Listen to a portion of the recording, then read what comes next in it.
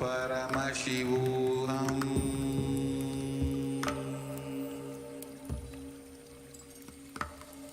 Om Nithyananda Paramashivoham.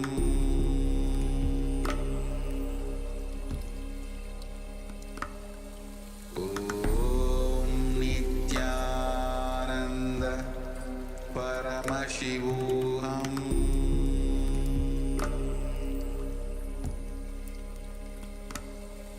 Om Nithyananda Paramashivoham.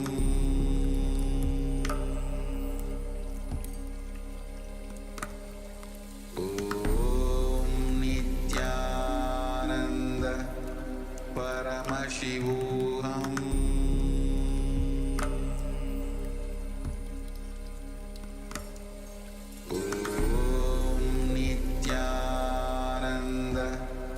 Paramashivoham.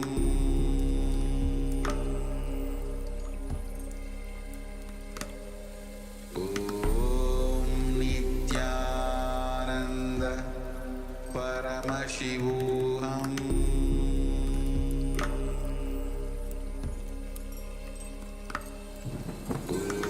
Om Nithyananda Paramashivoham.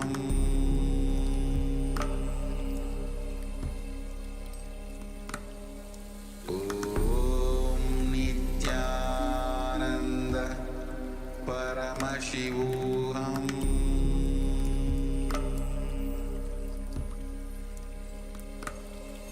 Om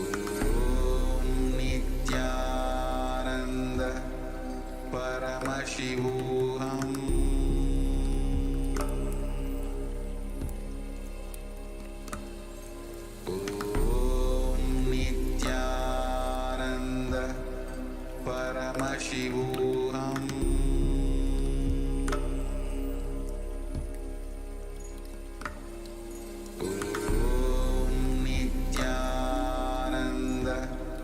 Paramashivoham.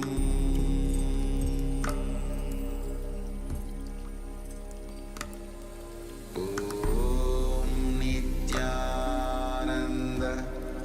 Paramashivoham.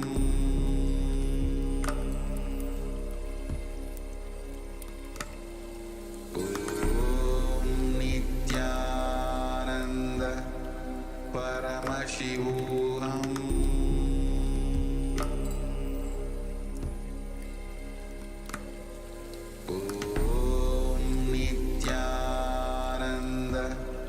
Paramashivoham.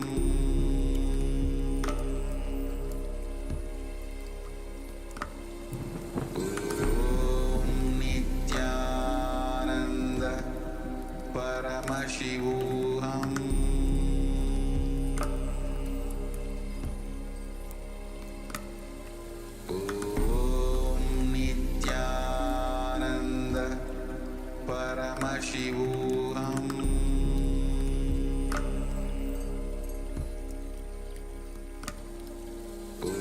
Om Nithyananda Paramashivoham. Paramashivoham.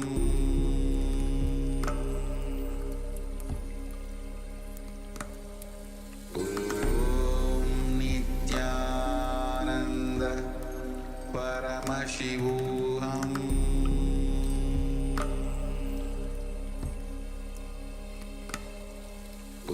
Om Nithyananda Paramashivoham.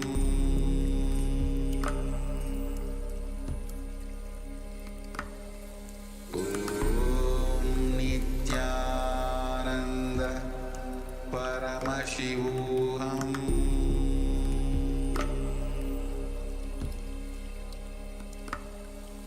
Om Nithyananda Paramashivoham.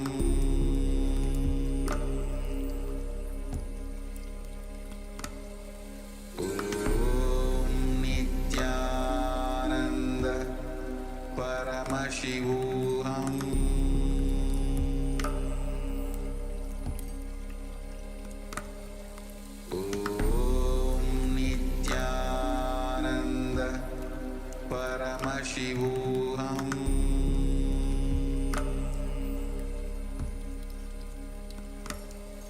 Om Nithyananda Paramashivoham.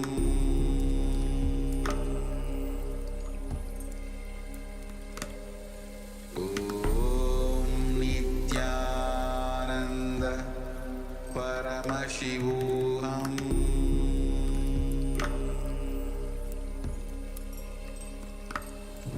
Om Nithyananda Paramashivoham.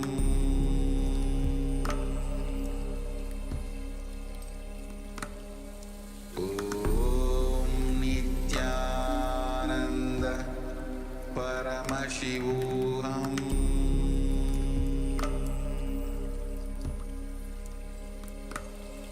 Om Nithyananda Paramashivoham.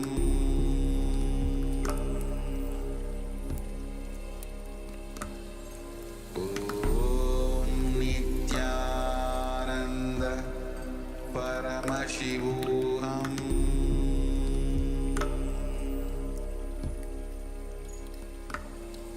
Om Nithyananda Paramashivoham.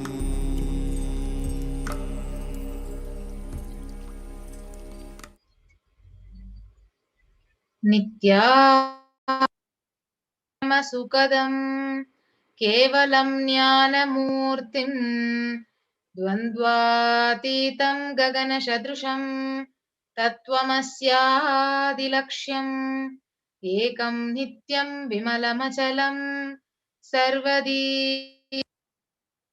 भावातीतं त्रिगुणरहितं सद्गुरुं तं Namami. Nithyananda, everyone. Welcoming you all for this very special Devi Parashakti Bhava Samadhi Darshan program and Akashic reading session.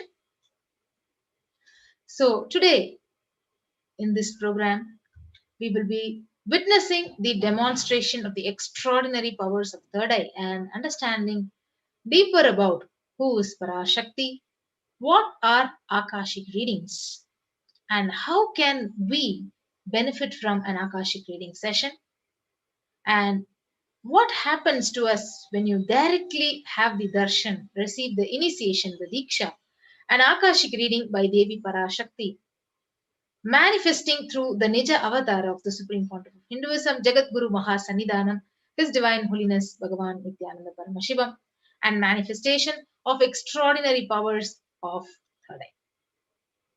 So before moving into the program, we'll understand what is Bhava Samadhi Darshan. So Samadhi, the term itself means being in one with the source.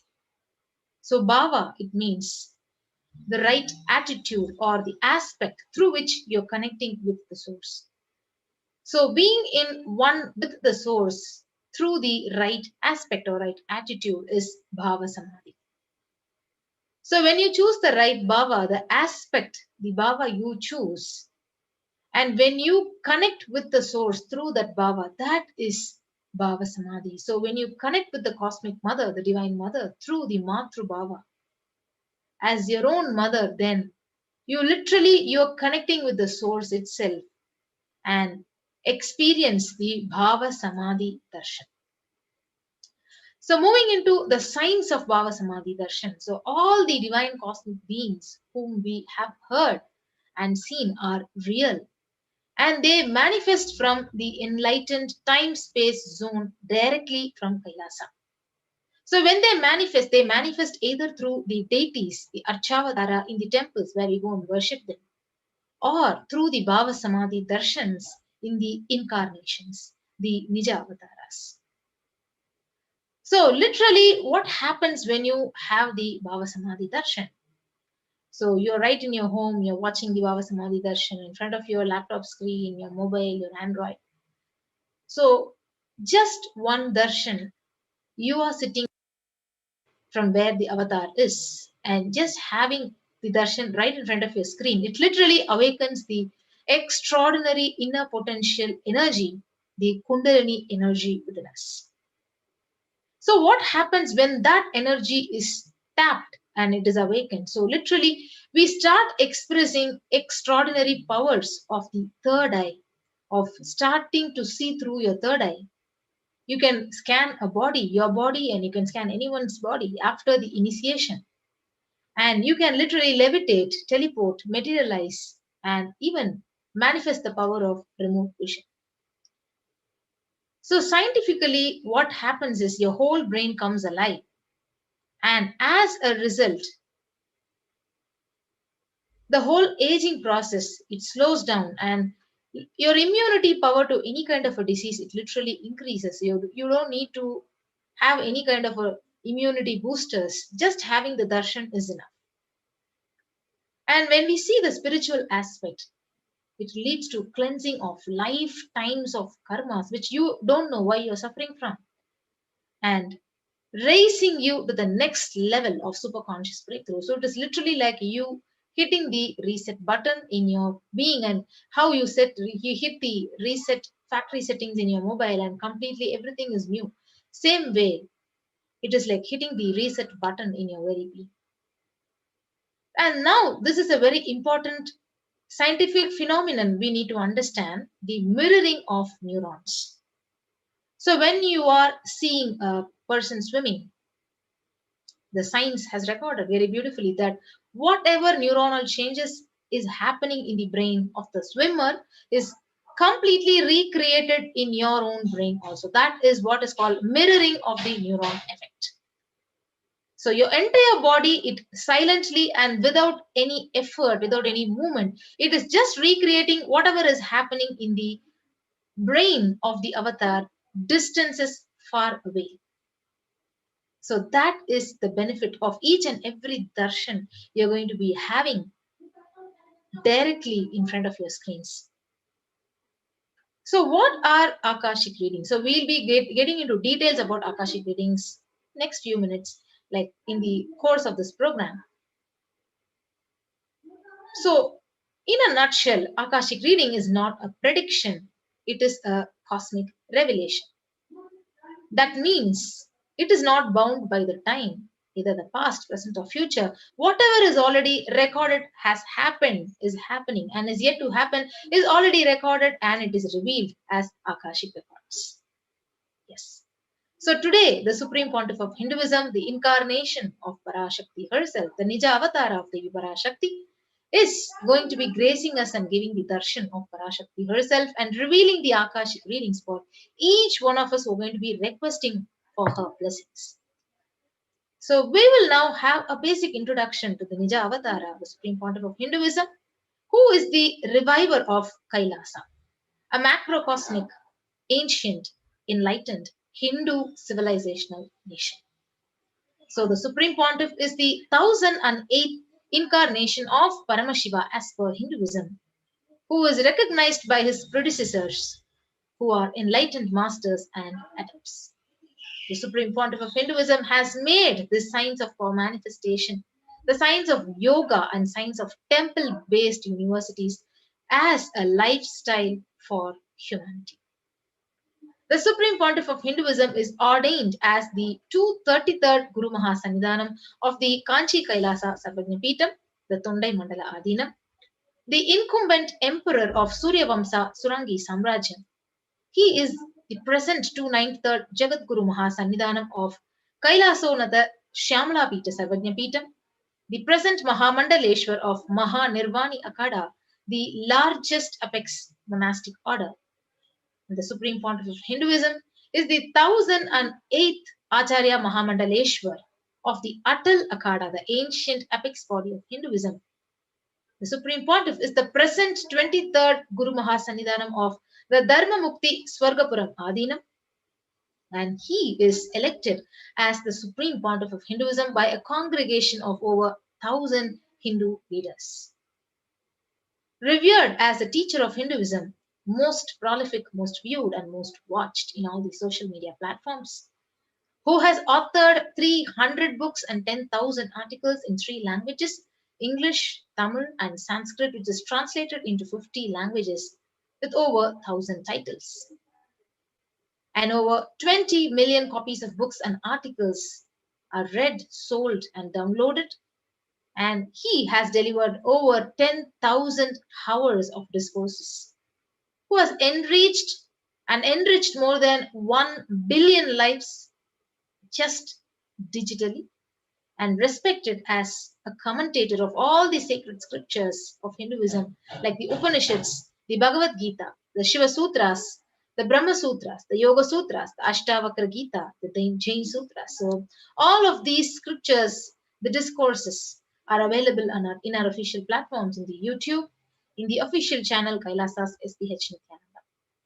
And the Supreme Pontiff is honored as the leader of Hinduism, the most awarded, internationally recognized Hindu leader.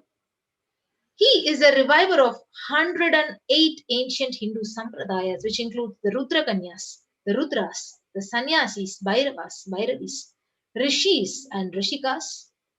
And he is the establisher of the largest Hindu university in the world, with satellite campuses in more than 150 countries, establisher of 1,000 plus Kailasa Enlightenment ecosystems, and the founder and reviver of over 100 Sarvagnapitas.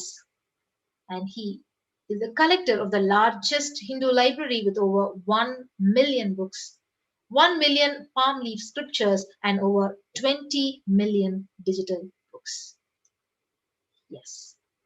So this is a very, very small introduction to the Supreme Pontiff of Hinduism, who is going to be gracing us today and giving us this darshan. So before we move on, we will be now understanding the basics of the extraordinary powers of the third eye, which were revealed by Paramashiva in the Agamas, and the demonstration of the power of third eye by the Nithyananda yogis and Balasans, initiated disciples of Nithyananda order. So we'll be right back after a short break, joining with us the Balasans and the Nithyananda yogis.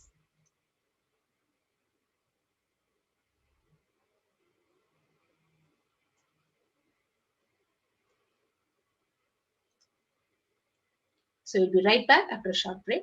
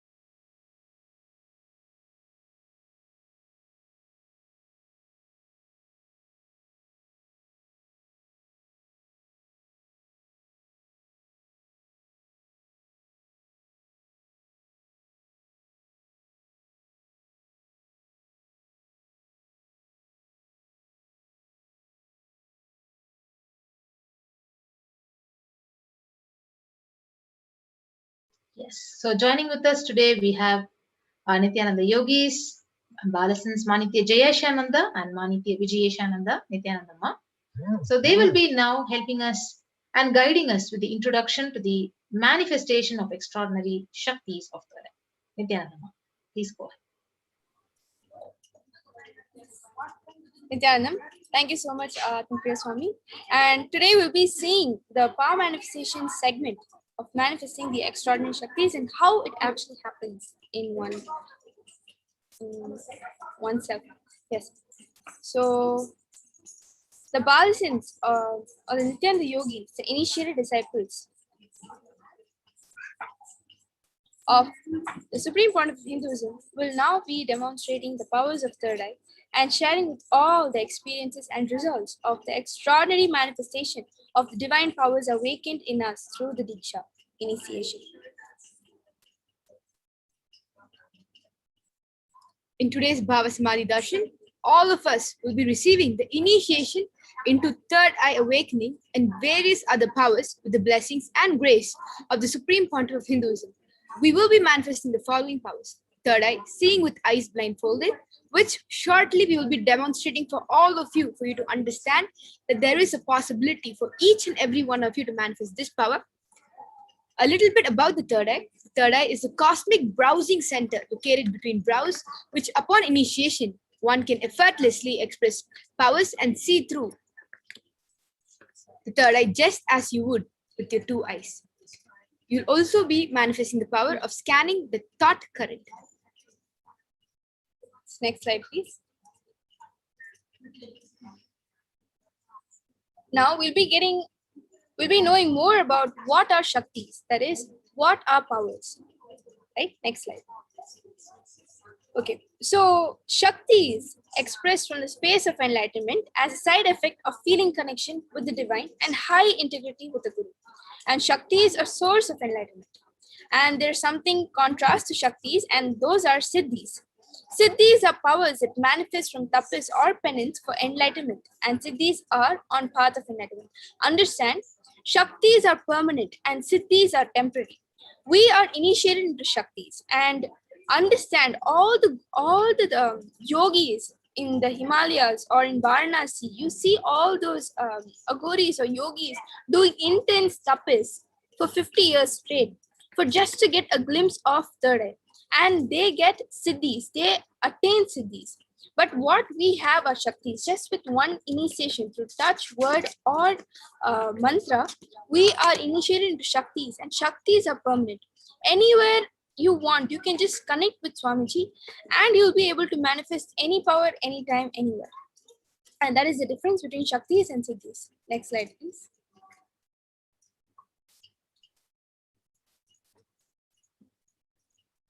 The Shaktis of Paramashiva manifest through ordinary human beings in an extraordinary way after initiation from the avatar, and Shaktis are permanent. Siddhis are not permanent, and Siddhis may divert you from the path of enlightenment. So let us see who is the source of all and how we manifest these extraordinary Shaktis. Paramashiva is the primordial divinity in Hinduism, the ultimate reality and cause which is self-effulgent, Swayam Prakasha, all-pervading, unchanging beyond time, space, form and causality. As the fundamental base of Avyakta, the unmanifest, and Vyakta, the manifest existence, he performs the Panchakritya, or the five cosmic acts of Srishti, creation, Sthiti, sovereign rulership and maintenance, Samhara,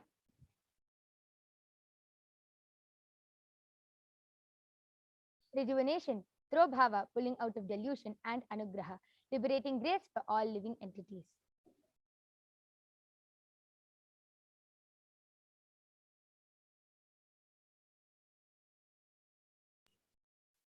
The Supreme Pontiff of Hinduism, Jagadguru Mahasannidhanam, His Divine Holiness, Bhagavan Nithyananda Paramashivam, as the 1008th living incarnation and representative of Paramashiva and the reviver of Kailasa, the ancient enlightened Hindu civilization nation, the great cosmic borderless Hindu nation. Ever since the beginning of the civilization, the Sanatana Hindu Dharma has been the cradle of enlightened beings and highly advanced sciences. It was where the science of enlightenment and power, Shaktis, was lived and taught as a lifestyle. For the first time in modern day, Supreme Pontiff of Hinduism is reviving these yogic sciences and transmitting it to the world at a record-breaking, never accomplished before. Now, you will be witnessing this demonstration for all of you to know the way in which the Supreme Pontiff of Hinduism is reviving these great sciences. Next slide, please.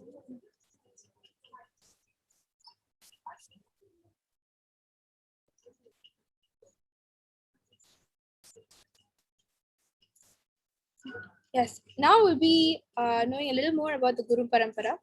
The knowledge and science of manifesting these Shaktis are passed down from one generation to the next generation through Diksha or initiation by the enlightened Gurus.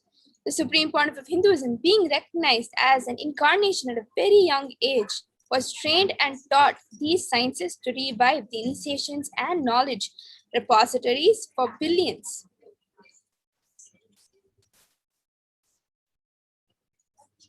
For billions to manifest science of power manifestation from disciplines of Vedanta, Tantra, Sri Vidya, Yoga, and yogic powers, Mantra Shastras, Siddha Vidya, science of Aushadha, Advaita, and Bhakti Yoga.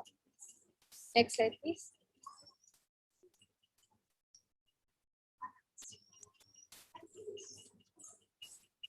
So, how do we awaken these divine Shaktis in us? And how do we manifest all these extraordinary Shaktis?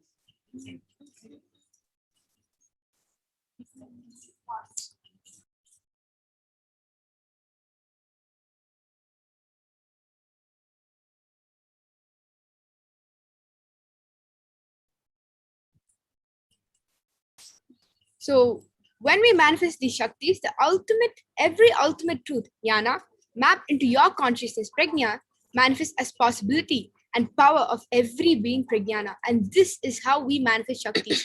But before we move on to the demonstration, we would like all of you to see a short clip on the word or touch.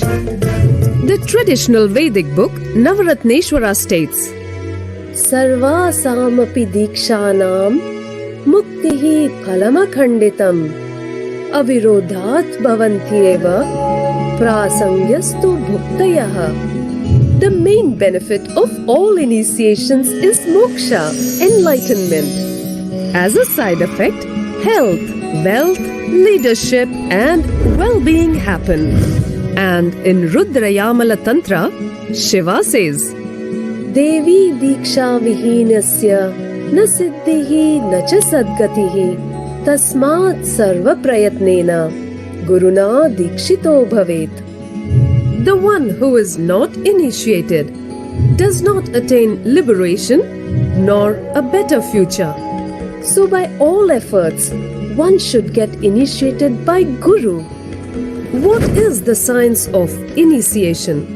Neuroscience has proved that the process of initiation floods the brain with energy.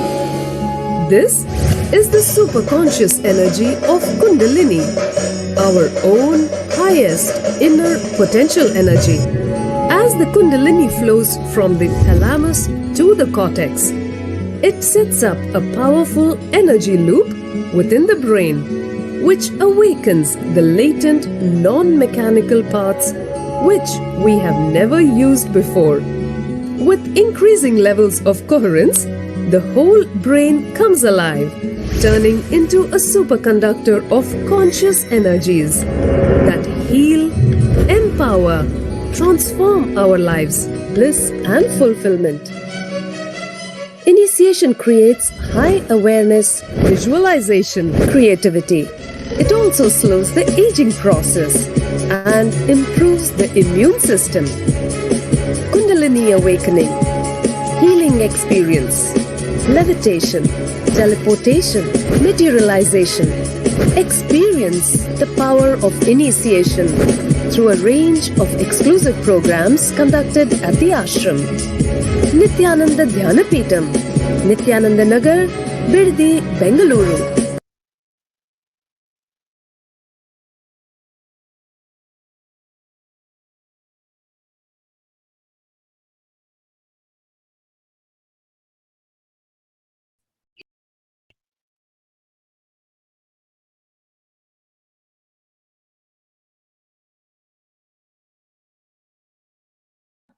So, let us see how the science of power manifestation is authenticated through the four aspects of evidences or pramanas. First is the Shastra Pramana, which are the eternal, unchangeable truths that are revealed in the source scriptures. Next is the Apta Pramana, or the experiences and results of Aptas, or the authorities of Hinduism, the Vedic rishis and scientists who have time tested and verified this extraordinary science. Next is the Atma Pramana, the experiences or the experience of Swamiji, His Divine Holiness Bhagavan Nithyananda Paramashivam. This millennium's avatar's personal experience of power manifestation. And last is the Pratyaksha Pramana, or the empirical evidence from observation and scientific experimentation.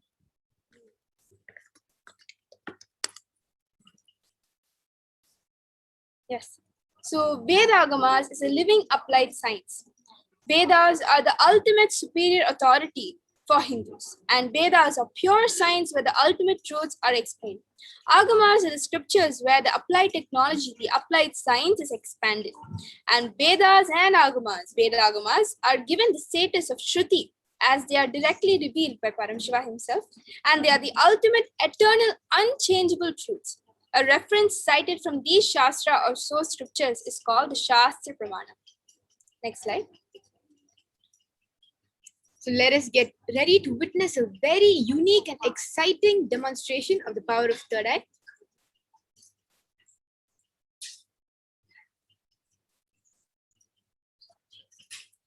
The Shastra Pramana, or the scriptural reference to manifest the powers of third eye, is Kapalantar Manonyasa Tishtan Milita Lochanaha Kramena Manasodhatyat Lakshaye Lakshyamuttamam. And the translation goes, by fixing the mind on the inner space within the crown center and sitting stably without any movement, having the eyes closed in succession, by that stability of the mind and inner space through the power of the third eye, one directly sees the ultimate goal, Lakshyam, by having the vision beyond the sight that reveals any object or place attaining the space of oneness with the source, Paramashiva.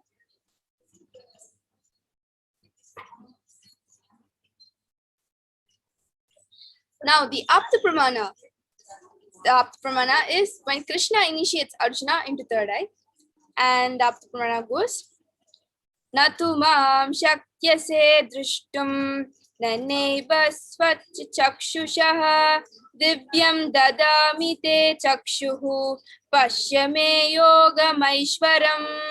And Bhagavan Krishna says to Arjuna, but you cannot see my cosmic form with these physical eyes of yours. Therefore, I grant you divine third eye. Behold my cosmic opulence.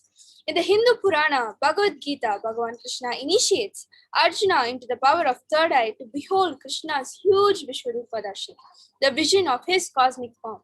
The 11th chapter of Bhagavad Gita, which contains the description of Bhagavan Krishna's cosmic form, is completely narrated by Arjuna as he sees Bhagavan Krishna through the third eye.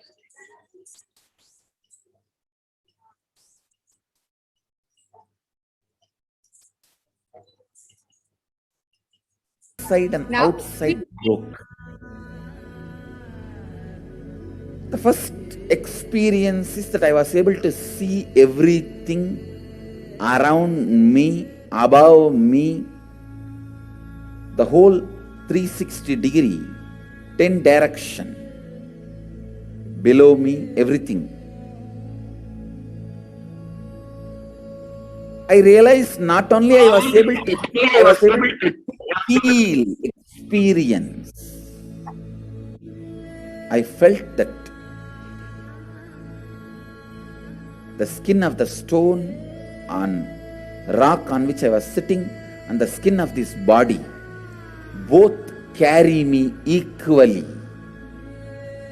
In both I exist equally.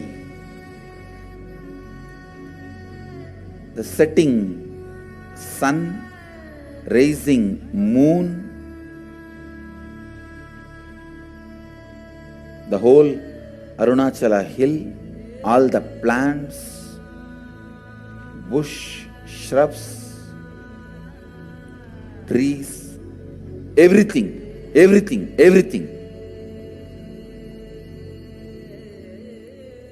just became so alive.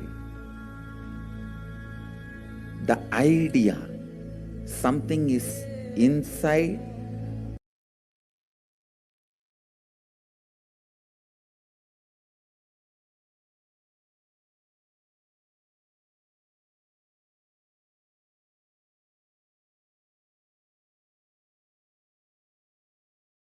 Own experience. Sorry for the technical glitch. That was a very beautiful experience of Swamiji's third eye vision and how it happened in him. Now we'll be moving on to the Pratyaksha Pramana, the empirical evidence from the observation and scientific experimentation. So here you can see Swamiji. Study measures and compare metabolic cell activity of the brain in conscious and meditative. That's opening of the third eye states using positron emission tomography (PET). So when doing daily activities, there is high activity is measured in the brain where third eye is located. So when in deep samadhi state, only third eye region is active and almost 90% of the rest of the brain at peace. So this is status and evidence found by the scientists when they had studied Swamiji's brain activity. Yes, next slide.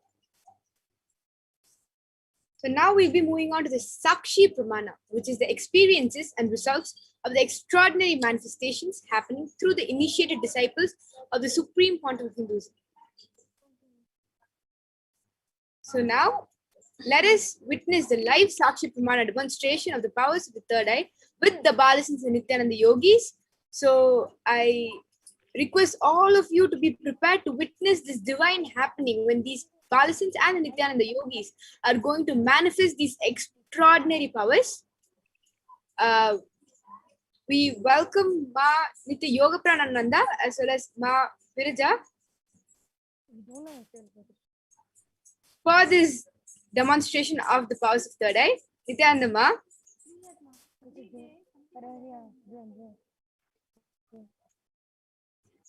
So we have these two Balasins who are Manitya Yoga Pranananda is 14 years old and Mahavirija is 16 years old. So Mahavirija is going to be manifesting and demonstrating the power of the third eye blindfold reading for all of you to witness and understand that this possibility exists within each one of us. We request Mahavirija as well as Ma Yoga Prana to be projected. We can move on with the demonstration of the powers.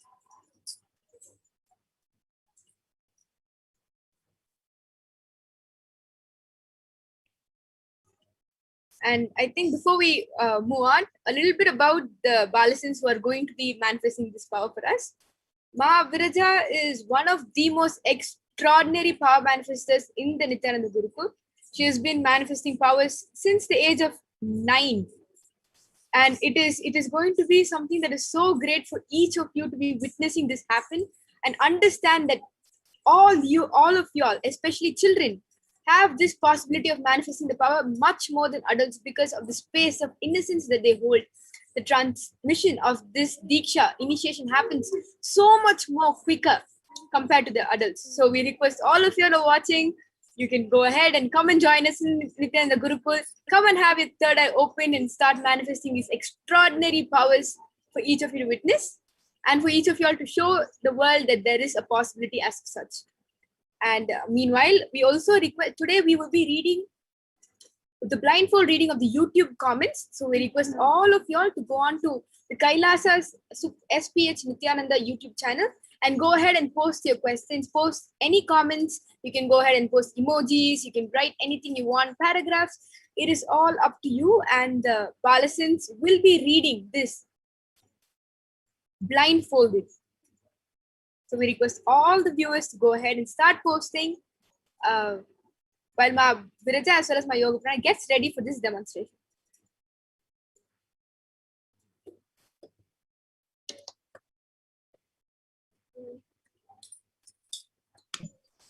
Yes, Nithyananda. So along with me, we have Manitya Virijananda. As you heard a short introduction about her, she's going to be manifesting the power of blindfold reading today. So I have the medically tested eye band with me. In front is a complete opaque sheet and behind is a thick sponge. You can see that under is completely covered and on top is also completely covered, and it is medically and scientifically proven and tested that no light can enter this eye band even with the eyes open. So this is the eye band which I'll be placing on Manitya Virijananda's eyes, and I'll be you can see that there's a strap to comfortably strap the eye band to Mavirija's head. So I'll be opening the eye band in front of you and placing it on Mavirija's head in front of your eyes.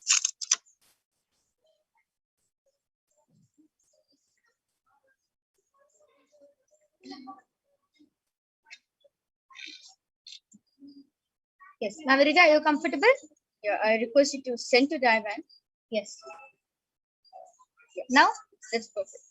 Yes. So Maharija is comfortable, and all of you can start posting your comments. And then you will be witnessing the extraordinary Shakti of third eye being demonstrated right in front of you. So all of you can post your comments.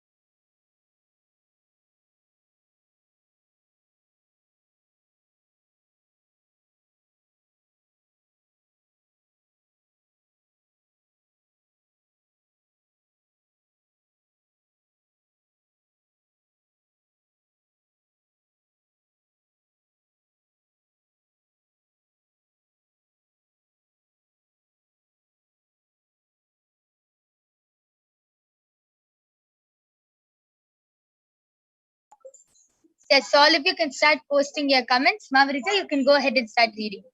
Before that, I request you to adjust the diaphragm towards the center and tighten it up a bit. Yes.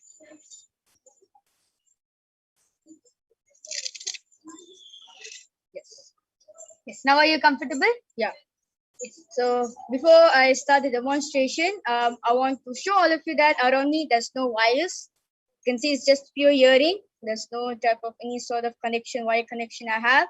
And yeah, you can see I have no Bluetooth earphones, no nothing. I'm absolutely wireless. And also to show that the Ivan, the sponge and the Ivan is completely intact in my face. So I'll turn to my right, left, up, and Yes, so you can see how the sponge has completely covered Maharija's eyes. Now she will be reading out all your comments which you have posted in the Kailasa's HDH Nithyananda YouTube channel. so the latest comment which is posted on Kailasa's HPH and YouTube channel is by Santa Kumar Aya.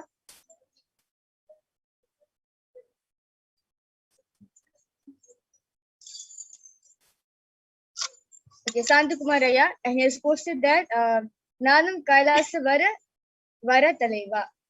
Yes. Yes, so right after that is Chen Ki Wen has posted. Now I choose to manifest SGP right now. I choose abundance right now. I'm allowing 3 million US dollars get in my bank account every month. Thank you so much. As you wish. Chen Ki Wen. Tatastu, tatastu, tatastu. Sure, yeah. Just by Devi Parashakti blessing you, surely it will happen for you. And also let Swamiji bless you that you manifest your wealth there every month as much as you want. And Santa Kumara has posted that is in Tamil. Yes, yeah. Actually, I know how to read Hindi, English, Tamil. So you can post all the YouTube viewers who's watching us right now live. If you're a person who is a Hindi speaker, I request you to type in Hindi or English, or if you're a Tamil speaker, I request you to type in Tamil also. I just through the power of Todai, I'll be able to read it and tell to all of you. Yes. So all of you can continue posting. You can post in Tamil, in Hindi, you can post emojis, you can post stickers, anything you would like. Yes, so Edson Montero has posted, you're a happy person. Edson, blessings. Thank you when it's posted, love you all. And Anup K.I. has posted namaste and a namaste emoji. And Bliss Bala has posted, Nithyananda, please give me a good salary job. Om Nithyananda Paramashivoham pranams. And a full stop. Yes, sir. Surely you can post this question there, Parashakti. She will definitely give you the blessings and you will manifest your reality. Yeah. And Suraj S has posted Namaskaram with a capital N. And Geeta Ram Kirpal has posted Namaste Geeta from Florida and full stop. And Edson Munter has posted, you'll be very rich, Edson Tatastu Bo.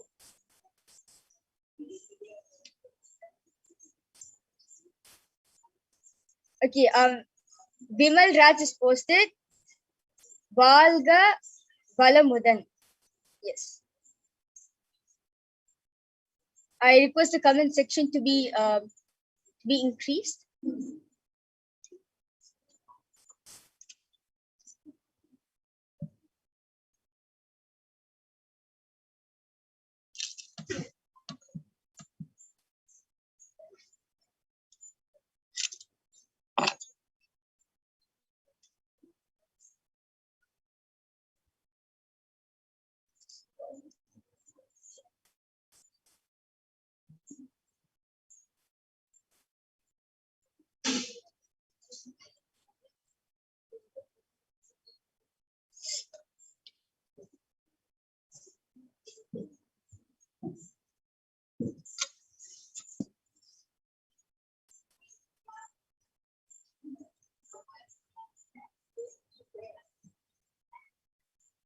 Yes, so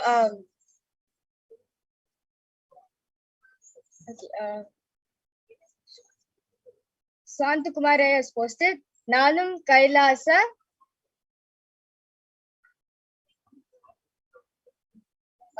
Nanum Kailasa Varumudama. Ishwaraya, you will be able to enter Kailasa, the gates of Kailasa. Shobhan Shukla has posted, please, many problems, heal me. This a person who was named SM has posted. I want Swamiji's blessings to be with integrity. Manita Shraddha Rupananda has posted Nithyananda and 3 black color hearts. And Geeta Rankirpal is posted, can you please tell me about my health? Sure, yeah. In the next hour of body scanning, the Balsans and Nityan Yogis will be scanning and telling you the health issues which doctors have diagnosed and issues which doctors have not diagnosed, and tell you the easiest, quickest solution in which you can get rid of the problems. Ma? Yes, you can see how beautifully whatever is being posted in the YouTube chat, Ma Virija is able to read, and she's even able to read another language. She's even able to read the language Tamil, and she's reading it so fast, just rapid fire, continuously reading next comment after next comment and next comment, continuing to read it so fast and so fluently. And this is a power which no normal person, no normal kid can do it in the outer world. And Ma Virija is 16 years old, and she is being able to manifest this power just with the initiation from the Guru, just with a word, a touch, or a mantra from the Guru. She is able to manifest such an extraordinary power of being able to read not only English but even a different language just with her third eye, with her both eyes being blindfolded. So now we'll be witnessing the next Shakti, which is the power of body scanning. So now I'll be removing the eye band of Ma Virija.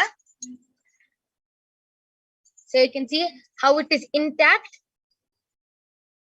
and is the same. And you can see Ma Virija is still adjusting to the light. So both her eyes were completely closed in the eye band, and she was able to read all those comments which all of you have posted with her eyes closed, just with her third eye. So let us now see the 4 pramanas for the power of body scanning.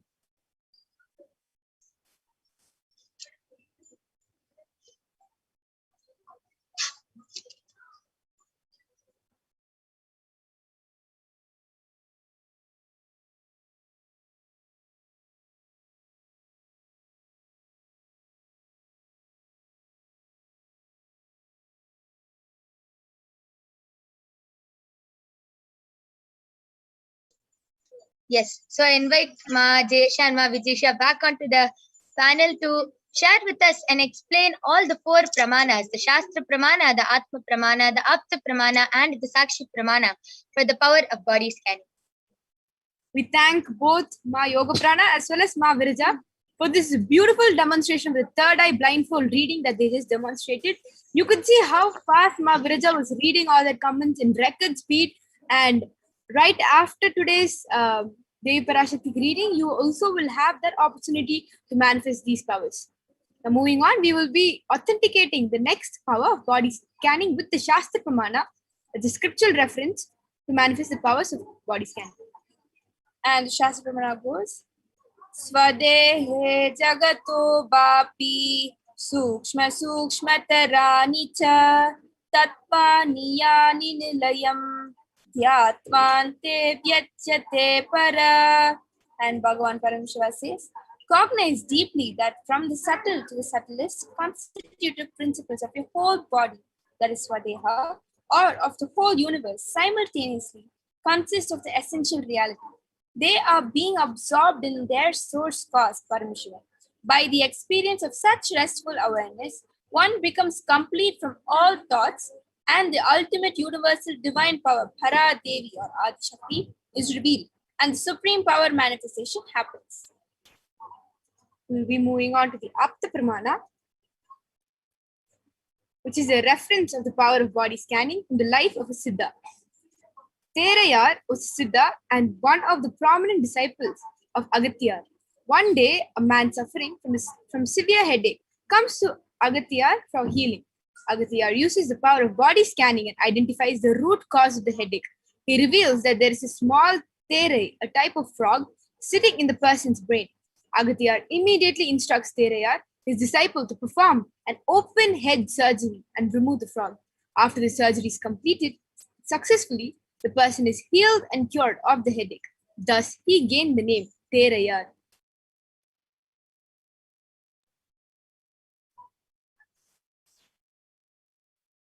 We'll now move on to the Atma Pramana, which is the accounts from the SPH Jagadguru Mahasanida, His Divine Holiness Bhagavan Nithyananda Paramashivan's life, that time tested and authenticated this science.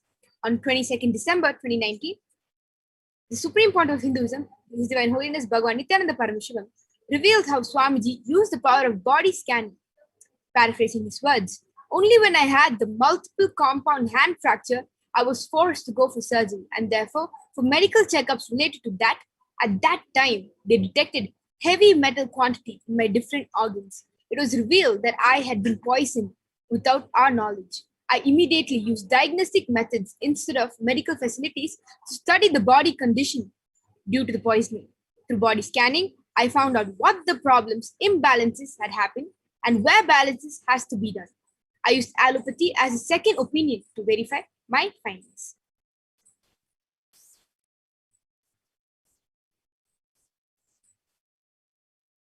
Now we'll be moving on to the Sakshi Pramana, the experiences and results of the extraordinary manifestation happening through the initiated disciples of the Supreme Pontiff of Hinduism.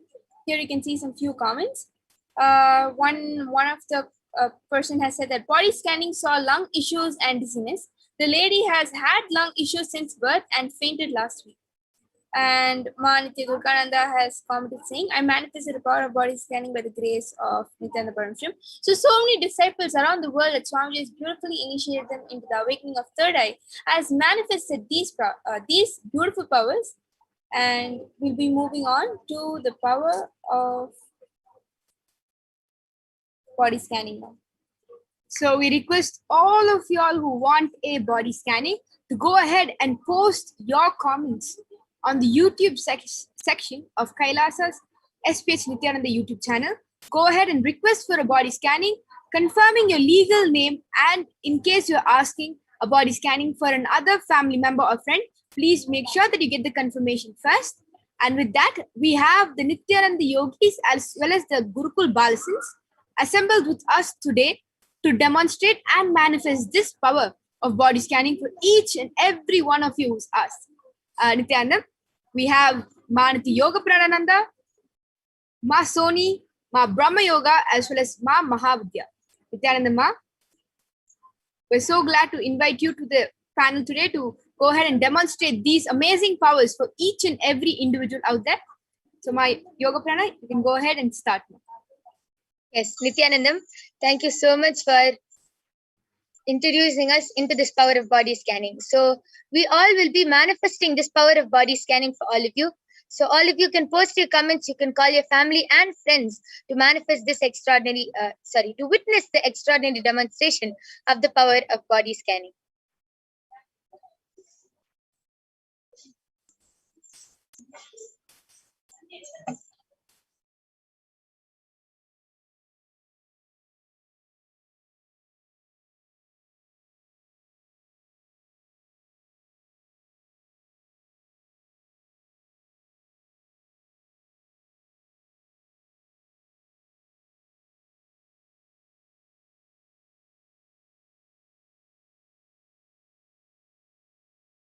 Yes. So as all of you are posting your comments, I'll explain how the power of body scanning works. So whenever you're small or whenever you get any body problem, you will go to the doctor and the doctor will diagnose you, okay, you have a cold, you have a fever, and he'll give the medicine to you. But the one thing the doctor can never do is scan and find out the root cause of the problem, why the problem has even started in the first place. As all of you know, our body is very mysterious. Even a small stomach pain can be related to some incompletion which we had in our past life or in our childhood. Even your leg hurting can be related to something in your brain. Our body is very mysterious. So the one thing the doctor cannot find out is the root cause of the problem. Yes, he will give you medicines and you might get healed, but that is only temporary. You will never get permanently healed, because only when you find the root cause of the problem will you be completely healed. Just like a weed, if you continue cutting the branches of the weeds, it will only continue growing bigger and bigger. Only when you uproot the weed will it stop growing and will you be able to grow the rest of your crops. But the difference between the doctor and getting a body scanning is that the third eye will reveal the root cause of the problem. The third eye will reveal why the problem has started, how the problem has started, and what you should do to heal the root cause of the problem. So sometimes you will see many things which the third eye has revealed is not what you know of or not what you are aware of, but it can actually be the root cause of why you got the problem in the first place. That is why whatever the third eye reveals, just accept it and follow the solution. You will see that problems which you're suffering other than what the third eye revealed also will be healed, because the third eye will give the solution for the root cause of the problem and why the problem has started. So Yashodharan Kulkarni has requested for a body scanning. So Ma Soni, you can do the body scanning for Yashodharan Kulkarni Ayya. Geeta Ravi has asked, Ma, please scan my father. He's suffering from breathlessness. I have taken permission from him for the body scanning. Yes. So I request you to post your father's name, Ma Geeta, and then we'll be doing the body scanning. SM has posted and also requested for a body scanning. I request you to post your name, so then we will be doing the body scanning. Sundar S has requested for a body scanning. So Ma Brahmayoga, you can do the scanning for Sundar Ayya. Sulochana Nellur has posted, my husband lost his hearing aid in Adi Kailasa a few days back. Where is it back? Ma, when will he get it back? When? Okay. So the request which you've asked is actually the power of remote vision, which we will be manifesting. So Anitya Mahavidyananda, why don't you go ahead and do the power of remote vision and scan and see where Ma Sulochana's husband has lost his hearing aid. Anup K. Aya has requested for a scan of his eyes and for healing. So I'll be doing the scanning of your eyes and will be giving the healing, Aya. Om Nithyananda Paramashivoham. Om Nithyananda Paramashivoham. Om Nithyananda Paramashivoham.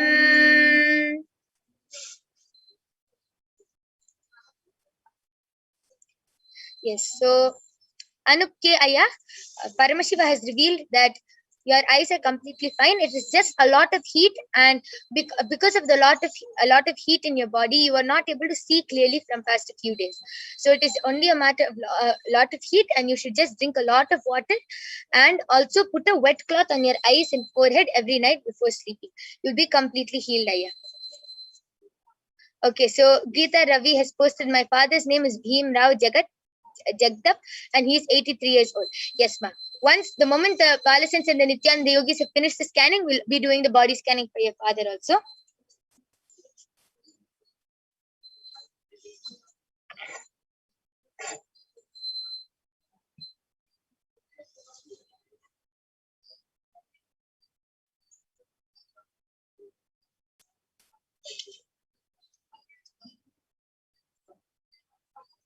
Yes, so I did the body scanning for Sundar Aya, and Aya Paramashiva revealed to me that like right now your whole body language is like your shoulders are slouched and your back is not completely hunched, but it's like kind of bent, and that this is it's like this because when you were small, like how much ever people used to tell you to keep your back and your shoulders straight, used to like you had a habit of keeping them slouched, and because of that, right now their whole body structure itself is like that. And also Parameshwar revealed that you're having a lot of heat in your body. Your body has a lot of heat inside, and that's affecting your stomach a lot. There's Parameshwar revealed that most of the heat is sitting there in the stomach, and also your food is not getting digested properly. So Parameshwar revealed that every day in the morning you should start doing the Panchakriya, especially Anima, and in the night when you go to sleep, or any time in the day when you're sitting and when you're able to, keep a wet cloth on your stomach and on your head. If you do this, then immediately all the heat will go away and your food will also start digesting properly. And you'll see that once you do this for at least a week, you'll start becoming really active and you'll not feel lazy, or you'll not feel heavy at all. You feel really light and you feel really active. Yes. So this is a scanning for Sundar Ayya, right? Yes. So Sundar Ayya, I request you to get back. This is a scanning for you. And Masoni, are you ready? Yes, you can go ahead. Nithyanandam, I did the body scanning for Yashodhan Kulkarni Ayya. And Ayya Paramashiva revealed that you don't have any problem in your body, but your stomach is not clean. So, and if you don't clean your stomach on time, you can get body issues. So Paramashiva revealed the solution as you should wake up in the Brahma Muhurta time and do yoga and drink neem juice every day. Yeah. It will clean your stomach as well as it will increase your immunity system. Yes. So that was a scanning for Yashodhan Kulkarni. Yes. So this is a scanning for Yashodhan Kulkarni Ayya. So I request you to get back in the chat section, Ayya. And Nitin Sharma has also requested for a body scanning. So Ma Brahmayoga, you can do the body scanning for Nitin Sharma. And Rohit Agarwal has also requested for a body scanning. So Ma Soni, you can do this body scanning for Rohit Ayya. So Ma Mahavidya, are you ready? Yes. So Ma, regarding the hearing aids, actually I have left it in the bus. So what Paramashiva is revealing is what was happening is, in that moment it was a little uncomfortable, so it was taken down and it is left in the bus. But unfortunately now you won't find it back because it's in the bus and now gone many miles away from where you are. So Paramashiva reveals that you should take another one. Okay. So that is a scanning for Ma Sulochana Nellur. Yes, for the hearing aids. So I request you to get back in the chat, Ma. And Mahendra Naya has requested for a body scanning. He has asked, advise me how to come out of my incompletions, always getting failed, no integrity, no discipline. What is the root cause? What is the solution? Always getting stuck. So Ma Mahavidya, you can do the body scanning for Mahendra Naya. Yes, so I'm done with the body scanning for Nitin Sharma. And Ayya, what Parameshwar revealed to me is that you don't really have any specific problems, but Parameshwar revealed that the only thing which is there in your body is you have too much of mucus in your body. Your body is like, it's a mucus body, so you should do the mucus-free diet for 2 weeks continuously, and you should especially avoid dairy products, and that will heal completely. And Parameshwar also revealed that you need more greens in your body, especially spinach. So you should start having a lot of spinach every day night for dinner. You should have spinach without fail. And yeah, that's all Parameshwar revealed. Yes, so that is a scanning for Nitin Sharma Ayya. I request you to get back Nitin Sharma Ayya. And Yashodhan Kulkarni Ayya has gotten back telling, awesome, I can totally relate with it, Ma. Thank you so much. Yes, just follow the solution which Paramashiva has revealed, Ayya, and you will be completely healed. Geeta Ravi has requested for a body scanning for her father, Bhim Rao, who is suffering from breathlessness, and she has already gotten his permission. So, Ma Brahmayoga, you can do the body scanning for Bhim Rao, Ayya. Yes. And for Mahendra Ayya, overall health is fine. Actually, like you mentioned, your worries are just continuously thinking that you're out of integrity and how you can come back and remain in complete completion space. And Paramashiva is showing that you need to bring more discipline into your spiritual routine, which includes everything. Panchakriya, morning yoga, puja, making sure you're doing the Jalaneti, the washing your eyes, taking neem juice, and most importantly, doing your completions at night. So bring more discipline to your day, and you'll be fine, and you'll be how you would like to. Yes, amazing. So this was a scanning for Mahendranaya. Mahendranaya, I request you to get back in the chat section. Yes, Masoni, are you ready? Yes. I did a body scanning for Rohit Agarwal, and Aya Paramashiva revealed that you don't have any problem in your body, but to increase your immunity, you can do morning PVK and have neem juice. Okay, so this is a scanning for Rohit Agarwal. Yes. So Rohit Agarwal, I request you to get back in the chat section and share whether you were able to relate with the scanning. And Carlos Santos Aya has requested for a body scanning for his father who is having eye problems due to cataracts. His name is Antonio Santos and he has given permission. Yes, Ma Brahmayoga, you can do the scanning for Antonio Aya. I'm doing the body scanning for Bhim Aya. Yes. Are you ready? You can go ahead. Yes. So Aya Paramashiva revealed to me that you have less water in your body. You really need more water in your body just because of the there's less water in your body. You're feeling really weak throughout the day and you're getting many headaches and your body is hurting and you're feeling really weak, and all of that is happening just because you have less water in your body. So you should start drinking at least 3 to 4 bottles of water every day, and within a week's time you'll see that you'll not feel so weak anymore, and many of your headaches and body aches will heal. Yes, so this was a scanning for Bhim Rao Aya. Yes, and Rohit Agarwal has gotten back telling, thank you, Ma, for the scanning. I'm taking neem tablets regularly. Yes, Aya, it is better. And if you take the neem juice directly instead of the neem tablets directly, if you just boil the neem leaves in water and take that neem juice, is the best. And that is what Paramashiva has also revealed. So you can just follow the solutions and you will be completely healed. Mahendra Naya has gotten back. And Ma Geeta Ravi has also gotten back telling, thank you, Ma. Yes, and it is time. We thank all of you for joining us in today's Power Manifestation segment, for witnessing the power of third eye and for the power of body scanning. Due to the interest of time, if you were not able to get the body scanning for yourself or for your family members or friends, you can come back every day at 2 a.m. IST and 4 p.m. IST, and you will be witnessing the body scanning and the power of third eye. And that time you can request for a body scanning, and for sure the Balasins and the Nithyananda Yogis will be doing a scanning for all of you. So we thank all of you for joining us in today's Power Manifestation segment. Please stay tuned for the upcoming segments. Thank you, Nithyananda.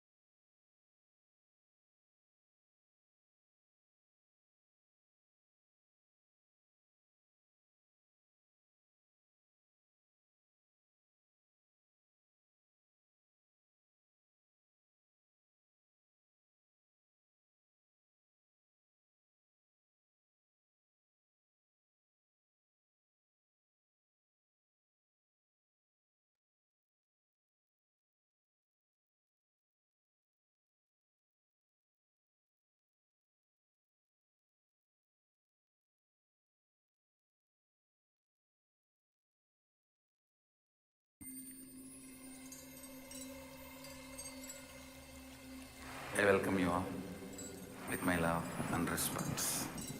Let you all open all your 3 eyes. Om Nithyananda Paramashivoham.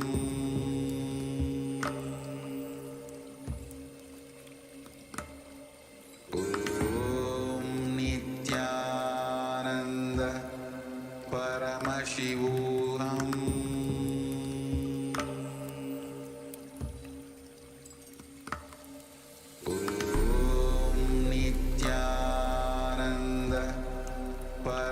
Paramashivoham.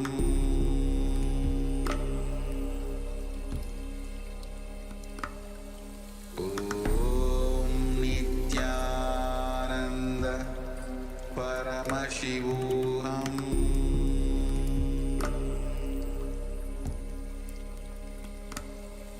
Om Nithyananda Paramashivoham.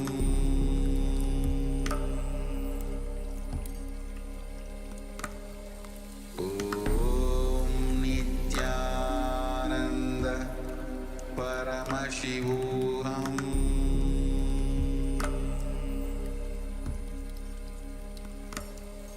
Om Nithyananda Paramashivoham.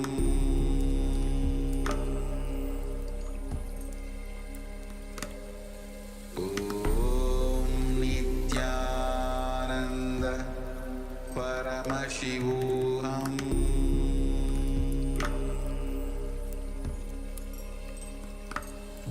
Om Nithyananda Paramashivoham.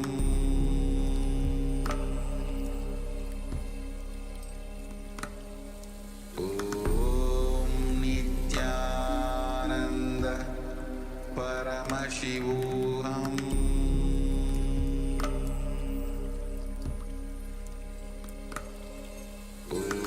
Om Nithyananda Paramashivoham.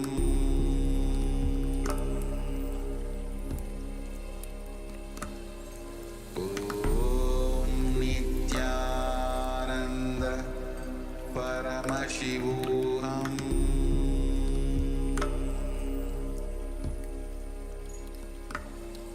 Om Nithyananda Paramashivoham.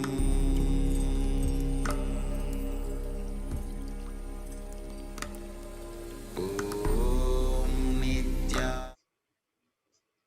So we'll now be moving on to the next segment of the program. So we will our demonstration session by the Nithyananda Yogis.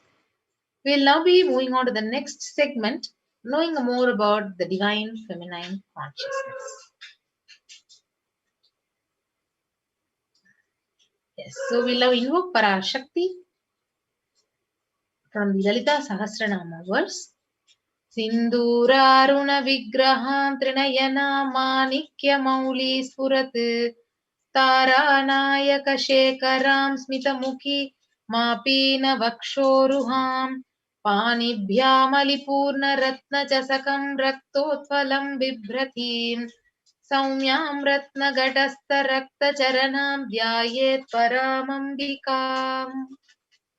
And now I'll be chanting the English translation. The Divine Mother who is meditated upon as shining in vermilion, red body with triple eyes sporting a crown of rubies, studded with the crescent moon, a face all smiles, a splendid bust, one hand holding the jewel cup brimming with mead, and the other twirling a red lotus.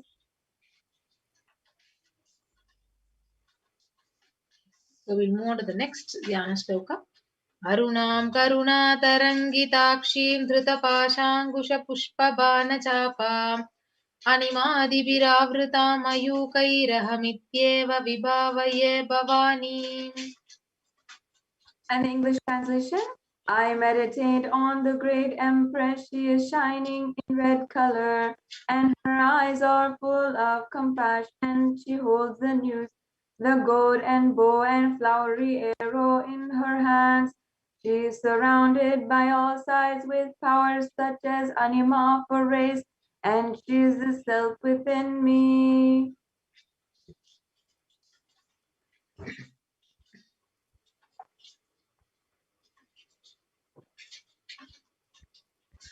Yes, so Devi, the ultimate pure feminine consciousness, Parashakti, is the cosmic mother, and it is her cosmic womb from which billions and billions of universes comes out and goes in. The source where the Big Bang and black holes go on. Parashakti is the source Shakti, the source energy, source power from which all of us came, in which all of us are even now in, and which all of us are going to merge. Yes. And out of her extreme love and compassion, Parashakti herself is manifesting through the embodied form of the Nijavatara, the Supreme Pontiff of Hinduism, Jagat Guru Mahasannidhanam, His Divine Holiness Bhagwan Nithyananda Paramashivam. He is gracing us, answering all of our questions, attending to our prayers, giving boons, healing us, revealing our past, present, and future, delivering profound truths, and ultimately giving us the experience of Paramashivoham itself. Yes, so in the words of Parashakti herself, she has revealed in the Akashic reading session, rising as Omkara, expressing as Vedas and Agamas, blossomed by Hrinkara, filled as Parashodasi, living in 40 triangles, the Kailasa Swamini, who is in Kailasa Sripura Chintamani, Parashodasi sitting as a part of Paramashiva, Parameshwari, who rules the world, Paramashakti, Manonmani, Meenakshi. As Nithyananda, I took the Nija Avatara here to give good boon to everyone, to bestow all goodness. Hiranya Garbhaswarupini, Brahmanda Yuni, Shami, Chandramauli, Rapala, Aparna, Uma Parvati, Savitri, Navayavana, Samraja Lakshmi, Parameshwari, Parashodasi, Meenakshi, taking the form of Nithyananda, I came here as Nija Avatara. With great compassion, I am blessing. Listen, people. To do good to all of you, I took the form of Nithyananda and I came down as Nija Avatara. Parashakti continues, raising in Omkara, blossoming as Shiva, and Shiva manifesting as the source of existence, powers of existence, expression of existence, from the oneness of Om, blossoming as the three Shaktis, Icha, Kriya, Jnana, growing as the four Vedas, expanding as the five Panchabhutas beyond the six chakras, filling as the Gotras of seven Rishis, expanding as 8 directions, existing as 9 Grahas, blossoming as 10 Indriyas, being as 11 Rudras, creating all the worlds, bringing to life, and to tell and make the truth blossom, and to do good. Parashodasi, Meenakshi, in the form of Nithyananda, I came to bless every one of you. Yes. So now, how to receive Devi Parashakti? So literally, you are seeing Paramashiva and Parashakti right at the moment in front of the screen. And let us receive her very traditionally. So keep 2 betel leaf, 1 betel nut, 1 banana, and 1 coin. The coin is called as a traditional dakshina. It can be of any lowest value. For example, in Indian money, it can be 1 paise. In US dollars, it can be even 1 cent. So you can actually arrange all these in a plate and offer it to Devi Parashakti right when she is there, giving us and gracing us with her darshan. You can then offer that to Devi, and after darshan is over, do the namaskar and eat the banana, betel leaf, and betel nut. Take it as prasadam immediately. You can collect these coins and then send it to the Los Angeles temple, the Nityanandeshwara Hindu temple in Los Angeles.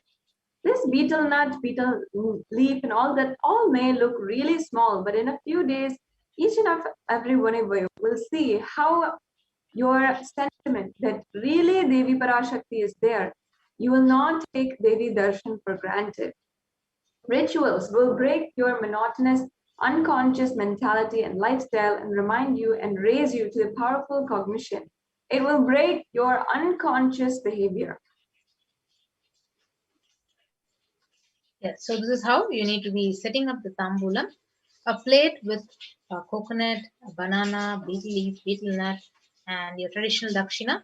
So you can prepare the traditional tambulam like this and wait for Devi Parashakti to come right in front of your screen, and then you can receive her with deep devotion and gratitude. So with that, we will be moving on to the next part of this program. What are Akashic readings? So let us understand what are Akashic readings and how can we benefit from an Akashic reading session. Yes. So Akashic records are the records which are created in space. So whatever has happened,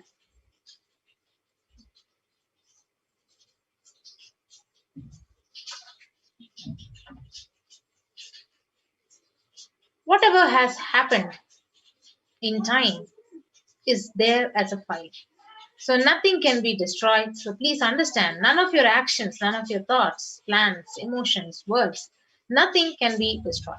Akashic records are the cosmic archives of everything happening, and will happen.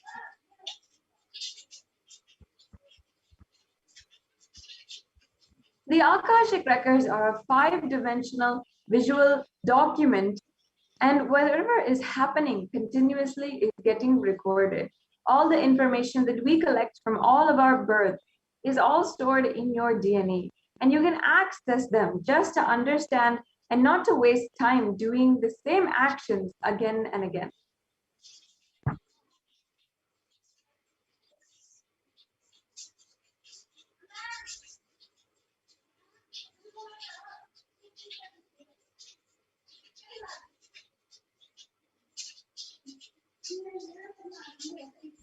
So, in Swamiji's own words, nobody has a right to comment on these readings. Nobody has a right to interpret, manipulate of these readings. So they are complete unto themselves. And for anybody to live in tune with the cosmos, the Jivan Mukti, living enlightenment, does not need any special practice other than listening to these great readings again and again. So when you listen to these great readings, naturally your negative logic is penetrated, it is broken, and these great truths, they settle in your inner space and they make you live enlightenment. As the avatar of Paramashiva who's graced humanity with the blessings and darshan in the form of Devi Parashakti, in the form he is revealing all of the answers to us and answering each and every one of our yearning as solutions, giving breakthroughs and liberating humanity from pain and suffering. Any answer given by Devi Parashakti is not just an answer for each and every one of us, but a karmic breakthrough for the receiver. Yes. So now we move on to the Shastra Pramana from the Vijnana Bhairava Tantra. Akasham vimalam pashyan krutva drishtim nirantaram shabdatma tatkshanat devi bhairavam vapurapnuyat. The English translation, Bhagavan Paramashiva says, looking at the spotless, infinite, etheric space, Akasha beyond the sky, the clouds, fix one's gaze from the third eye without blinking continuously and make the body and inner space steady and motionless. In that very moment, O Devi, one attains the nature and powers of infinite space.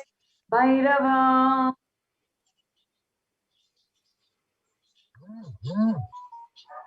Yes. So in Hindu Purana, Mahabharata narrates the story of great sage Maitreya, who reveals the secrets to Vidura, the story of his birth in the human form, and reasons for all of his suffering. So sage Maitreya accessed the Akashic records and told Vidura that he was not an ordinary man, but in fact he was an incarnation of the Lord of Death, Yamaraja himself. So he was to play the part of a so-called Sudra for 100 years, being cursed by the Manduka Muni.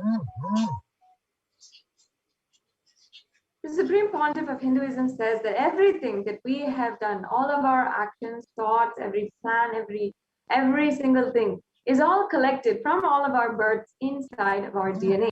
And you can access some of those just to understand and not to waste time doing the same action again and again. Accessing the DNA code, reading the Akashic records will be useful for you to be liberated from your default future, bringing an end to binding cognitions, knowing an unknown suffering, and leading you to experience enlightenment. So only an avatar can alter the Akashic reading. So the initiated Balasans can view the Akashic records. However, only an avatar can alter, can edit, upgrade, and change the Akashic records. So during the Darshan and Diksha, the Supreme Pontiff blesses and upgrades the Akashic records as per the prayer of the devotees. Now, in summary, what will you be able to experience during the Akashic record? the most accurate and unbiased answer to any question about your life, destiny, purpose, or any everyday part of your life. You can be spiritually healed of physical and emotional problems with just one look or word. You'll understand the reasons behind your life's happenings, receive blessings to fulfill your right desires, get the clarity to redesign your future.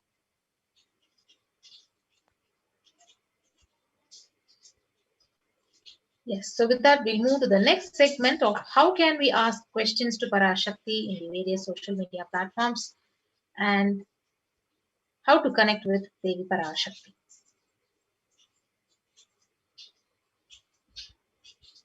Yes, so the first step, ensure that you are subscribed to Kailasa's HDH Nithyananda YouTube channel, the official YouTube channel for Kailasa, and you can join for membership.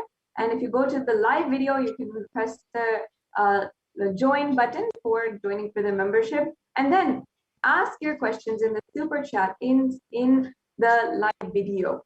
So this is the way that you can ask your questions on the live YouTube video.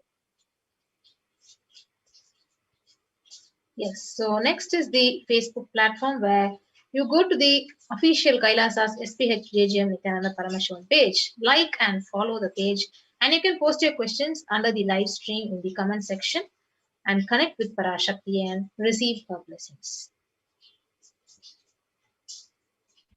If you're a frequent user of Twitter, you can also ask your questions by going to the official handle of the Supreme Pontiff of Hinduism, which is @Nithyananda. Go ahead and follow the Supreme Pontiff of Hinduism on Twitter. And then on the live video there, you can ask your questions in the reply section using the hashtag #AskTheAvatar and tag @Nithyananda.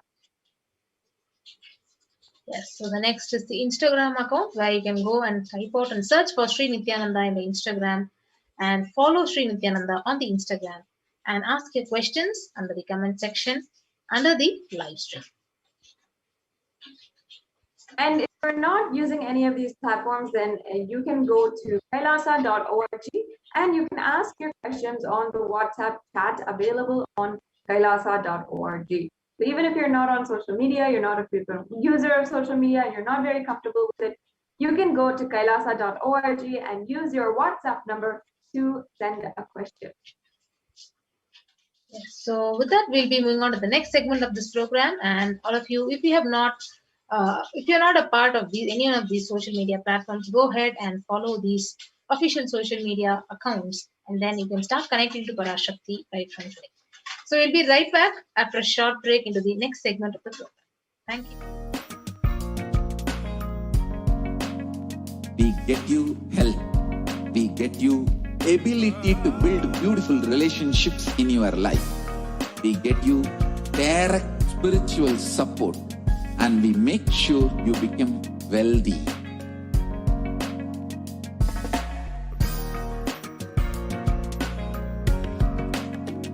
We won't stop giving you just good life. We will literally not stop till you live enlightened life. Manifesting the state of Paramashiva, space of Paramashiva, powers of Paramashiva, being of Paramashiva.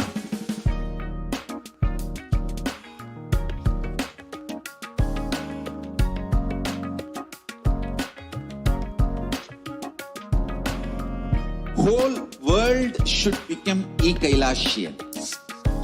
I want the whole world to know Hindus have something great to contribute to the world.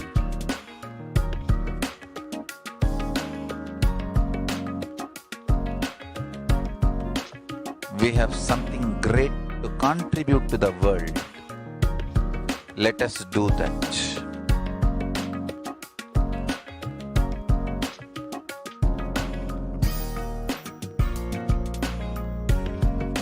E-Kailasa is proper customized spiritual service helping you to identify your root patterns of suffering.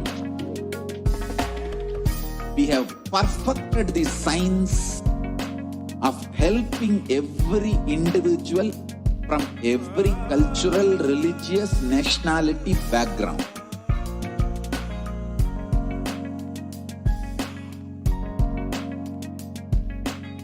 You will have lowest reactionary assumptions, highest awakened response, alive response for life continuously.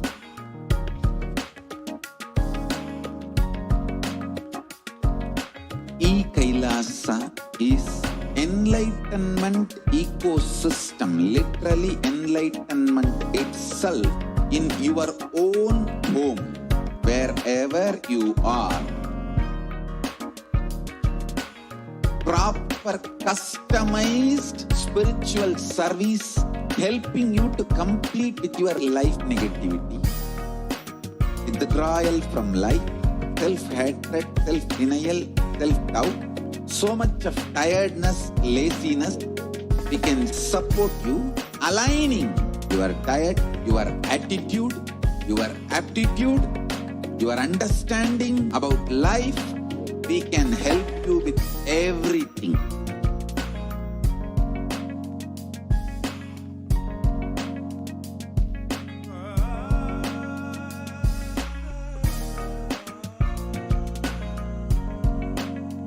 If you are interested in enlightenment, we will immediately bring this to you. If you are not interested, we will explain the whole science, inspire you and make you interested in enlightenment science. We need to cater this enlightenment science to the whole world wherever they are, because enlightenment is the birthright of all human beings. Kailasa is responsible to provide that to all human beings.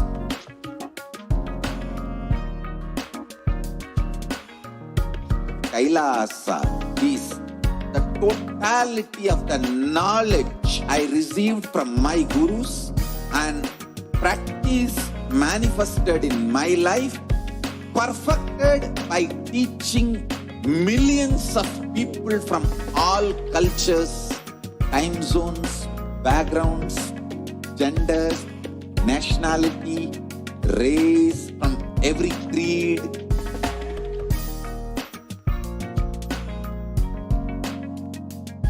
So this absolutely perfected knowledge available to you, served to you in your home, without even you moving out of your couch, free of cost.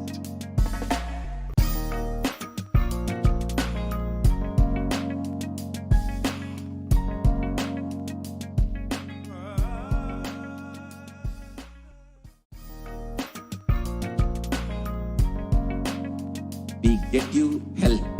We get you ability to build beautiful relationships in your life. We get you direct spiritual support, and we make sure you become wealthy.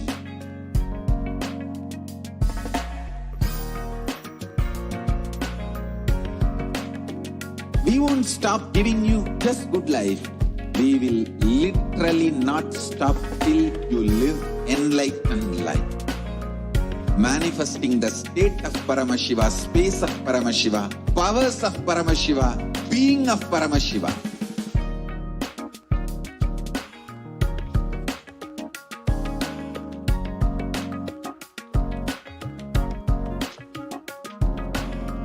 Whole world should become Kailasians. I want the whole world to know Hindus have something great to contribute to the world.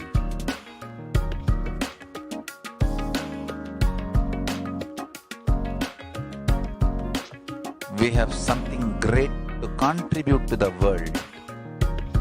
Let us do that.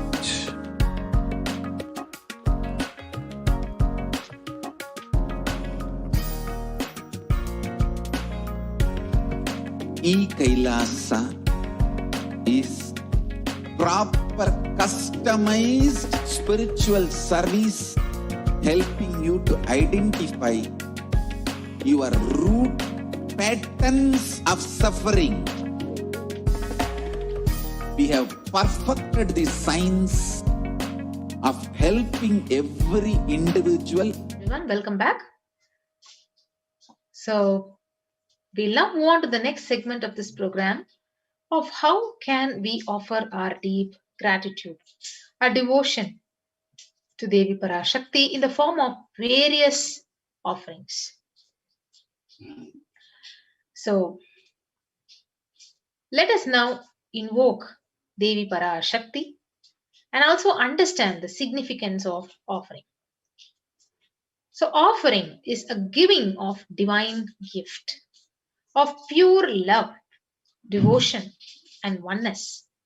And it consists of two parts. One is giving, and number two is accepting. So, only when the divine accepts what one offers, whatever you offer to Devi Parashakti itself become complete. So it doesn't end with you give something and yes, you have offered and it is complete. No. So only when the divine is accepting what you're offering, it becomes complete. So it is neither made out of fear nor made out of any kind of a greedy emotion.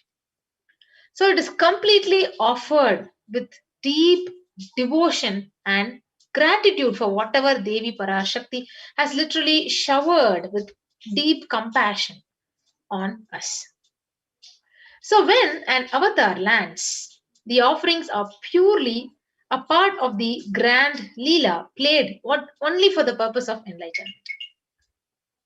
So these offerings, when you offer it to the incarnation, the Nija avatar of the Devi Parashakti, Supreme Pontiff of Hinduism, literally you can see like so many of your karmas, so many of your patterns, so many of your thought currents, which you have accumulated over the years, over your lifetimes, is starting to melt.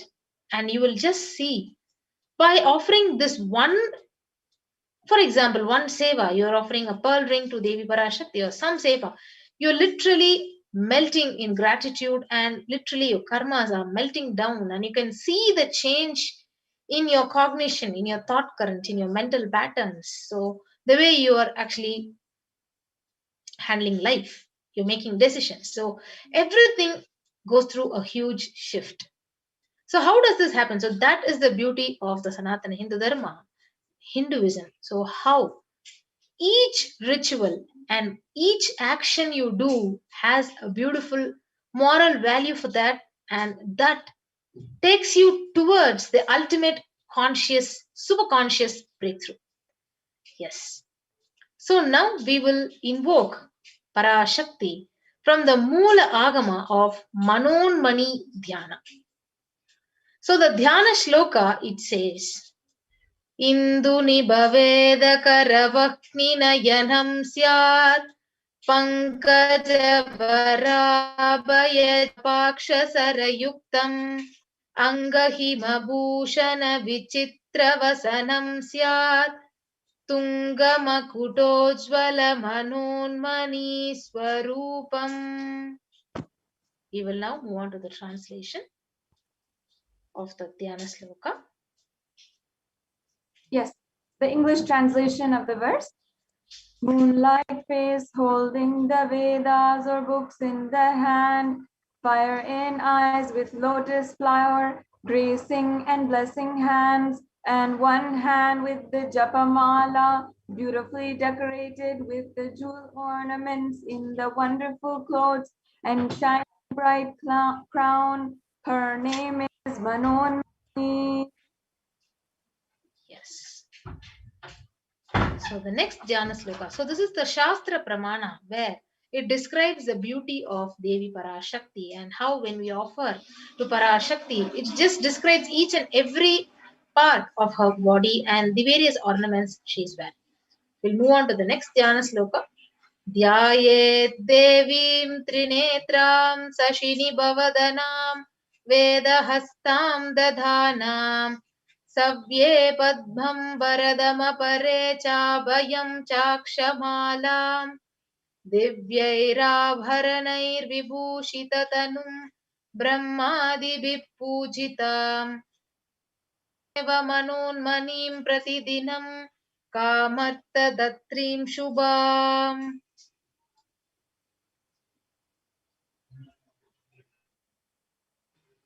And the English translation, I meditate on Devi with 3 eyes glowing like a moon and holding the Vedas, lotus and gracing and blessing hands. She is wearing beautiful ornaments. She is worshipped by Brahma and other many gods and showers auspicious boons for all actions every day. Yes. So now we will understand the significance of the divine element gold from the Atharva Veda. So the Atharva Veda, the 5th verse, it says, Tredajutam janmanedam hiranyam agnerakam priyatamam babhuva somasya kham inistasya para patata apamekam veda samreta ahyuttatte hiramyam trividastvade vishe. The English translation, triply born by the birth is this gold from atoms of Agni is one. It becomes dearest to Agni. One fell away from the Soma when it was hurt. One they call the seed of virtuous and powerful. Apaha, let that triple gold be for your long life. Now, gold is a divine element. It purifies anything it touches, and it is an element of spiritual significance and great spiritual power of healing and enlightening. The vibration of gold has the power to infuse sattva energy and positive thought currents in anyone who wears and anyone who sees or operates in its vicinity. So gold is present in all the scriptures like the Agamas, the Vedas, the Shrutis, the Smritis, Itihasas and Puranas. So if you see in all the Hindu scriptures, gold is abundantly displayed that it is the most auspicious and the purest metal, which literally purifies our very being. So that is why the gold was used in the ancient Sanatana Hindu Dharma. So in Hindu civilization, everything was built in gold, exchanged in gold. And if you see, even the ritual feasts were offered in golden bricks. When one was to be saved from life threatening illnesses, gold was offered as a ritual fee. Gold was in abundance and it was used for weighing equivalent amount of commodities including cows. Kingdoms were built with huge doors of gold and the streets would have huge columns, huge archways made of gold. So literally, it says not only the richness but the sacredness of the divine element gold. So horses and cows were also dressed up in gold.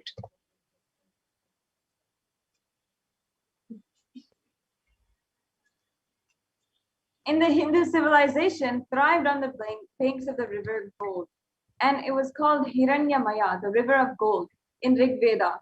The river Saraswati was called Hiranyavartani in the Atharva Veda. Gold is the supreme element for offering gifts to one you love and revere.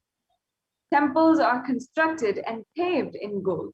Deities are made in gold and decked and adorned in gold because it preserves the enlightenment energy for thousands of years and it lasts forever.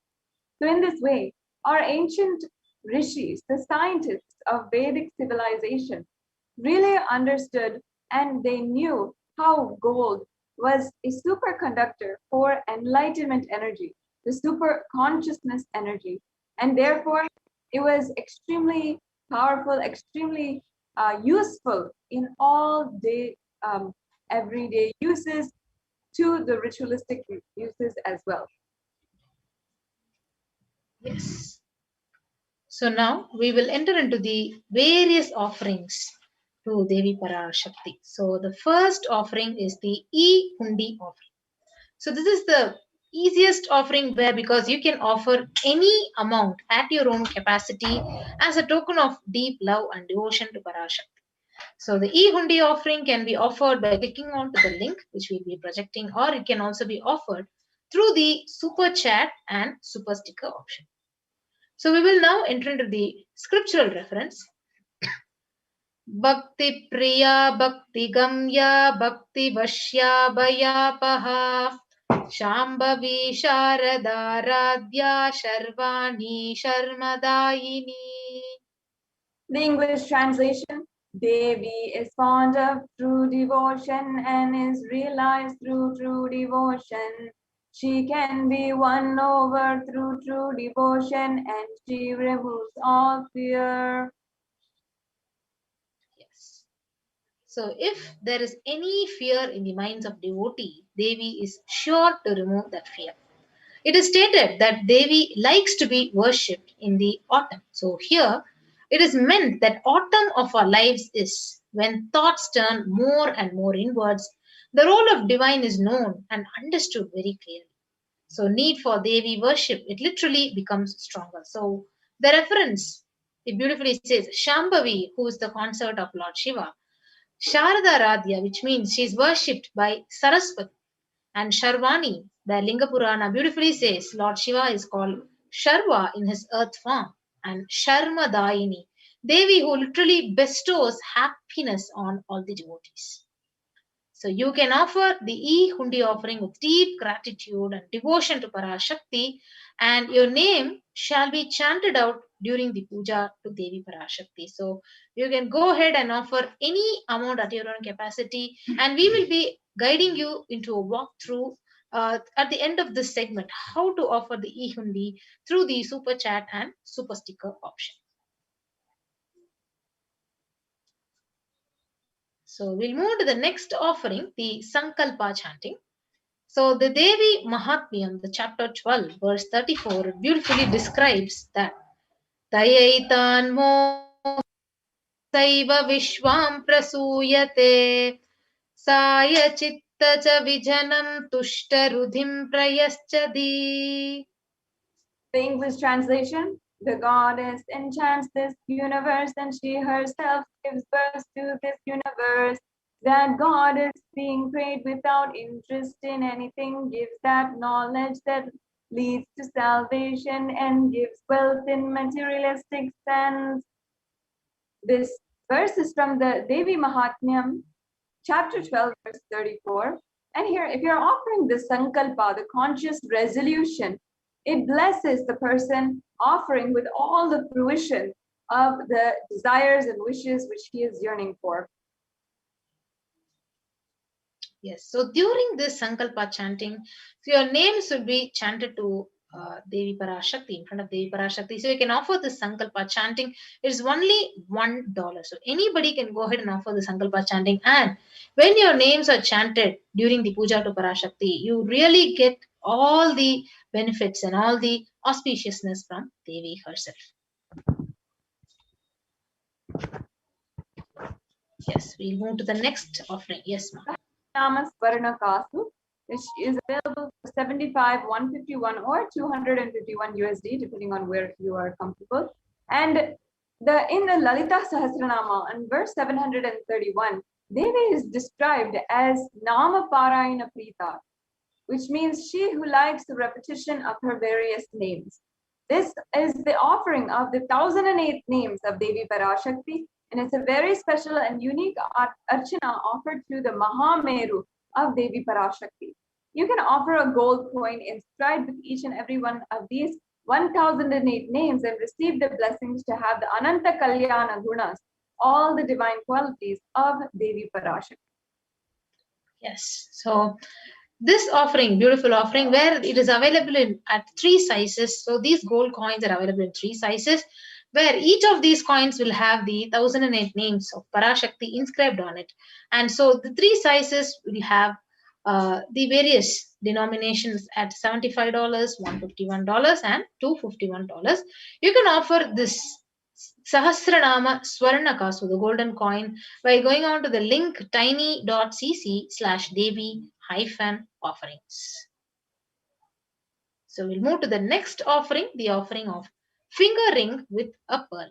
So the Meenakshi Pancharatnam, it beautifully describes Devi Meenakshi as Muktaharala Satkirita Ruchiram Purnendu Vaktra Prabham Shinjannupurakinkini manidaram Padma Prabhabasuram Sarvabhishtafalapradam Girisutam Swaniramasevitam Meenakshim Pranatosmi Santatamaham Karunyavaram Nidim.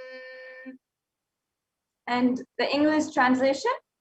I bow down to the goddess Meenakshi, whose crown has garlands of pearls and a face shining like a full moon, who wears anklets that are studded with gemstones and has small bells who is shining like the splendor of lotus, who grants all the wishes of the daughter of the mountain, who is worshipped by goddess Vani and Rama. I remain ever bowing to the goddess Meenakshi, the ocean of compassion. So the finger ring with a pearl. So you can offer this Mukta Anguti, the finger ring with a pearl, and receive her blessings. So if you have any problems or obstacles in your business endeavors, you can literally offer this finger ring with a pearl. So it's like you're holding on to the finger of Devi Parashakti and receiving all her blessings by offering this Mukta Anguti. So it is available in three denominations of $251, $501, and $750. So you can go to the same link tiny.cc/devi-offerings to offer the Mukta Anguti. The next offering is the offering of Swarna Padma Pushpam, the golden lotus. So the Kamika Agama, it beautifully says, अष्टविध्येश्वरोपेत कुम्भवर्णसंयुतम् survey ससूत्रवस्त्रध्य हेमपङ्कजभूषितः सपीधन सकुचश्च पक्वबिल्वफलप्रभा स्नपन्नध्याय संसिद्धप्रमाणेन Samanvita. All the kalasas should be wound around with suitable thread and covered with the new cloth. They should be adorned with lotus flower made of gold. Yes. So let us understand the significance of the golden lotus. So there are hundreds of scriptural references for using the lotus in the worship of Paramashiva. Almost everything in the worship of the ultimate, it involves the consecration of the deities of worship, or whether you're meditating or any mudras, asanas which are used during worship. Everything involves the lotus flower, lotus leaf, lotus pericarp, lotus petal. So lotus itself is a divine flower. So the Shakti of Paramashiva is also called as a lotus. The base of Paramashiva Linga is also a lotus, and the disciple of Paramashiva is also considered as a lotus. So you can offer this beautiful Swarna Padma Pushpam, the golden lotus, in any size you wish to, and you can literally be blessed to have the state, the space, the powers, and the being of Parashakti in your inner space. Amidst any or every adverse situation you're facing in your life, you can offer the Swarna Padma Pushpam, the lotus, at $600. Yes. So the next offering is the offering of Swarna Metti, the golden toe ring to Devi Parashakti. So the beautiful scriptural reference, it says, Nakadhiditi sanchanna namajjana tamo guna padadvaya prabhajala parakrita saroruha. You whose brightness from toenails destroy the darkness of ignorance from the minds of your devotees who prostrate at your feet. Yes, so the golden toe ring is a beautiful offering where you're literally touching the toes of Devi Parashakti, and literally she's there, and you can feel the presence by offering this toe ring to Devi Parashakti. So you can offer it adorning her sacred feet to be in constant gratitude for receiving her blessings, even in the most difficult aspects of your life.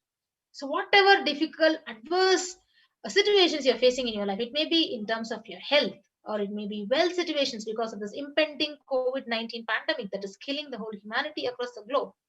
or it may be your business, your career, or your education, your relationships, whatever it may be, just offering the toe ring to Devi.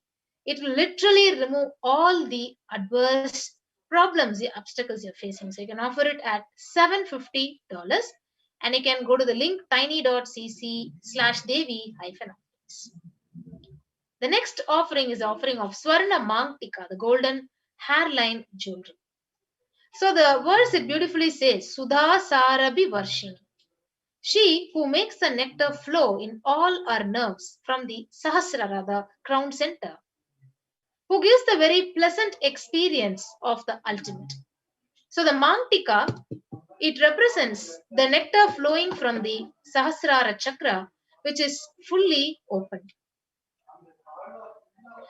So you can offer the Mangtika to Parashakti and you can receive the blessings of literally achieving the blissful state of overflowing gratitude and the space of complete completion.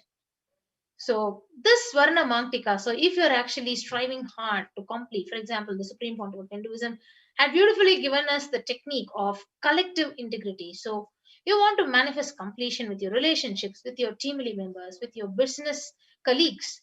So this offering, it literally helps you and overcome all your obstacles and establish yourself in the deep space of complete completion. So you can offer the Swarna Mangtika at $750.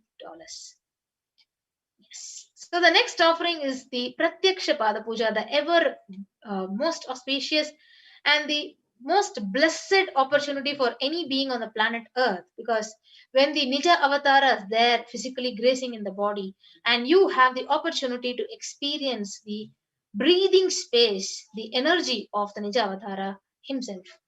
So the Saundarya Lahari, Sloka 83, beautifully says, Nakadhiditi Sanchanna Namajjana Tamo Guna Padadbhaya Prabhajala Parakrita Saroruha. The illumining splendor of Devi's toenails dispel the darkness of ignorance in the devotees prostrating at her feet. Her feet defeats the lotus in beauty. So this beautiful shloka from Saundarya Lahari states that the nails have been sharpened by constantly being touched by the crowns of celestial beings who always prostrate before them. So such a beautiful description where her nails are literally sharpened because the crowns of the celestial beings, all the devas, the devatas, they are prostrating before Devi. So tamo guna is darkness. In the shloka, tamas is indicative of ignorance in the minds of devotees, and by constantly prostrating before Devi, their ignorance is completely removed and they attain knowledge. So you have the beautiful opportunity in the upcoming Guru Purnima also to offer this Pratyaksha Pada Puja as a token of deep gratitude and experience the literal breathing space of the Supreme Pontiff and receive his blessings and auspiciousness in whatever endeavors you want to manifest as a reality in your life. It may be your health, wealth, relationships, career. So this is a lifetime opportunity to do the Pratyaksha Pada Puja. So directly offering to the Nija Avatara. So you can offer this Pratyaksha Pada Puja at $1,008. The next offering is the offering of the Vastra Seva. So the next is the beautiful Vastra Seva, which is the sacred cloth offering. So this is a part of the Pratyaksha Pada Puja, and it is also available at $1,008, where you can offer the sacred cloth and remove your ignorance from your mind and attain the deep knowledge of wisdom and superconscious breakthrough. So the Vastra Seva, it blesses you with all the auspiciousness, all the blessings of the Supreme Pontiff of Hinduism, Divine Holiness, Bhagavan Nithyananda Paramashivam. Yes. So now here we have a list of all the offerings which you can actually offer to Parashakti. So the number one is the e-hundi offering. So you can offer any amount as a e-hundi offering at your own capacity with deep devotion to Parashakti. So easiest of the offerings, because there is no fixed amount where you are striving to actually manifest it. So e-hundi is the best offering, and the next is the Sankalpa chanting, where you can actually post all your names in the link which is given, and your names would be chanted when the puja is offered to Devi Parashakti at $1. And the next is the Devi Sahasranama Kasu, the pure gold coin. As we already said, the gold itself has a very beautiful significance, and the golden coin, which is inscribed with all the names, the sacred names of Devi Parashakti, each name, and it is available at 3 sizes, at 3 denominations: $75, $157, and $251. And the next is the Mukta Anguti, the pearl finger ring. So it is available at $251, $501, and $750. And the Swarna Padma Pushpam, the golden lotus flower, which is available at $600, $1,200, and $1,800. Next is the golden toe ring for the lotus feet of Devi, the Swarna Metti, which is available at $750. The Swarna Mangtika, the golden hairline jewelry, at $750. And the ritualistic gratitude to the Supreme Pontiff of Hinduism, which is the Pratyaksha Pada Puja, at $1,008. And the Vastra Seva, which you can offer at $1,008. Yes, and so if you're ready to offer today, or if you want to place an intention to offer specific sevas, there are 2 options. So you can go to the registration form if you're interested in offering, or if you need help in manifesting. So for example, you really want to, and you connect with some of these offerings, you want to make these offerings, but you're not able to yet, you can get a help needed in manifesting this reality for you. And or if you need more details, you can make sure that you are going to this form, filling it out. It's tiny.cc/bhavasamadhi. If you are ready for making a payment, you want to make your offering today, or you want to submit everything and get ready for your offering today, then you can make an online payment at tiny.cc/Devi offerings. And after the payment, make sure that you are submitting details for puja, the names to be chanted, and all of the ritual things at tiny.cc/Sankalpa2021.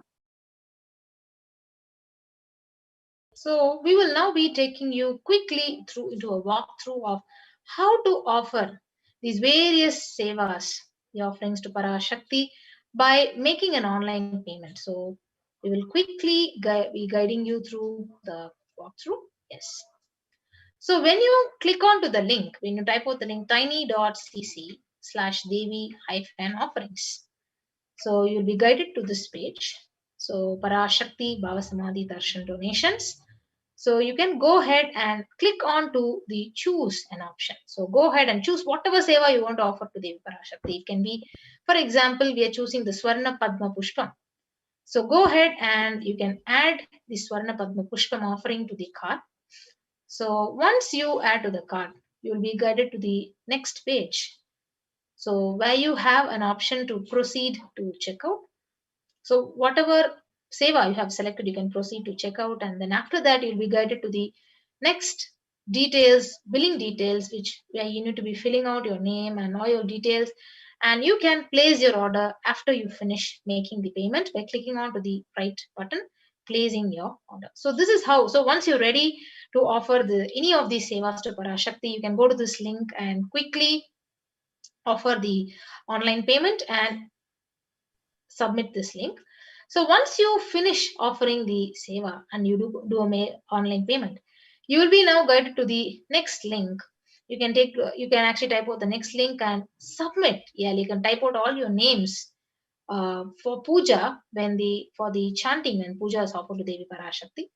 So go ahead and click onto the link and go and click next. So you can fill out all the details which is required in this link, and don't forget to select the Devi Bhava Samadhi Darshan over here and click next, and you can submit this page. And once you submit your names, your family members, your friends, your beloved ones, whoever it may be, all their names will be chanted when the puja is offered to Devi Parashakti.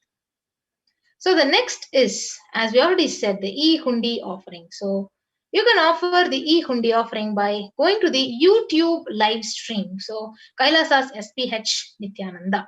So go to that official account in the YouTube, and when you are in the live stream watching the live, in the right side when you're watching all the comments, go ahead and click on here where you'll be seeing the super sticker and the super chat option. So once you go there, you can just click on to any of these options and then beautifully offer your gratitude to Devi Parashakti by offering the eagerness. So, with that, we come to the conclusion of this segment of the program, and we'll be moving to the next segment of this program after a short break.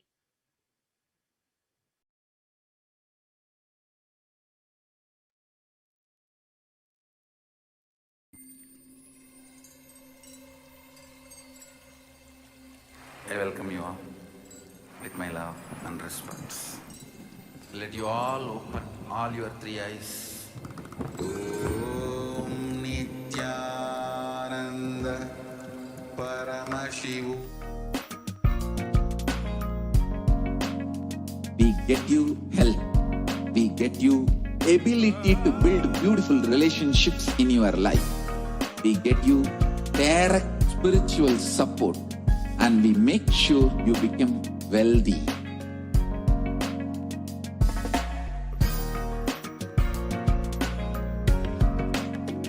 We won't stop giving you just good life.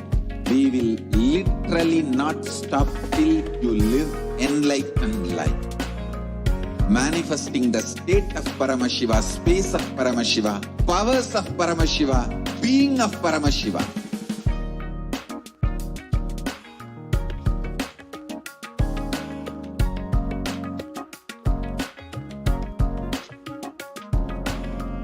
Whole world should become Kailasians.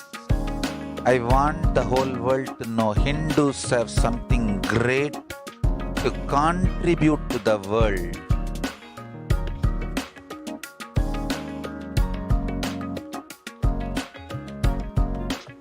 We have something great to contribute to the world.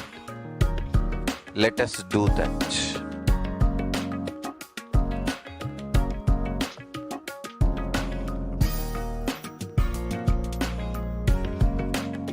Kailasa is proper customized spiritual service helping you to identify your root patterns of suffering.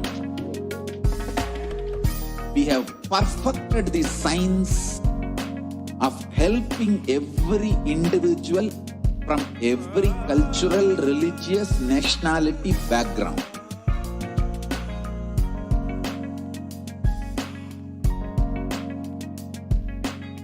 You will have lowest reactionary assumptions, highest awakened response, alive response for life continuously.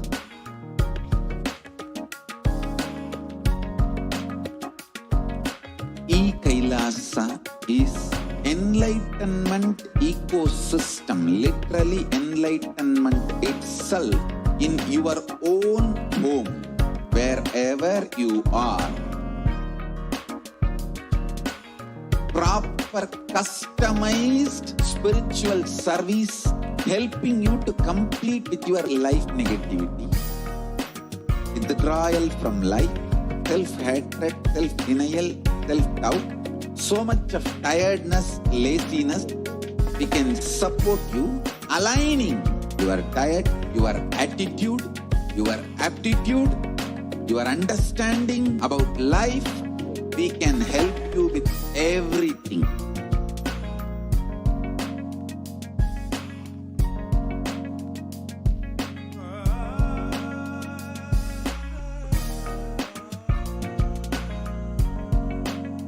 If you are interested in enlightenment, we will immediately bring this to you. If you are not interested, we will explain the whole science, inspire you, and make you interested in enlightenment time. We need to cater this enlightenment science to the whole world wherever they are, because enlightenment is the birthright of all human beings. Kailasa is responsible to provide that to all human beings.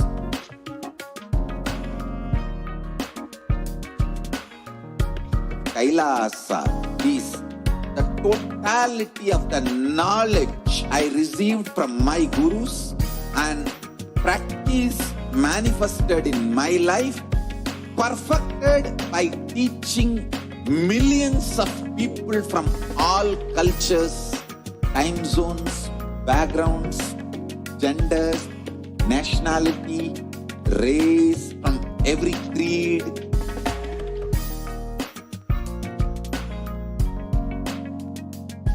So this absolutely perfected knowledge available to you, served to you in your home without even you moving out of your couch, free of cost.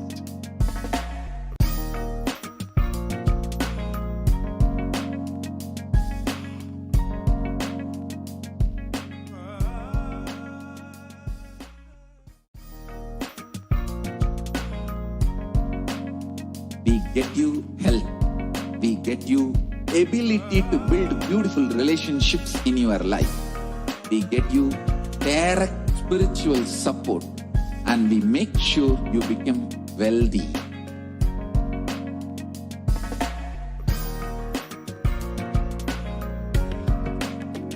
We won't stop giving you just good life. We will literally not stop till you live enlightened life.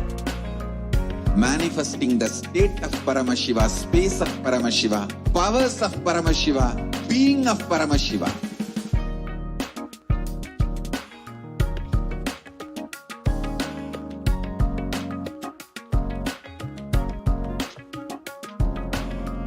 Whole world should become Kailasians. I want the whole world to know Hindus have something great to contribute to the world.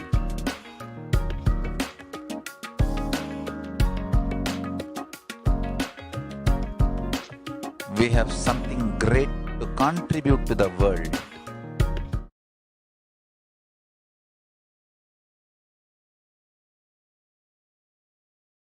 Listen intensely. Life, consciousness in you does not end while your body drops dead. It moves from different universes, vertical time zones, lives in different time zones as per its free will, knowledge, desire, but ultimately to get enlightened, complete liberation, Paramashiva Padam, your soul has to come back to this karma bhumi, the Bhumandala.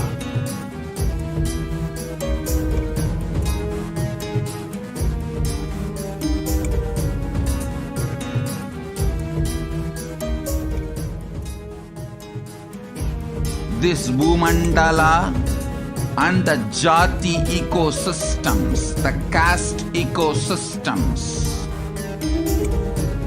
Hindu, Jnana, Sannyasa, Yoga, Grihastha, multiple spiritual ecosystems are created for the souls to come back and rebirth and grow more and more towards enlightenment easily, quickly, in accelerated speed and space.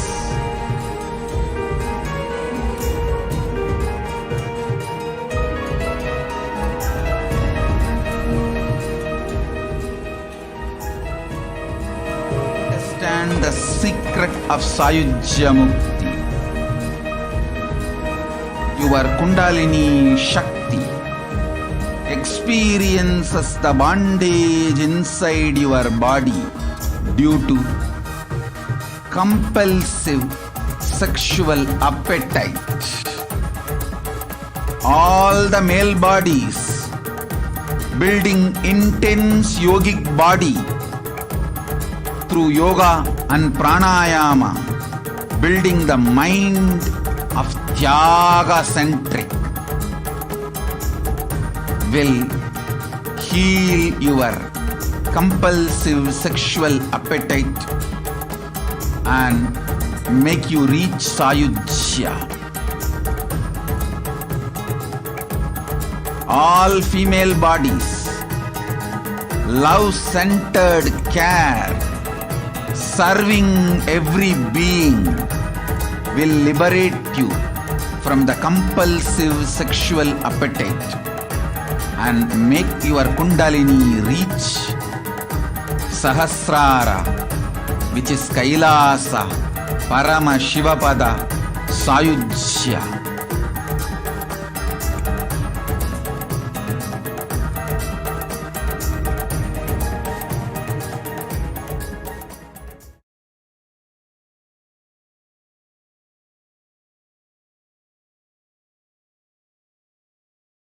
Listen intensely. Life, consciousness in you does not end while your body drops dead. It moves from different universes, vertical time zones, lives in different time zones as per its free will, knowledge, desire, but ultimately to get enlightened, complete liberation, Paramashivoham, your soul has to come back to this karma bhumi, the Bhumandala.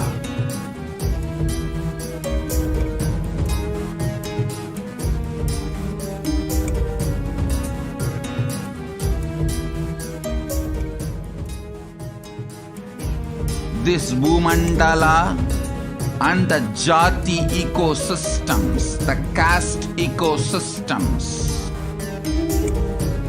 Hindu, Jnana, Sannyasa, Yoga, Grihastha, multiple spiritual ecosystems are created for the souls to come back and rebirth and grow more and more towards enlightenment easily, quickly, in accelerated speed and space.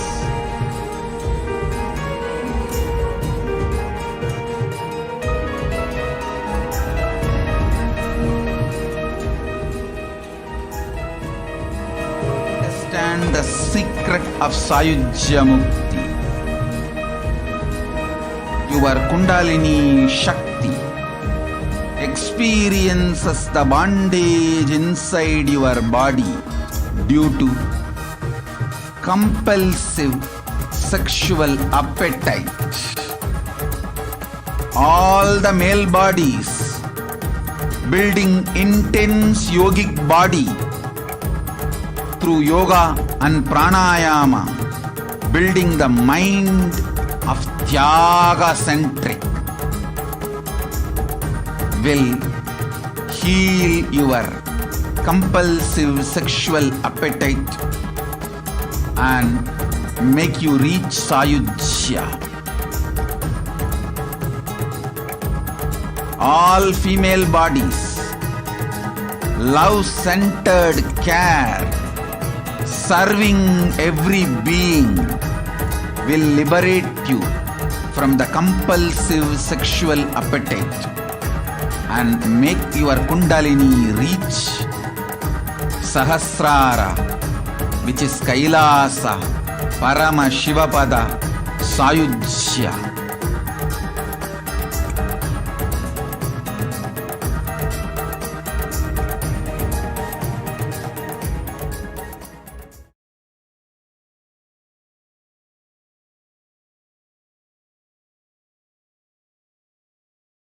Listen intensely. Life, consciousness in you does not end while your body drops dead.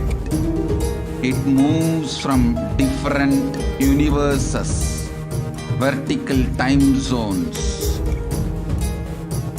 lives in different time zones as per its free will, knowledge, desire, but ultimately to get enlightened, complete liberation, Paramashivoham, your soul has to come back to this karma bhumi, the Bhumandala.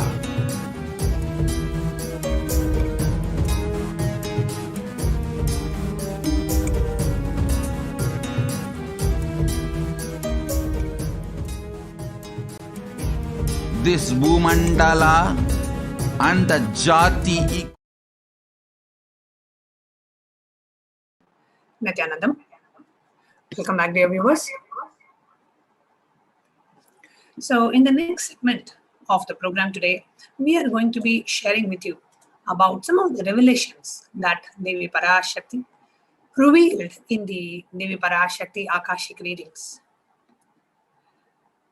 Now, as we enter into this segment, which is what we are going to be sharing, is directly related to the COVID pandemic that the world is going through now.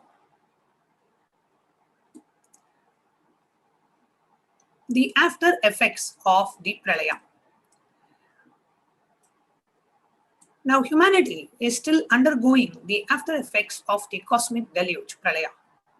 Thousands of deaths due to the global pandemic and emerging fungal epidemic, along with the record numbers of natural disasters, have taken a huge toll on humanity.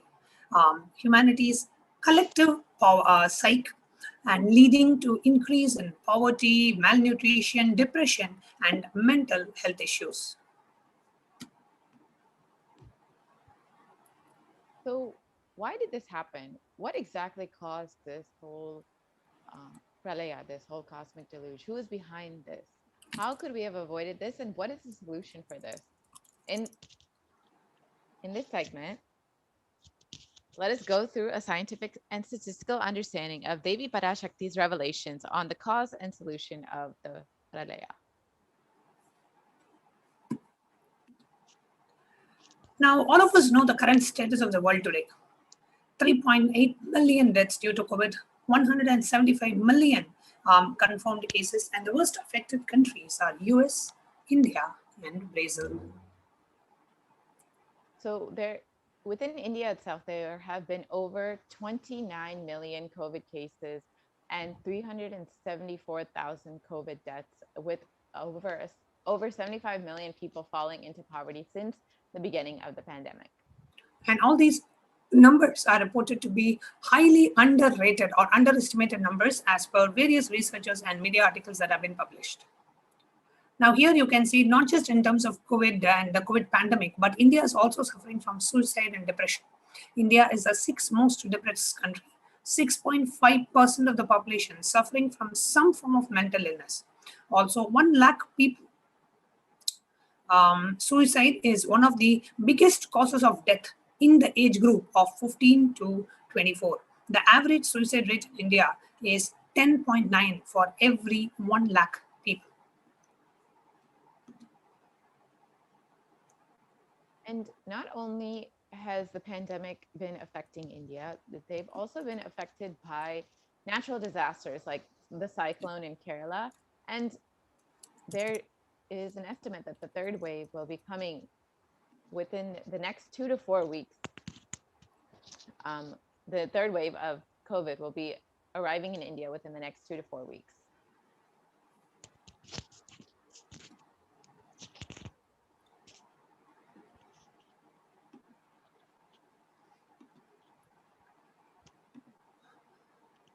How could we have prevented this?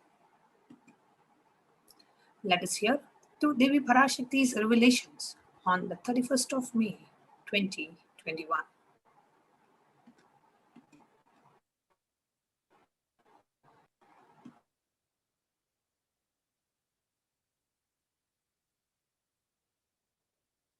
இரண்டாயிரத்திருபத்திரண்டு வரை India செல்ல வேண்டாமா என்று கேட்கின்றாய். நன்றாய் தெரிந்து கொள், சொல்வதைப் புரிந்து கொள். இந்த பெருநரகமான கிருமி போஜனம் இந்தியாவிற்குள் வரக்கூடாது என்பதற்காக 2020 பாரதம் முழுவதும் 12 ஜோதிர்லிங்கமும் பாத யாத்திரை செய்திடவே என் மகன் மூலமாய் திட்டமிட்டிருந்தேன். படுபாவிகள் ஓடத்தின் மாலுமியை ஊர்விட்டு துரத்தினார்கள். என்ன நடக்கிறதென்று பார். முறையாக கைலாய நாட்டின் தலைவனாக நிறை மரியாதையொடு நல் மதிப்பொடு என் நிஜாவதாரம் நித்யானந்தன் திருவடி மீண்டும் பாரதத்தில் பட்டு பாத யாத்திரை செய்த பிறகு மட்டுமே நீ அங்கு செல்ல வேண்டும். அதுவரை உன்னை காத்து செல்லாதே. ஓம் ஓம் ஓம்.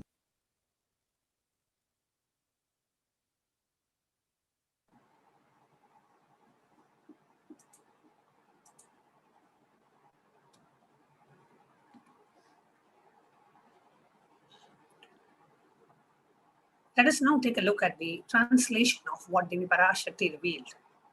Devi Parashakti said, for this huge Kirmi Bhojanam hell not to come to India, in 2020 itself, I had planned to do Padayatra throughout India and the 12 Jyotirlingas through my son, Bhagavan Sri Nithyananda Paramashivam. They chased the captain of the ship out of the country. See what is going to happen.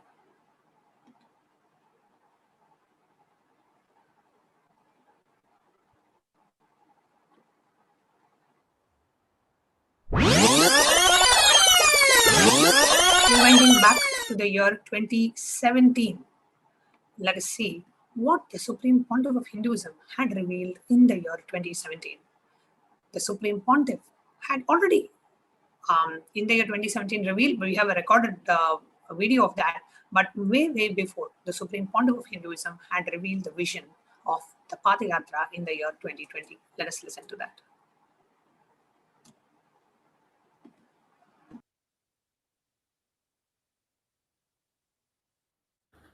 Want to do 1 year Padayatra specially for this purpose in 2020. 2020, planning for a full year, I'm going to walk from Rameshwaram to Amarnath. 1 year with 10,000 people, just walking all over India to spend time with people. 2020, there will not be any program other than Padayatra and just spending time with people. Just walking. Of course, 10,000 people will be walking with me. Maybe 200 vehicles to carry our food and all the other items, transportation. Enjoying the river banks, forests, and time with nature. 10,000 people manifesting powers, walking from village to village. What do you think will happen?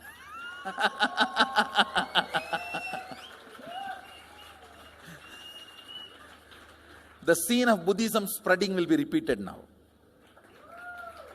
How the Buddhism spread. 10,000 monks walking from village to village. What will happen? That's only monks. Here power manifesting 10,000 people. The whole village will be manifesting powers. Just want to enjoy India and let India enjoy me. So planning for next year Kumbh Mela 2019, next year January Kumbh Mela. Before that, all the Balalayam, everything. Balalayam is going to be like the same structure outside with one stone tower, gold coated. It will be something like a 40 to 50 feet tall stone tower and 5 Rajagopurams, which will be something like 120 feet. This will be the Balalayam. And after the Mulalayam is built, this Balalayam will serve as a Utsava Murti Sannidhi, where the Utsava Murtis will be worshipped and where the Archanas. See, in the main temple, there will not be any Archana or anything, because just for darshan itself, there will not be time. Like Tirupati, You can only have darshan and arti, the camp for arti. No other worship is allowed in the main temple. Because 12 abhishekam is going to happen, 12 kala abhishekams. So continuously the rituals will be going on. People can have only darshan. They will not be able to involve themselves in any ritual. Other than darshan, nothing else will be allowed.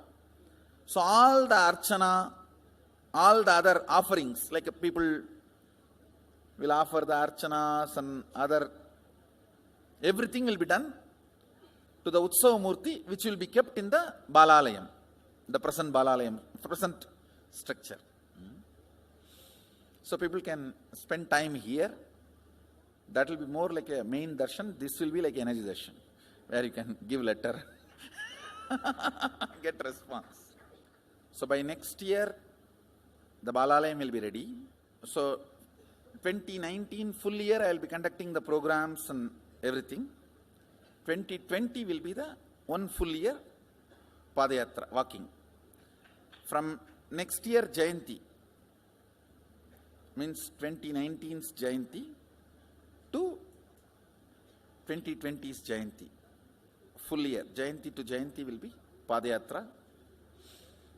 Before that, we will make 10,000 people power manifestors. It will be sannyasi, brahmachari, grihastha, all put together. 10,000 people will be walking. What a scene it will be. I think that is the only way the revival of Sanatana Hindu Dharma can be done.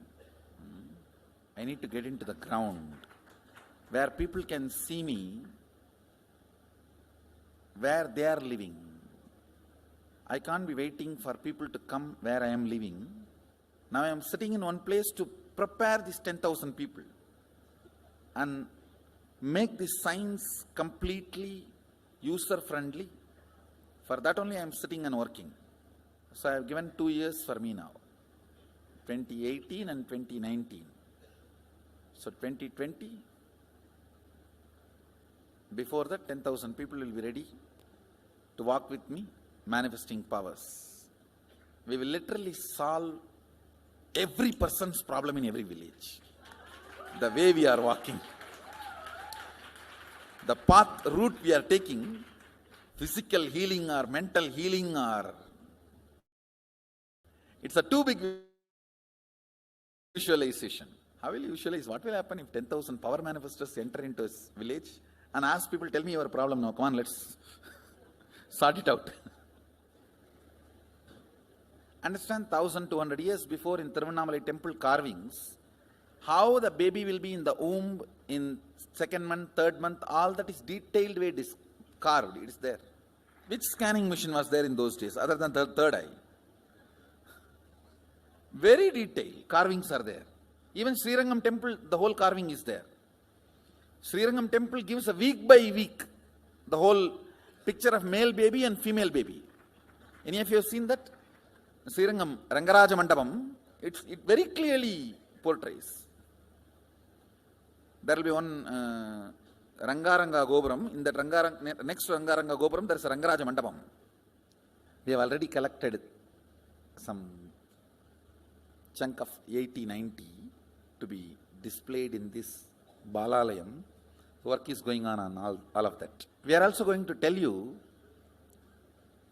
the science of temple building story as per Agama and as per practical village level, ground level, all that. In those days, 2000 years before, when this Cambodia and all these civilizations were flourishing, two communities from India moved. One is agriculture community, another one is business community. These two community only traveled and installed civilization. Of course, kings went, that is different.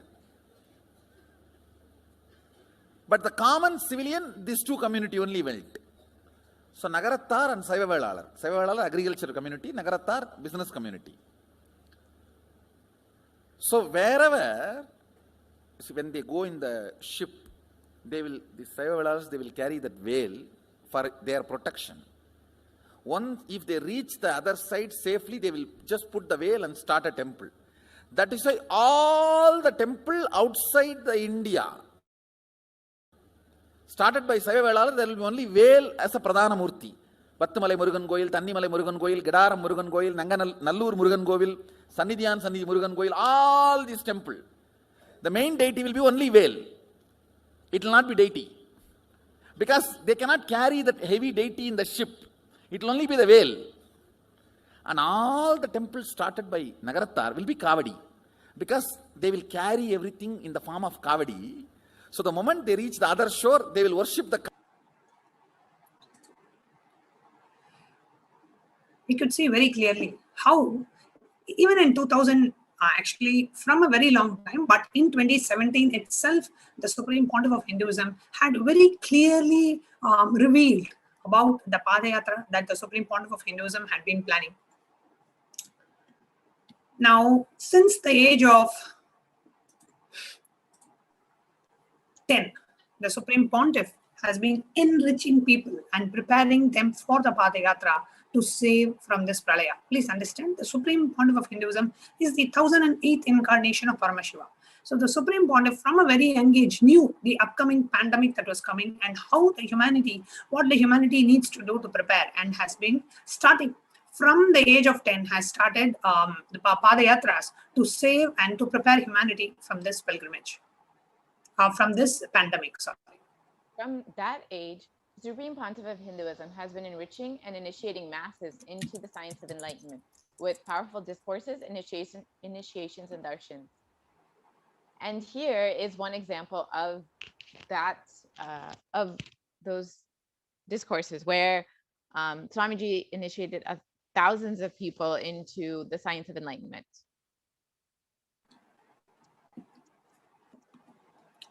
Now on the 19th of November 2005 in Tamil Nadu. So now we are going to actually show a series of pictorial presentations where the Supreme Pontiff of Hinduism had done so much, reached out to masses and enriched them, preparing them for the Padayatra in 2020. Here are the pictures from 21st of November 2005 in Rasipuram. You can see the masses everywhere. This is 21st of November again in Namakkal. 27th of November in Salem. Various enriching programs, Nithyanandam program, the program, the Rathayatra program in Tiruvannamalai, Swamiji's Birth Star programs in Bengaluru Adinam, the 4th January program, Jayanti celebrations addressing school children in Tiruvannamalai. Again, the Nithyananda Swarana, the 4-day retreat in Chennai. The Saptayagam, the Guru Purnima celebrations in Bengaluru Adinam. Here you can see so many enriching activities done by the Supreme Pontiff of Hinduism, starting to prepare humanity to handle this global pandemic and to preparing people for the Padayatra from a very young age and over the years.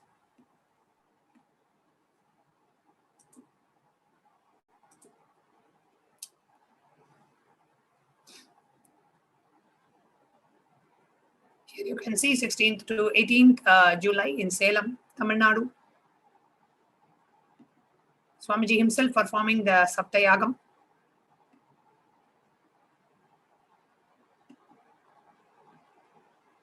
And the Nithyananda Swarana program.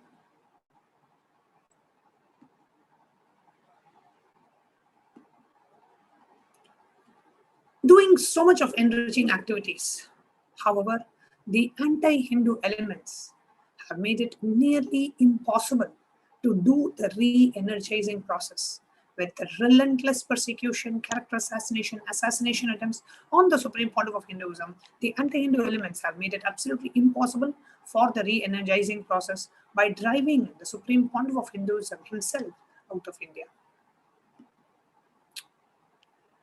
And so what is the solution for this? Devi Parashakti revealed the solution on the 31st of May 2021. So let's hear this video now of the revelation.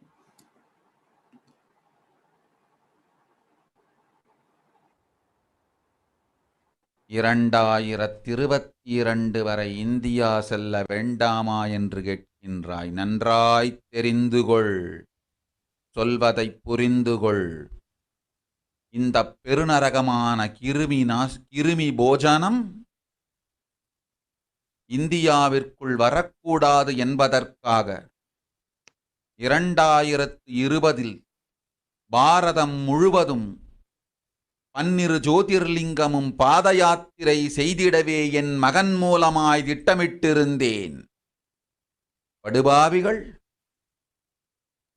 ஓடத்தின் மாலுமியை ஊர்விட்டு துரத்தினார்கள்.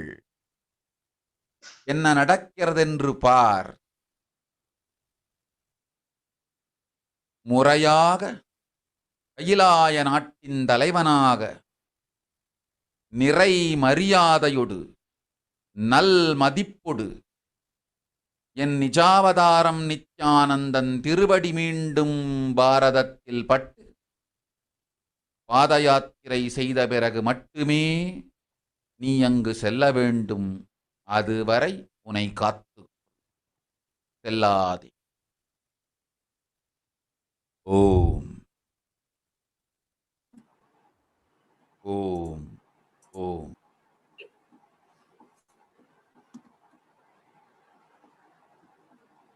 Here, we saw Devi Parashakti revealed that until the Supreme Pontiff of Hinduism is revered and respected as the head of the Kailasa nation and is invited back to India with all the respect and the reverence, and when the divine touch of the lotus feet of the Supreme Pontiff of Hinduism touches the land India, touches Bharat, only then the pandemic will go, only then India will be safe. Do not go to India until then, as Devi Parashakti was answering a question by a non-resident Indian who is living in the US, wanting to know when would be a good time to travel to India. Now, what is actually going on in India and how do we understand what's going on? Let's rewind back and go back to the Vedic civilization and see what the great sages have told about the Kali Yuga. So as we look around us, we see what the great rishis of the Vedic civilization forewarned as the Kali Yuga, with all of this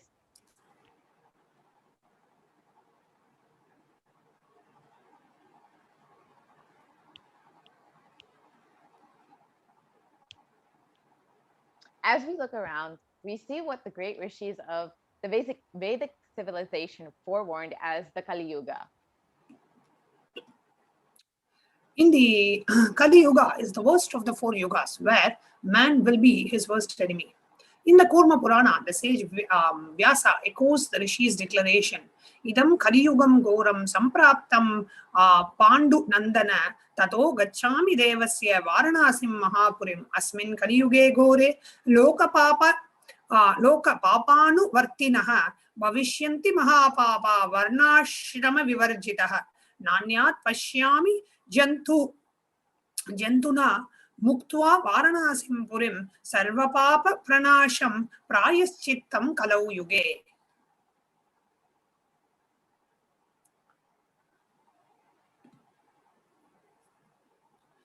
The translation of this verse is, this Kali Yuga is the worst of the 4 yugas in all the worlds. People are sinful and forget the dharma of the 4 varnas and the 4 ashramas. In fact, men are so sinful and no prescribed penance atones for their great sins. The only place which is free from such sins is the great sacred city of Varanasi, the Mahapuri.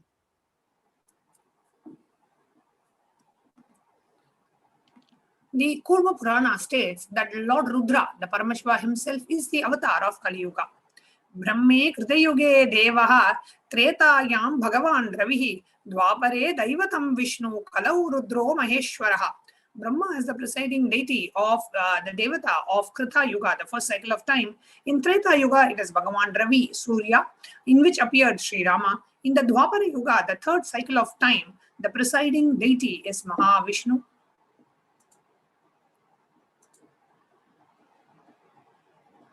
And in Kali Yuga, the fourth cycle of time, the current age, the presiding divinity, the avatar is Rudra, Lord Paramashiva himself.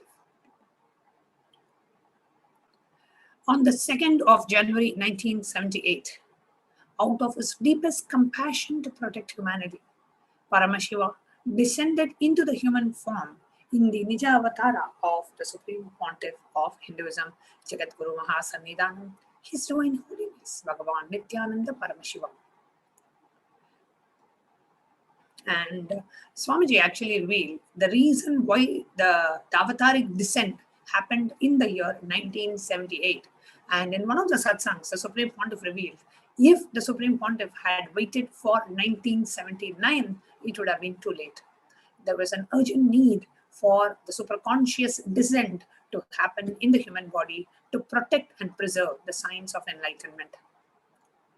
The avatar's advent on the planet Earth was to protect the world from the great cosmic deluge to the new age, the Satya Yuga. Let us hear Devi's revelations on how the avatar is reviving the Satya Yuga, the golden age, the age of the truth. How the descent and the avataric mission is to revive the Satya Yuga. Let us take a look.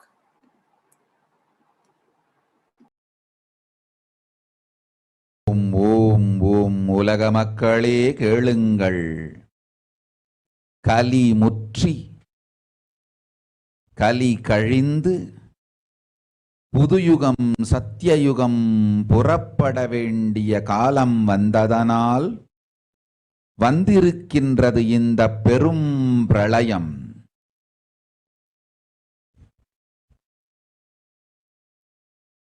கவலை வேண்டாம்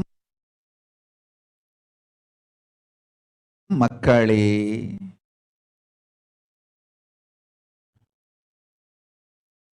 நித்யானந்தன் வடிவம் தாங்கி நாமே இங்கு வந்திருக்கின்றோம். நித்யயுகம் செய்வோம், நித்யயுகம் சத்யயுகமாய் மலரும் இங்கு. ஆனந்தமாக இருங்கள்.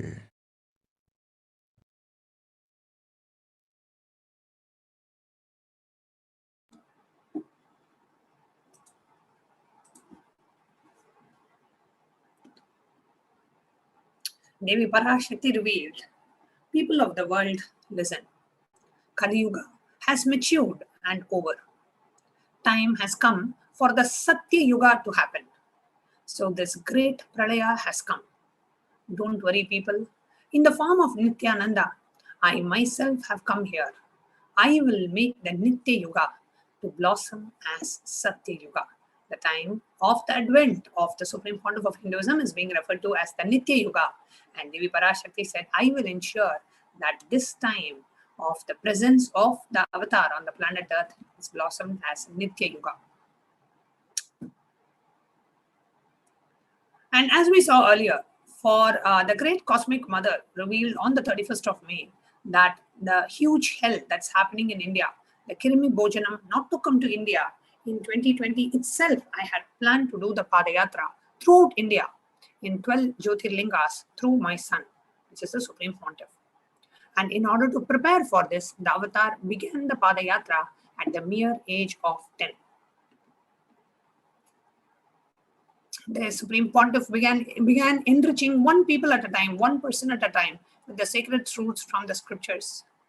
Even as the Supreme Pontiff of Hinduism was just 14 or 15 years of age, all of his classmates recall the Yatra where the Supreme Pontiff of Hinduism led them all from Gudiyatham, Tamil Nadu to Tiruvannamalai, his birthplace and a huge spiritual pilgrimage site. When the Supreme Pontiff of Hinduism was around 19 years of age, all his fellow mates at the Ramakrishna Mutt recall the Yatra that Supreme Pontiff of Hinduism led them all from Chennai, Tamil Nadu to Tiruvannamalai, his birthplace, and gave them an unforgettable pilgrimage trip experience. And the Supreme Pontiff continued to walk the length and breadth of India, reaching more and more people and preparing each one until the Supreme Pontiff founded the international mission, the Nithyananda Sangha, to revive Kailasa internationally. The Supreme Pontiff established the first Enlightenment ecosystem in Tiruchengodu, Tamil Nadu, South India, on the 14th of April 2001. In 2003, The avatar continued his Vijay Yatra all over the world to enrich people from various backgrounds. With Supreme Pontiff's intensity and dedication for the people, even amongst crowds of thousands who don't know English, the Supreme Pontiff's voice resonated deeply and his presence moved them to tears. In 2004, the avatar led his disciples on the first Himalayan Yatra, visiting temples, delivering satsangs, initiating them into the superconscious breakthrough. Subsequently, the avatar personally organized and led yatras yearly and guided the individual souls, not just to physical spiritual sites, but supernal spiritual realms. In 2006, Padayatra were taken to the next level with the Kodikan Radayatra, with crores participating and impacted by the Nithyanandeshwara and the Nithyanandeshwari deities traveling from city to city. Let us take a look at the short clip of the Supreme Pontiff of Hinduism himself performing the Kodikan Radayatra and the Padayatra.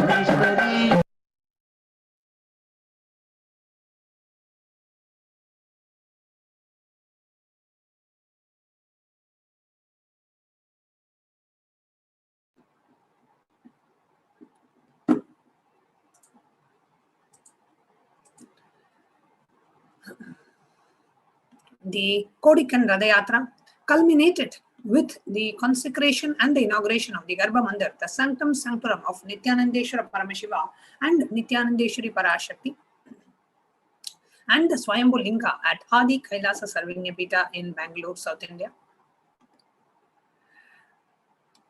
The deities were energized as Archavataras to radiate the energy of Paramashiva and Parashakti to create the Adi Kailasa Sarvanyapita as a ship to save humanity from the upcoming Pralaya.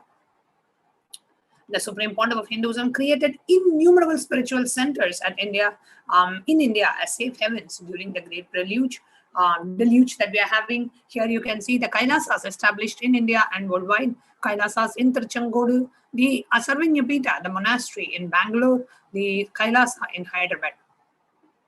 And in the year 2008, the Avatar created and energized the Nithyananda Vaidya Sarovar, the Ananda Linga, which would protect anyone to bathe in the waters from the deadly corona disease. And the Devi Parashakti herself revealed whoever takes bath in this water. So this Shivalinga is made out of Nava Pashana. I'll explain as we are watching these visuals. This Shivalinga is made out of Nava Pashana. And Nava Pashana means the concoction made out of 1008 herbs and 9 medicinal poisons. Means poisons which have a medicinal value, and the 1008 herbs, the 9 poisons and the 1008 herbs, and the presence of an enlightened master. All these are required for a Navapashana material to be made. And if a deity is made out of Navapashana, any milk or water poured on the deity, if you have that, if you partake that as a prasadam, that can completely cure you from the plethora of diseases. And in the year 2008, the Supreme Pontiff of Hinduism installed the Anandalingam to protect us from the upcoming Pralaya. Anybody who is yet to, who is yet to be contracted with COVID, or you had COVID and you recovered, or you are currently having COVID, whatever may be the situation, just this dip in the Vaidya Sarovar can help millions. And Supreme Pontiff said, in India, not lakhs, crores are going to be dying. These were the revelations from Devi Parashakti in the Akashic readings, and crores are going to be dying. And anybody who comes and just takes a dip in this sacred waters can completely cure themselves and heal themselves. So this place is going to be a huge spiritual significance, especially now during the pandemic time. So masses are going to rush to have the darshan of this Shivalinga. It's a 21 feet Shivalinga. You can see Swamiji standing on the top and pouring the milk for the sacred bath of the Shivalinga. And whatever is poured on the linga falls down in the pond. It's a huge pond around it, and all the water, the milk, everything gets collected in the pond, where the people can go take a dip and partake that as a prasada.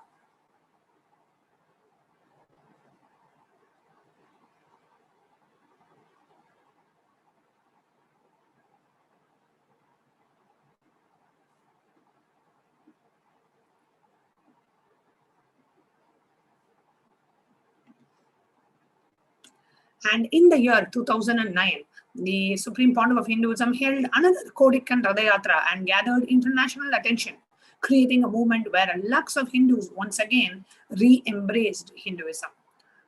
Let us take a look at this video.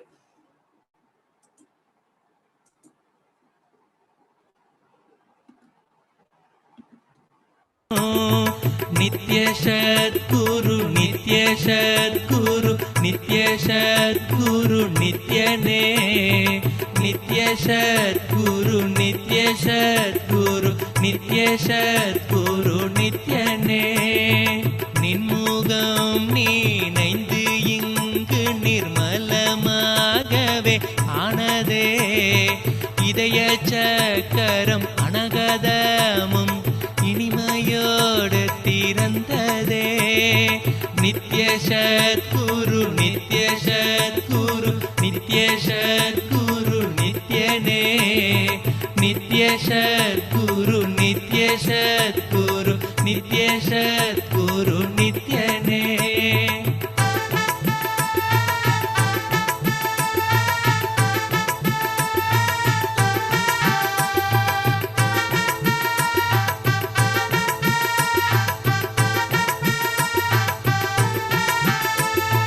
மற்றவர் கண்டு மறைகள் எல்லாம் கழன்று விசுத்தி அதுவும் அசுத்தியாய் பொறாமையோடிங்கு ஏக்கத்தோடப்பா புண்ணியம் எல்லாம் போனதே.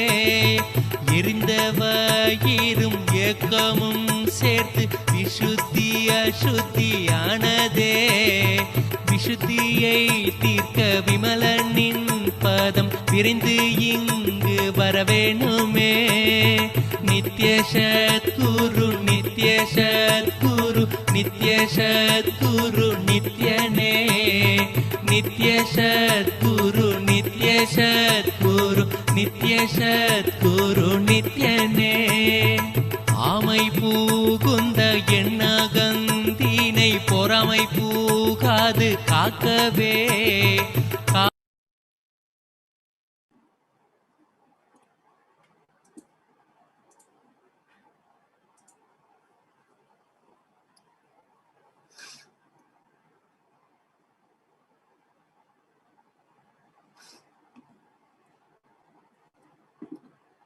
Wherever the avatar's feet graced the planet Earth, the seeds of superconsciousness have been sown.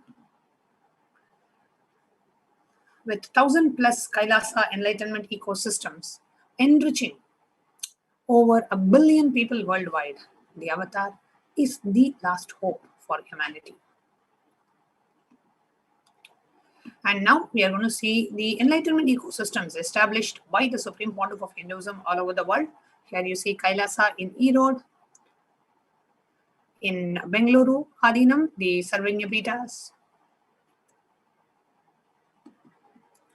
Kailasa in Thiruvannamalai, Kailasa in Columbus, Ohio, Kailasa in Los Angeles, California. Kailasa in San Jose, California. Kailasa in Seattle. Kailasa in Houston, Texas. Kailasa in Houston, Texas. Kailasa in Charlotte, North Carolina. Kailasa in New York. Kailasa in Washington, D.C. Kailasa in Toronto. Kailasa in Oklahoma City.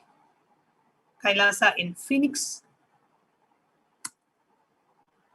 Kailasa in St. Louis. Oman in the Middle East. Kailasa in Dubai.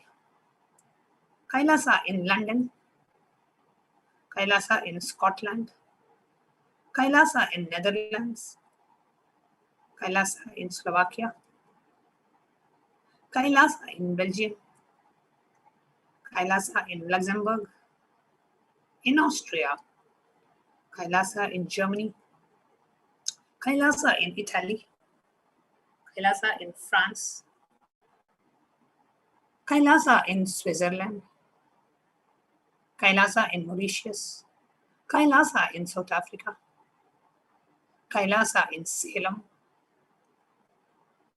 Hosur, Tamil Nadu, India. Kailasa in Pattanam, Tamil Nadu, India. Kailasa in Varanasi. Kailasa in Rajapalayam.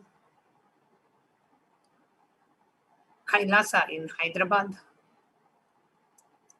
Kailasa in Gujarat.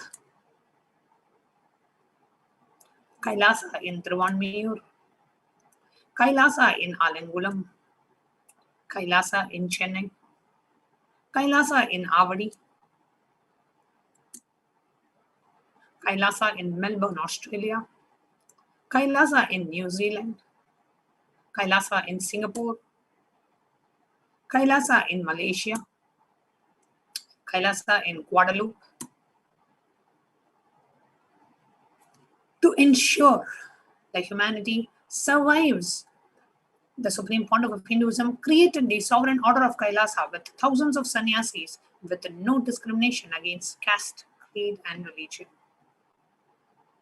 The Supreme Pontiff of Hinduism initiated thousands into Nithyananda spiritual healing, who are actively healing millions around the world. 2,500 plus satsang centers, Padaka mandirs, home temples operate as de facto spiritual embassies of Kailasa. The avatar inspired millions to reclaim their Hindu-centric freedom. Thousands of Padayatras were conducted by the Hindu diasporas worldwide, honoring the hard work of the Supreme Pontiff and the revival of Kailasa, silently preparing each one for what was to come. In 2017, the devotees in Malaysia planned a Padayatra and executed it successfully, with thousands participated, with the dying Hindu population in Malaysia reinvigorated. For every major festival, devotees from all over the world in the Padayatra do the Padayatra out of the sincere devotion and love for the avatar. Let us now take a look at some of the global achievements of Kailasa. 1 billion e-citizens, 26 plus years of humanitarian services, and 1 billion free organic meals served so far. A diverse population in 840, having its spread out, reach out in 347 cities, 196 countries across 6 continents. The world's largest Hindu university, established in USA, Canada, UK, Slovakia, Switzerland, and France.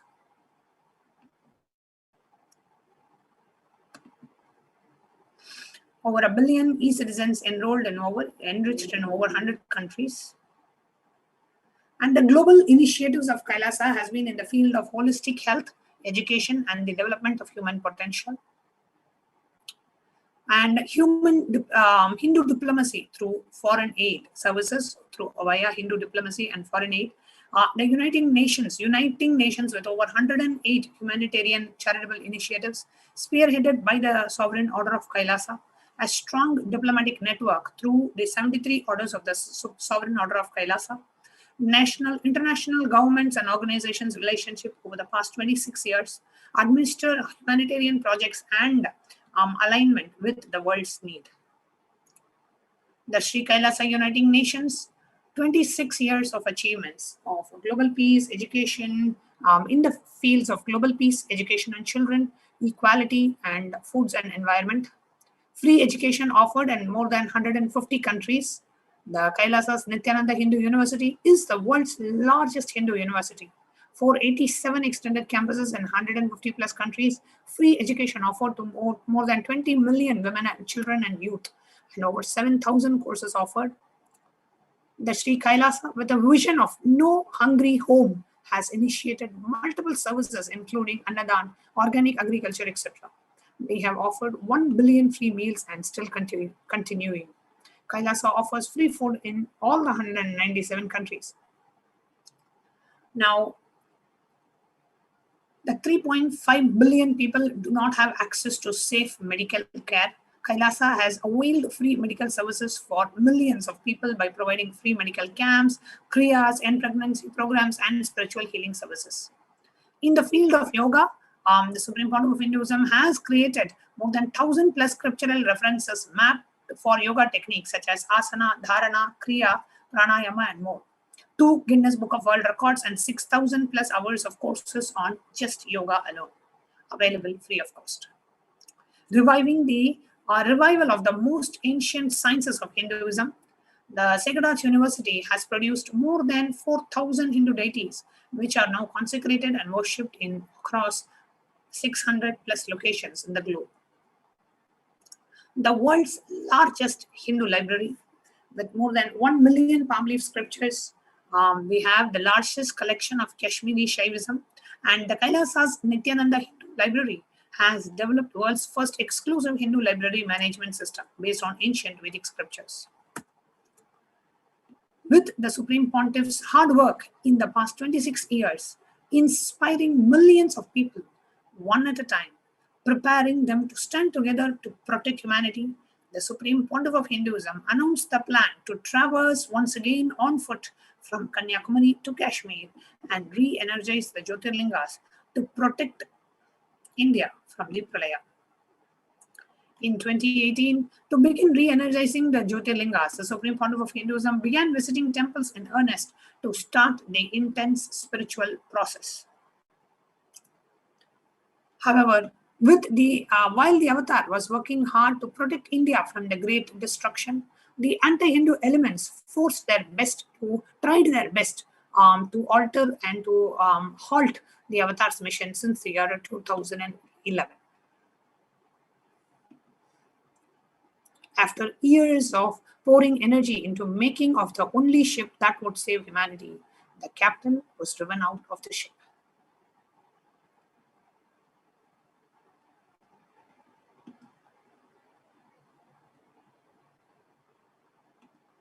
The militant anti-Hindu forces forced the Supreme Pontiff of Hinduism, forced him for 2 decades, instigating and the deadliest and the brutal attacks against a single Hindu leader.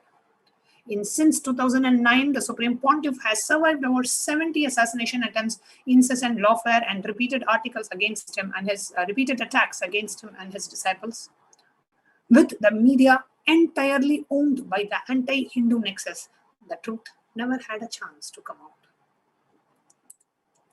14,000 hours of hate speech flooded the internet and was broadcasted to the media to incite hatred and to character assassinate the Supreme Pontiff.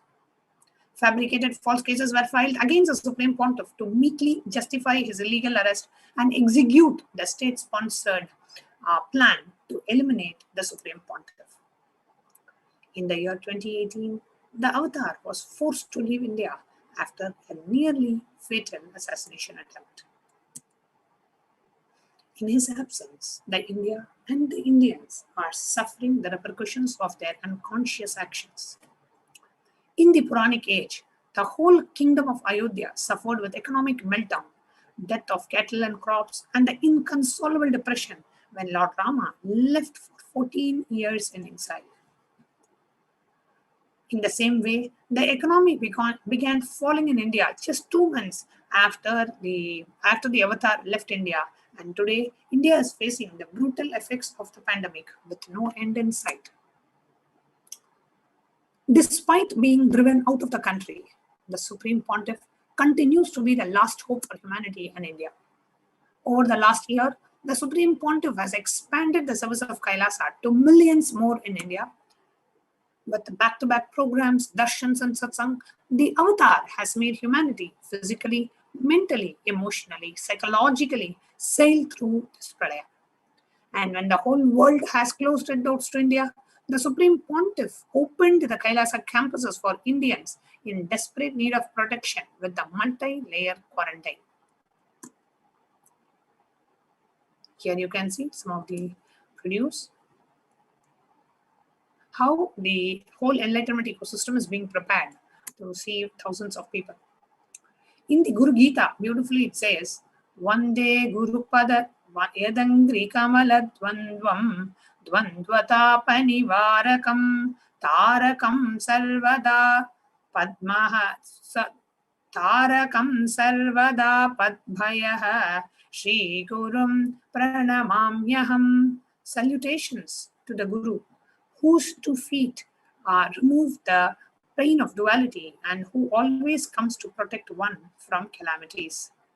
The reference from Kularnava Tantra says, Maharoge Mahapate Mahadoshe Mahabaye Mahapadi Mahapape Smrita Rakshadi Paduka. If remembered, this Paduka provides protection against the great diseases, great disturbances, great evils, great fears, great calamities, and great sins.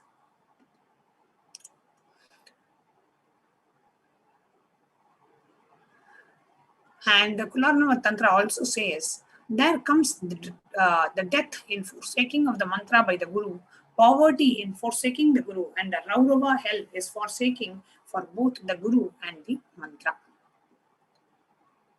This is in the Kularnava Tantra. We must realize that this pralaya in India will end only when the divine feet walks on its soil once again.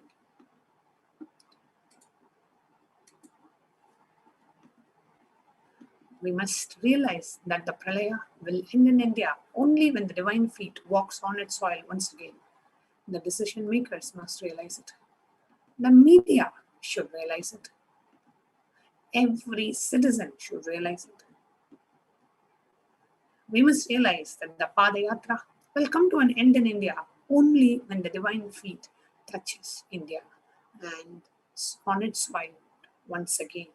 So now it is in our hands to make it happen. Let us all take the collective responsibility with collective integrity to bring and to do whatever it takes to welcome the Supreme Pontiff of Hinduism back to India. And let us all work together to end the COVID pandemic in India. With that, we come to the conclusion of this segment. We will now be moving on to the next segment of how the Avatar has provided these multi-layer quarantine services in Adi Kailasha Sarvanya Pita during the peak of the pandemic that's going on in India. Here, the Supreme Pontiff has opened his arms and given a clear guidance for a complete multi-layer quarantine service to be provided. Anybody can come absolutely free of cost. So that's what we're going to be seeing in the next segment after a short break. What I mean by the word Kailasa, listen intensely.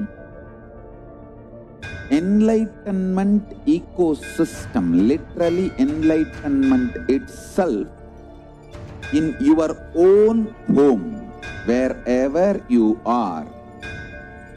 If you cannot come to Kailasa, it's okay. Kailasa can come to you.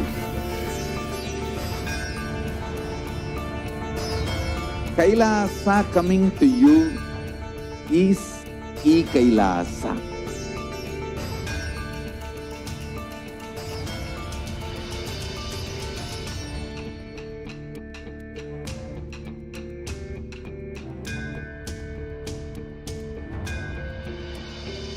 I will revive Hinduism. I am a Hindu revivalist, not by any revolution, but by evolution.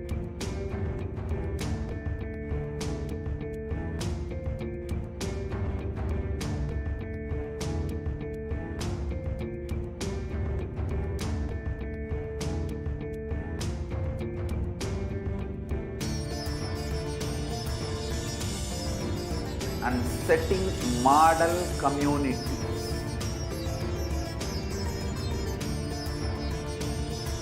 Kailasas, enlightenment ecosystems, Sarvanya Pitas all over the world.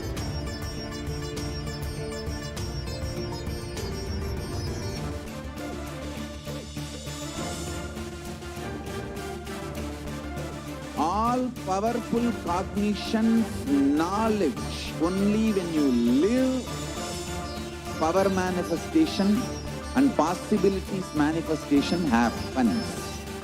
This is a fundamental truth.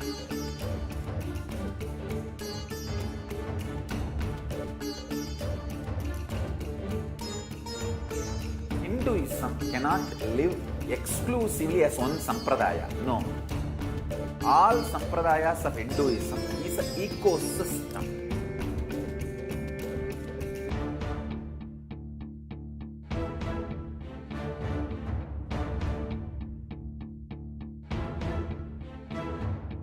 So don't keep quiet thinking that if one sampradaya is attacked, only that sampradaya is going to be affected.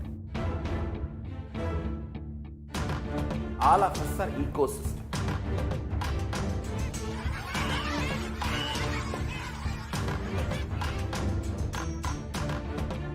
I invite all of you to get involved and enjoy Hinduism by the principle of Dharmo Rakshati Rakshitaha. When you protect Dharma, Dharma protects you. We will make the whole planet flourish spiritually. The spiritual prosperity will happen to the whole planet. We all have to coexist together.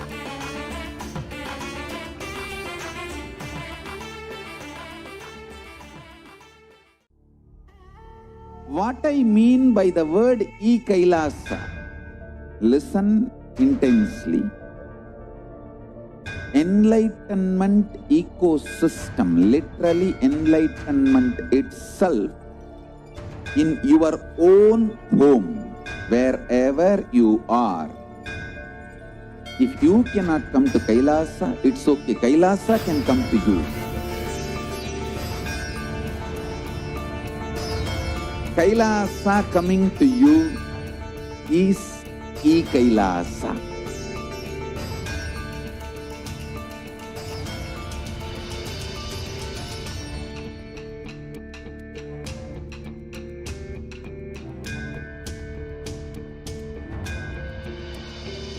I will revive Hinduism.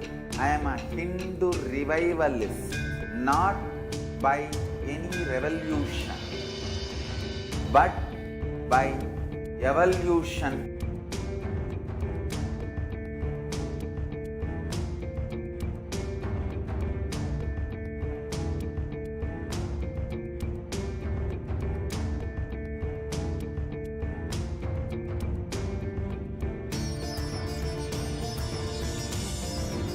And setting model communities.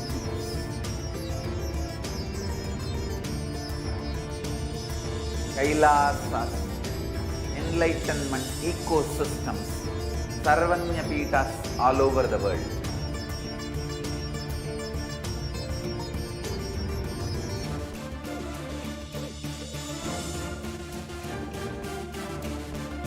All powerful cognition, knowledge, only when you live, power manifestation and possibilities manifestation happens. This is a fundamental truth.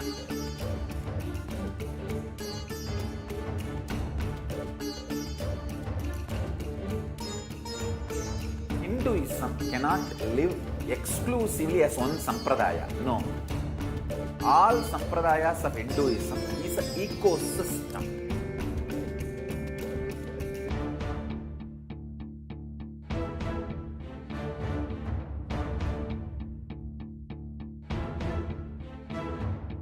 So don't keep quiet thinking that if one sampradaya is attacked, only that sampradaya is going to be affected.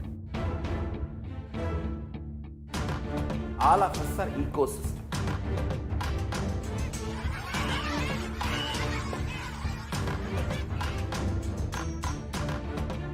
I invite all of you to get involved and enjoy Hinduism by the principle of Dharmo Rakshati Rakshitaha. When you protect Dharma, Dharma protects you. We will make the whole planet flourish spiritually. The spiritual prosperity will happen to the whole planet. We all have to coexist together.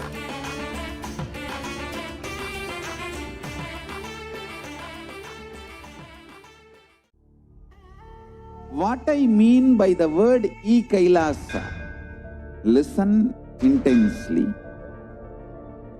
Enlightenment ecosystem, literally enlightenment itself, in your own home, wherever you are. If you cannot come to Kailasa, it's okay. Kailasa can come to you. Kailasa coming to you is Kailasa.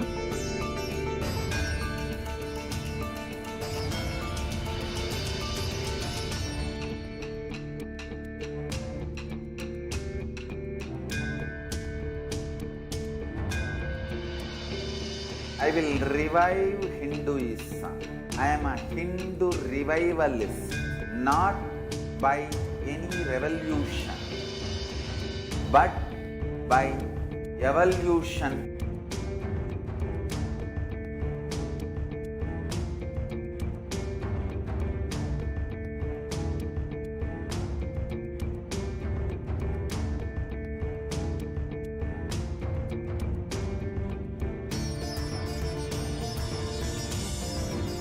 And setting model communities.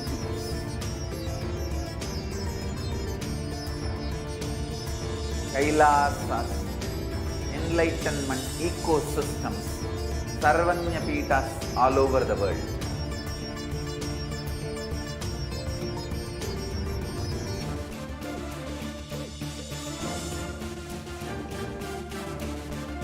All powerful cognition, knowledge, only when you live, power manifestation and possibilities manifestation happens.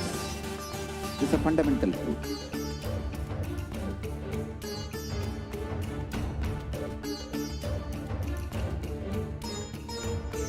Hinduism cannot live exclusively as one sampradaya. No.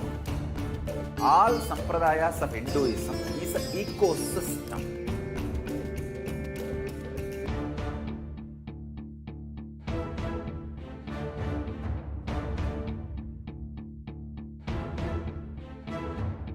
So don't keep quiet thinking that if one sampradaya is attacked, only that sampradaya is going to be affected. All of us are ecosystems.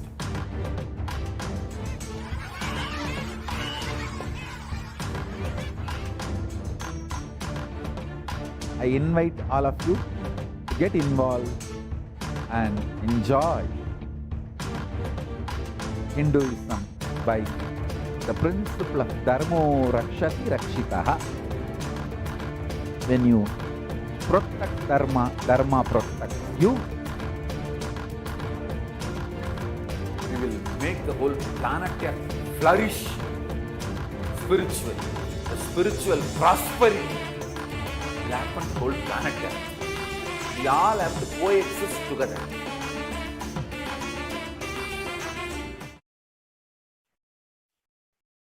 Nithyananda. The next segment we have is about the multi-layered quarantine COVID care protection center at de facto spiritual embassies of Kailasa. A rare opportunity, invaluable opportunity to all the people, especially in India, to protect themselves from the ongoing pandemic.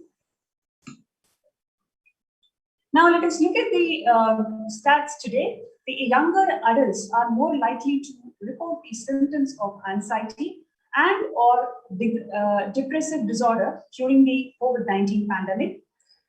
You can clearly see here the age group between 18 to 24, they are affected with 56% of people are affected with depressive disorders, and the age group between 25 to 49, about 50% of people are affected with depressive disorders during the COVID pandemic, and people above 50, especially 50 to 64, 39%, around 40% of them are affected with depressive disorder during pandemic, and about 30% of people above 65, they are affected with depressive disorder. So mostly it's younger adults are most likely to report the symptoms of anxiety and depressive disorder during the COVID-19 pandemic. Now let us also look at the average share of adults reporting symptoms of anxiety disorder or the depressive disorder from January to June 2019 to versus January 2021. What we are seeing here is about 11% of them between Jan to June 2019 and about 41% in June 2021. So you can see an exponential increase in the number of people reporting the symptoms of anxiety disorder just within a couple of years. The share of adults reporting symptoms of anxiety and depressive disorder by age, that's what we have seen just some time ago. And what employees say, they feel more than half the time at the work. They feel very tired, 34%, and stressed, 34%, burnt out, discouraged, distracted, and depressed.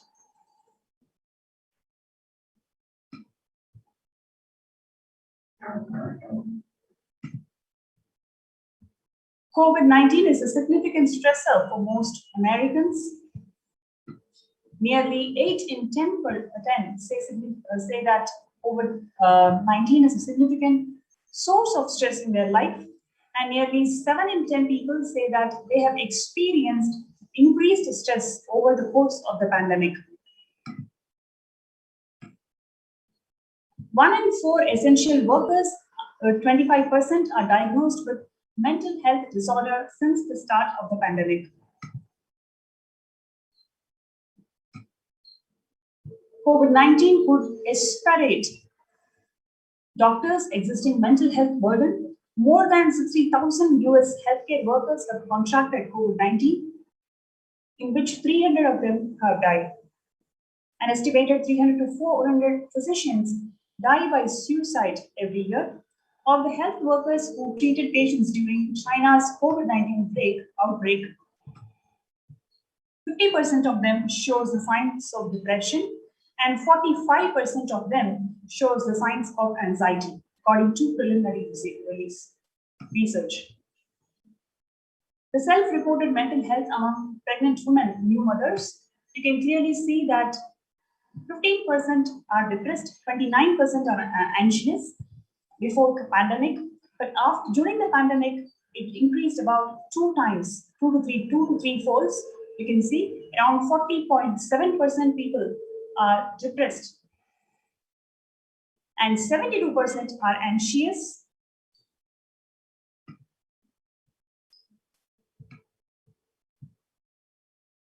More people in Bangladesh died from suicide in last year than those who are killed by the coronavirus, according to a new study on Saturday by Akashic Foundation. Bangladesh has reported 70% more deaths from suicide than COVID-19 itself. So people are really depressed and stressed. They don't know what to do and how to handle their mental breakdown in their COVID, in the pandemic.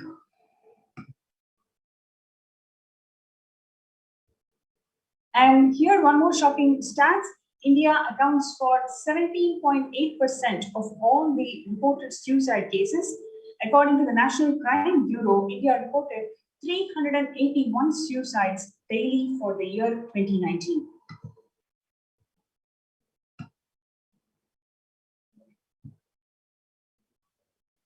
The cases of depression in the United States have tripled during the COVID-19 pandemic. A large study finds a dramatic increase in the number of adults in the United States reporting the symptoms of depression during the COVID-19 pandemic. The number of adults experiencing depression in the US has tripled according to a major study. Researchers estimate that more than 1 in 4 US adults now report experiencing symptoms in depression. Before the pandemic, 8.5% of US adults reported being depressed. That number has risen to 27.8% as the country struggles with COVID-19.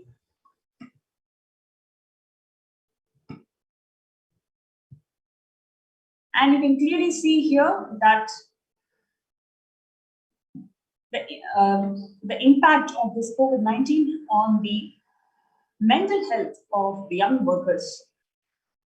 The stats are really shocking, where you can see that younger respondents were more likely to say that pandemic has had a negative effect on their mental health, especially the age group from 22 to 25. They've told it hits 89%. And 75%, more than 75% of people experience that they are burnt out in their workplace. Here is an opportunity for all of you. Whoever is watching the show, you can join our COVID care protection centers. The Supreme Pontiff of Hinduism, Jagadguru Mahasanidanam, His Divine Holiness Swamiji, has opened the Kailasas, the de facto spiritual embassies of Kailasas in India, for the humanity to benefit, to ensure that they protect themselves from this ongoing pandemic. There are a number of advantages, number of benefits that are there in joining these COVID care protection centers, especially free food, free accommodation, free internet service. You can work from home. You can spiritually evolve yourselves. This is the amazing opportunity where you can hold yourselves more grounded, more spiritually grounded in this pandemic. So you can register yourself in the link below, which is kailasa.org/Kailasa Care, KAILASA.org/KAILASACARE. So let's take a few minutes to join kailasa.org/Kailasa Care.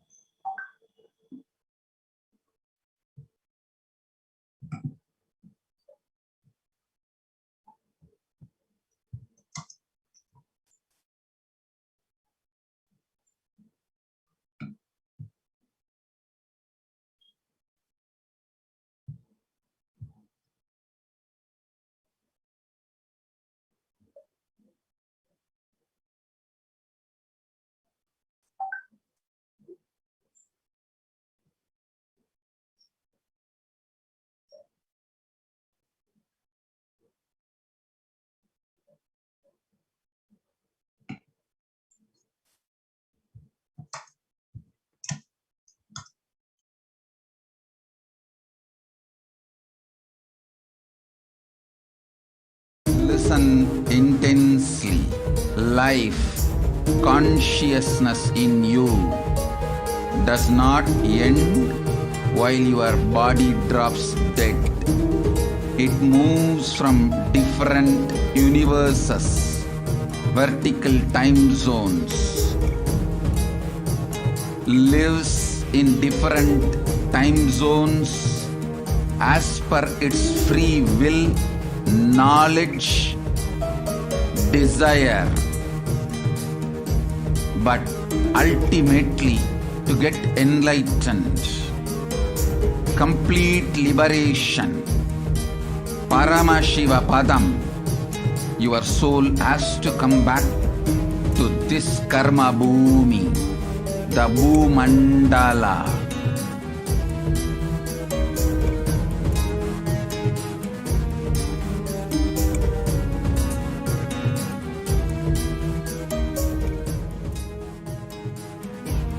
This Bhumandala and the Jati ecosystems, the caste ecosystems, Hindu, Jnana, Sannyasa, Yoga, Grihastha, multiple spiritual ecosystems are created for the souls to come back and rebirth and grow more and more towards enlightenment easily quickly in accelerated speed and space.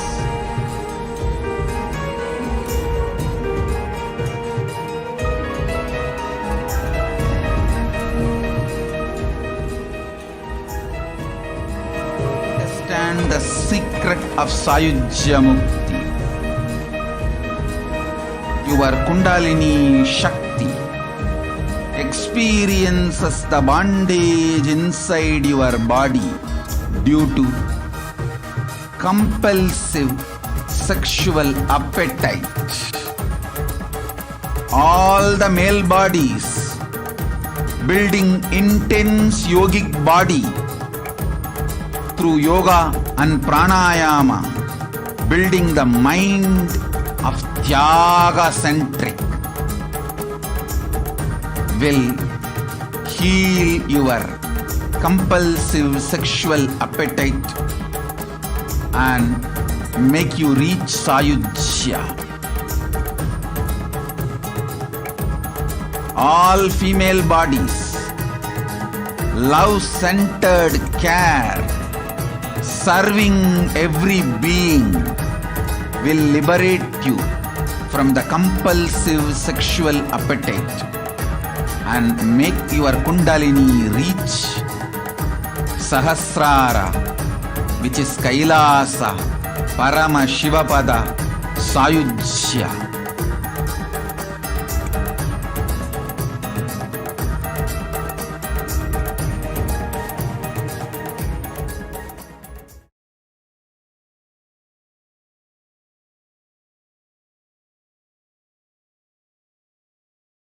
Listen intensely. Life, consciousness in you does not end while your body drops dead. It moves from different universes, vertical time zones, lives in different time zones as per its free will, knowledge, desire, but ultimately to get enlightened, complete liberation, Paramashiva Padam, your soul has to come back to this karma bhumi, the Bhumandala.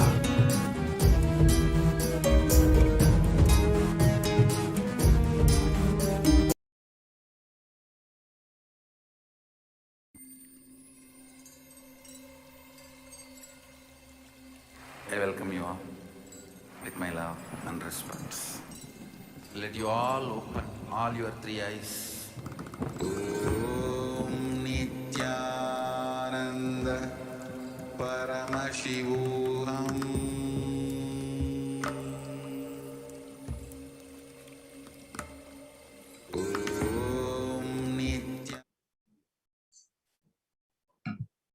Hinduism, Sanatana Hindu Dharma is a knowledge-based tradition. So all the problems, especially mental health related problems that humanity is facing, is because of we moving away from our roots. So Sanatana Hindu Dharma is a knowledge-based tradition which has provided numerous life solutions for us. What was passed on orally from time immemorial has in the last few thousand years being transmitted through written word in the form of harmonic scriptures, books, and libraries. All these life solutions are documented in these harmonic scriptures, books, and libraries that Sanatana, the Hindu Dharma, revealed over the millennia. So Swamiji beautifully shares that only if you read the original Upanishads, Brahma Sutras, Bhagavad Gita, you will understand the reality, the truth, what I stand for. Jnanalaya Grantha Samadhi Hindu traditional library has principles like books are the living representative of Saraswati and Dakshinamurti, meaning they express the authenticity of the truth. So once we understand the original meaning, what these scriptures stand for, the way we look at our life will be so different, will be so expansive, will be extremely life positive. So that is why the Supreme Pontiff of Hinduism has ensured that these scriptures are revived through the Jnanalaya. Centuries of history of discrimination, exploitation, dispossessed, and colonialization have led to the loss of traditional knowledge. Traditional knowledge is under threat and is being misused and misappropriated. Indigenous people, traditional knowledge have been developed over generations through daily life practices and a close understanding of local environments.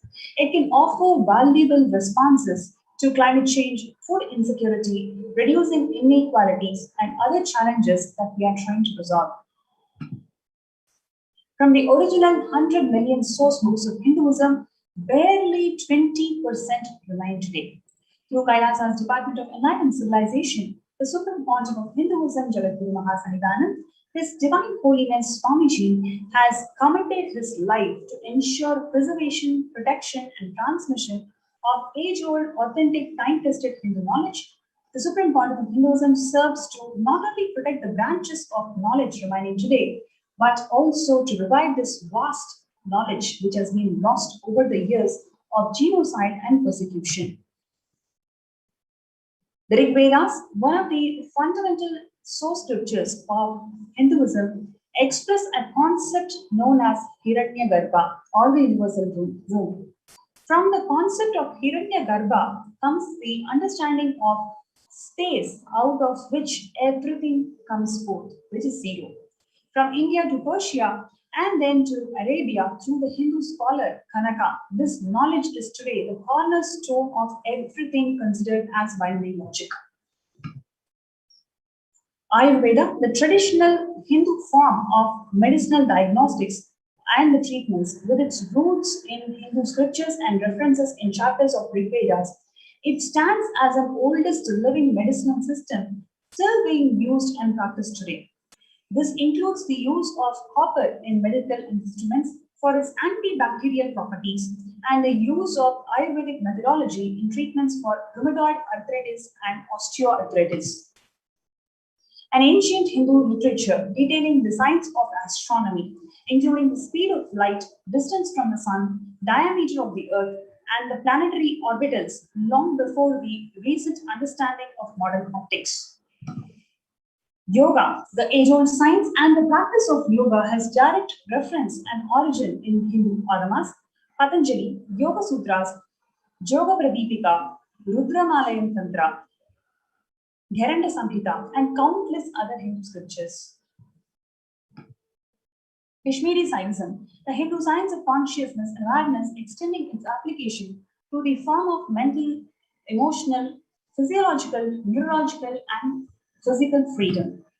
The lost knowledge of Kashmir, Hindus have lived in Kashmir for more than thousands of years. The name Kashmir derives its origin from the name of Rishi Kashyapa, one of the Sapta Rishis of 7 great rishis, as described in Vedas. Over the course of repeated and systematic genocide, persecution, and invasion, which continues to this date, Hindus were mercilessly killed and their knowledge burnt to ashes. Today, Hindus in the Valley of Kashmir are less than 2% of the total population. The lost knowledge of Kashmir in the recent forced Hindu exodus in Kashmir. Before the exodus in 1990, 160,000 people were there. And now, 30 years after the violent exodus, only 2,000 to 3,000 people are there.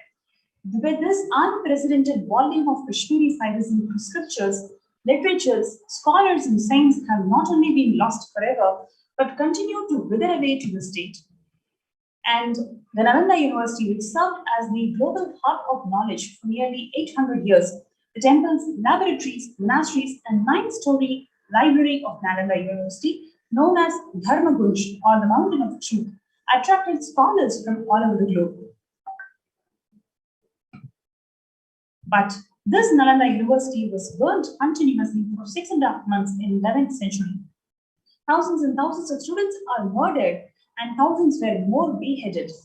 Millions of manuscripts and thousands of sincere scholars who can never be replaced, we've lost it. The Supreme Pontiff of Hinduism, Jagadguru Mahasannidhanam, His Divine Holiness Swamiji, has taken up this mission to revive the world's lost wisdom, the ancient sciences, and the indigenous knowledge traditions for the benefit of humanity through Kailasa's Nithyananda Hindu Library.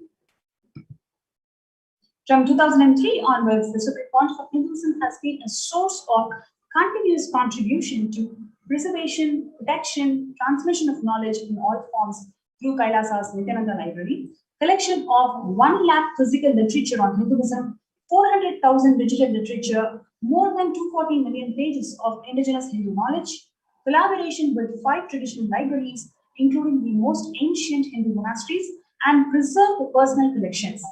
Over 3 terabyte yoga scriptures collected, world's largest collection of Saiva Lamas, world's largest collection of Kashmiri Saivism scriptures. The collection of 31,000 plus traditionally preserved palm leaf manuscripts and in-house palm leaf printing of translating the digital architecture, digital literature to traditional palm leaf script.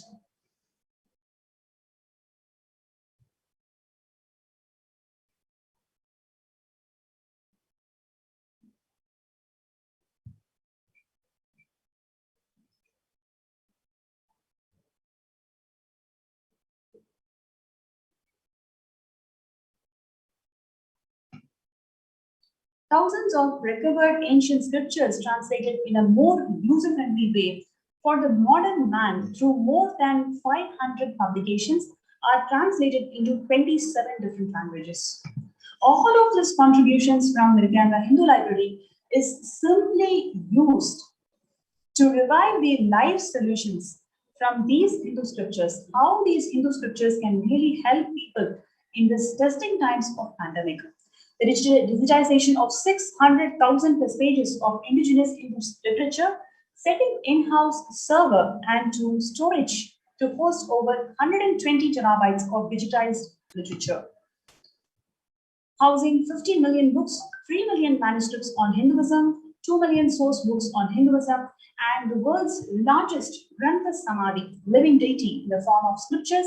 The state-of-art library spread over 10 million square feet rooms using software-based automated library management, establishing the world's largest digital library for Hinduism books and the manuscripts. Now, we also know how these Islamists or the Mughals have literally burnt the Nalanda University. And we also know how in the Britishers destroyed the Gurukul education system. What we are seeing is literally the number of schools per 10,000 population, it exponentially got reduced.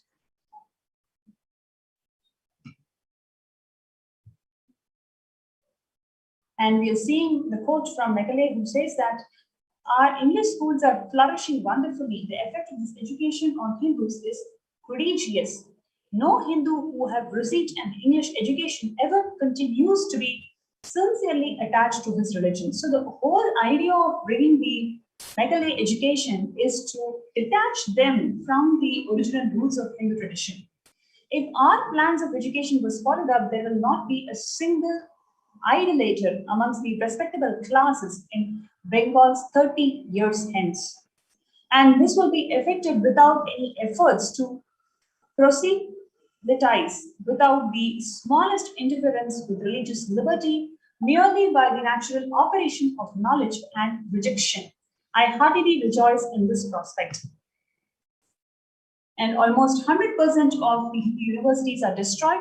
9 major libraries, including Nalanda, Takshashila, Vikramshila, with millions of books are destroyed. There are more than 2 million temples in India, but not a single temple with a library. Thousands of mutts libraries are destroyed or poorly maintained. Major collection of manuscripts in hands of Oriental institutes and institutes funded by foreign country. Millions of scriptures stolen by the invaders.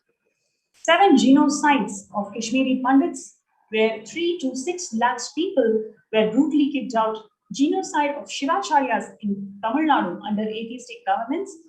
Destruction of Hindu universities and libraries. And world's largest Tamil library, Jaffna Public Library, was burnt. So we have seen how these libraries and scriptures are continuously getting destroyed over the centuries, and it is the efforts of the Supreme Pontiff of Hinduism, Jagadguru Mahasannidhanam. Swamiji has revived these Brahminic scriptures and brought these life sciences back to life. So, in this segment, what we essentially saw is the number of people who are affected with mental breakdown, especially with depression and anxiety during this COVID. All they need to do is look for solutions from Hinduism. And the Supreme Pontiff of Hinduism, Jagadguru Mahasannidhanam, His Divine Holiness Swamiji, has revived all of this, all of the life solutions from the Sanatana Hindu Dharma through reviving the Nithyananda Hindu Library.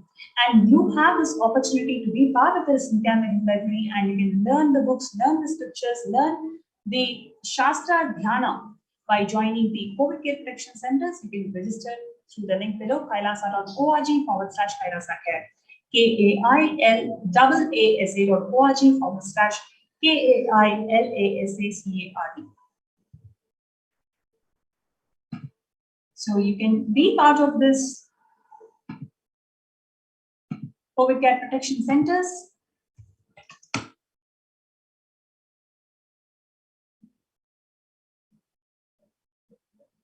Let's take a few minutes for you to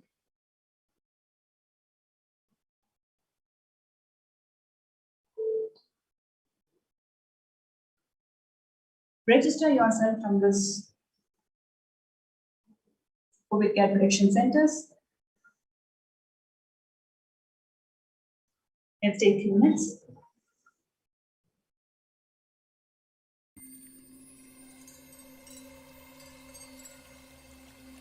I welcome you all with my love and respect. Let you all. We get you health. We get you ability to build beautiful relationships in your life. We get you direct spiritual support, and we make sure you become wealthy.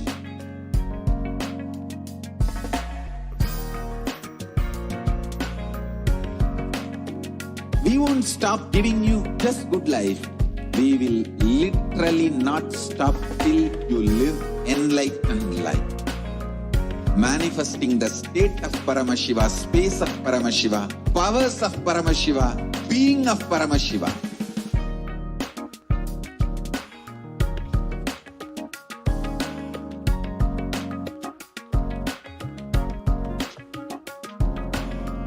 Whole world should become Kailasian.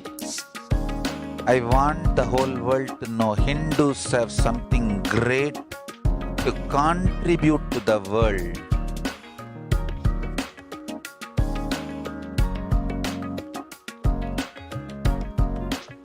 We have something great to contribute to the world. Let us do that.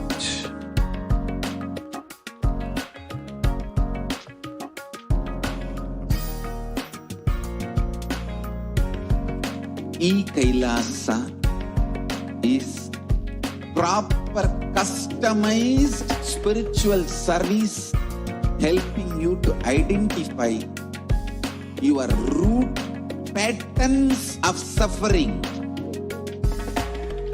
We have perfected the science of helping every individual from every cultural, religious, nationality background.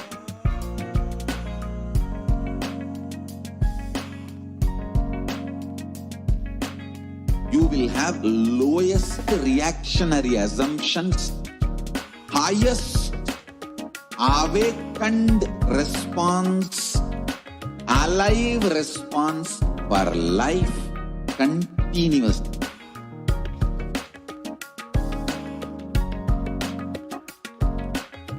Kailasa is enlightenment ecosystem, literally enlightenment itself in your own home, wherever you are. Proper customized spiritual service helping you to complete with your life negativity. Withdrawal from life, self-hatred, self-denial, self-doubt, so much of tiredness, laziness. We can support you aligning your diet, your attitude, your aptitude, your understanding about life, we can help you with everything.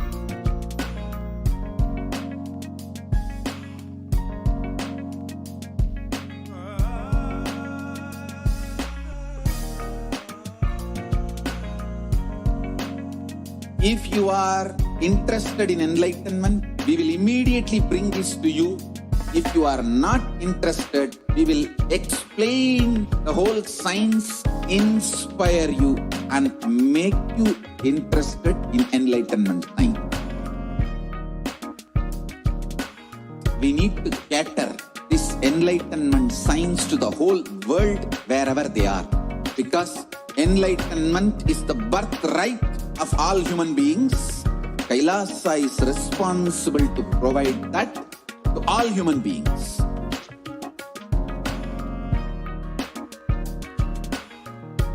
Kailasa is the totality of the knowledge I received from my gurus and practice manifested in my life, perfected by teaching millions of people from all cultures, time zones, backgrounds, genders, nationality, race, from every creed.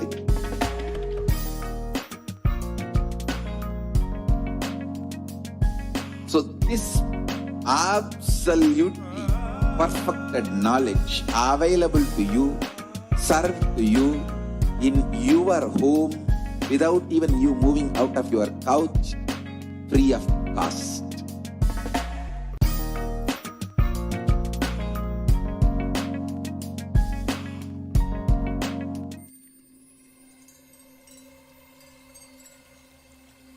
I welcome you all with my love and respect. Let you all open all your three eyes. Om Nithyananda Paramashivoham.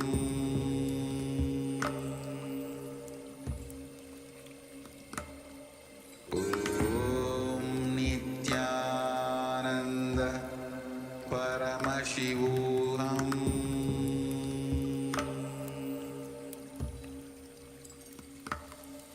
Om Nithyananda Paramashivoham.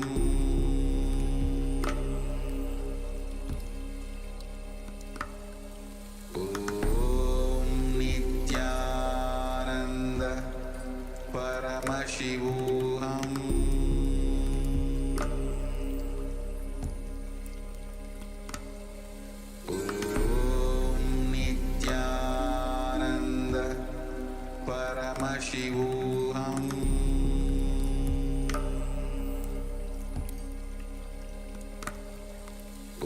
Om Nithyananda Paramashivoham.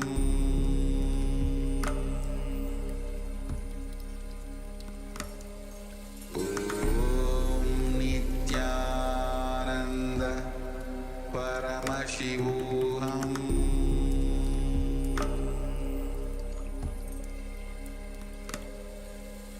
Om Nithyananda Paramashivoham. Om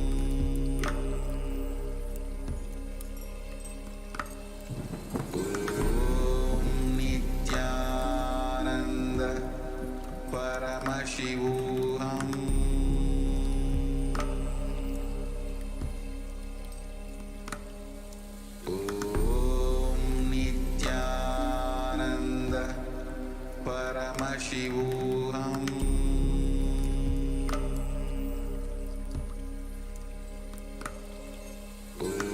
Om Nithyananda Paramashivoham.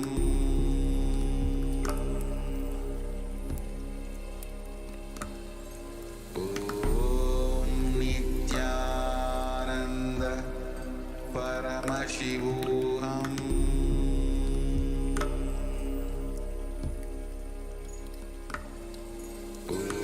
Om Nithyananda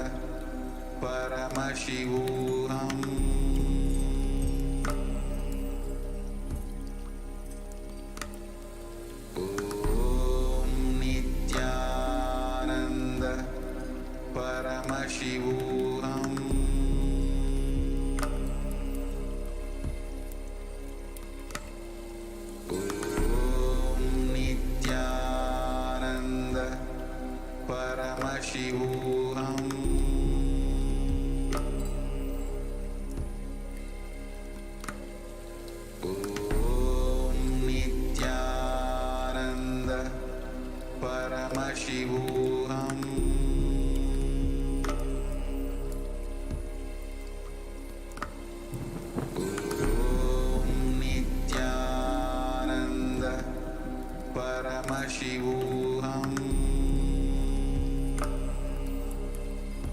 Devi Parashakti, who revealed on 12th of May 2021 that I came as Nijavatara. I am blessing you. Listen. People listen. To do good to all of you, I have taken the form of Nithyananda and came down as Nijavatara. People of India, listen. Carefully listen. Time after time, Bharadam is a Jnana Bhumi where enlightened beings comes.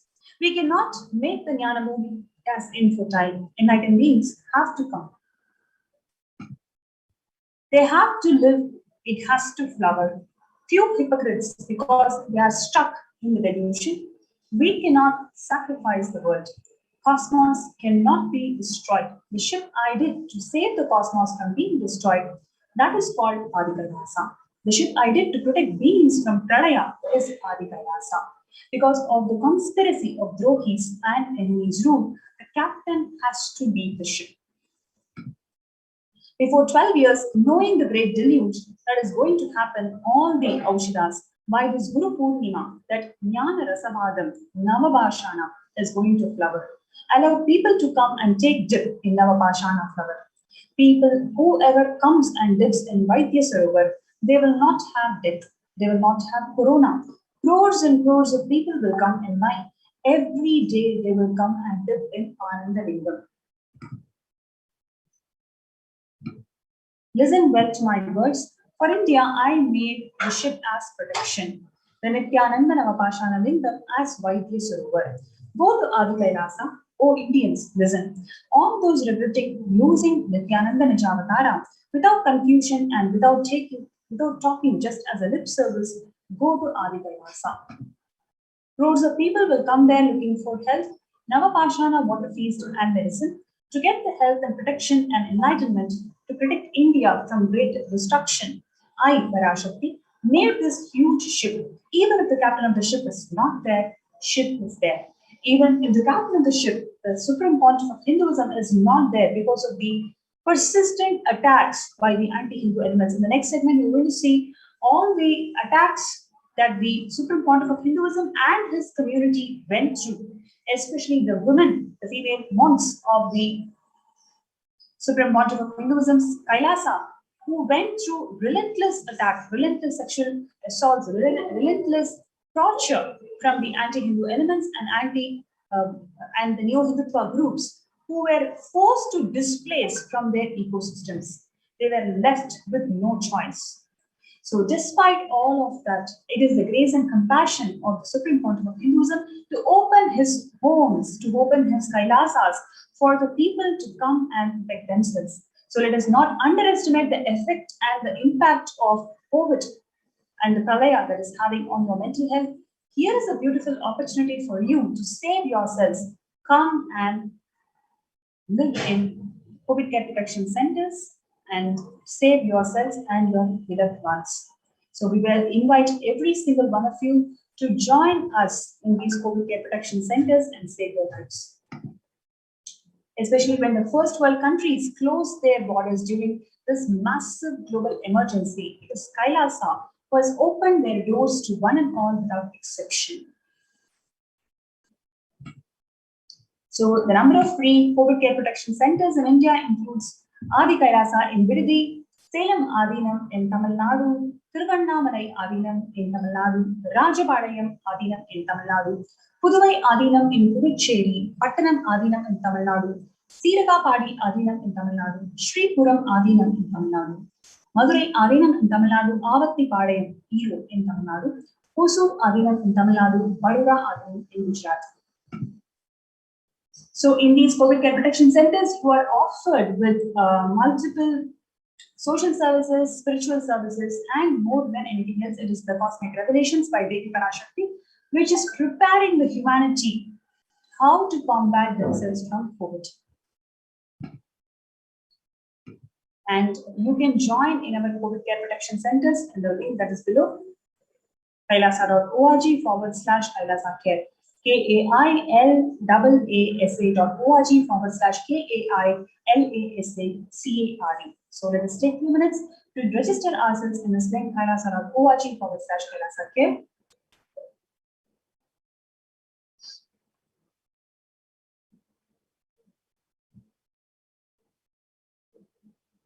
So what we saw today is a very interesting segment where we saw the amount of youngsters who are suffering with the mental disorders, especially anxiety and depression, from the onset of COVID.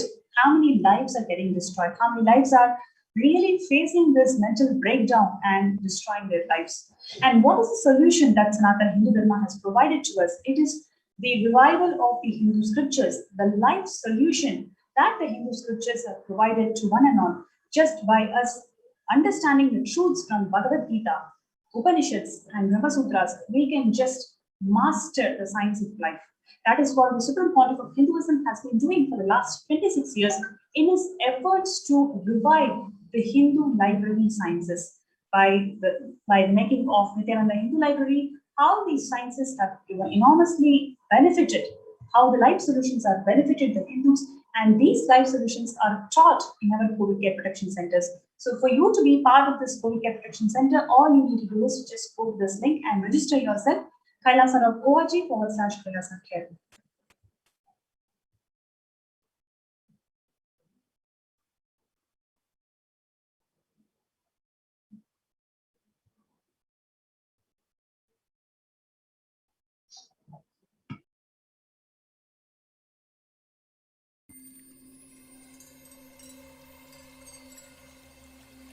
I welcome you all with my love and respect.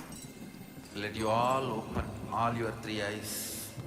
Om Nithyananda Paramashivoham.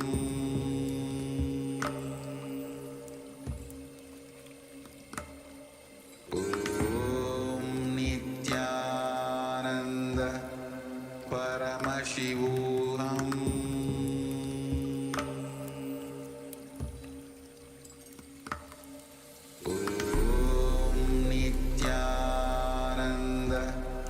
Paramashivoham.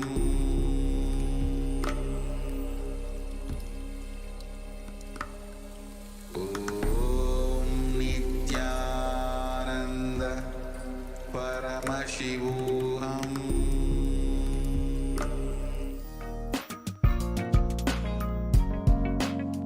We get you health.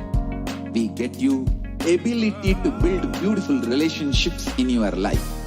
We get you direct spiritual support, and we make sure you become wealthy.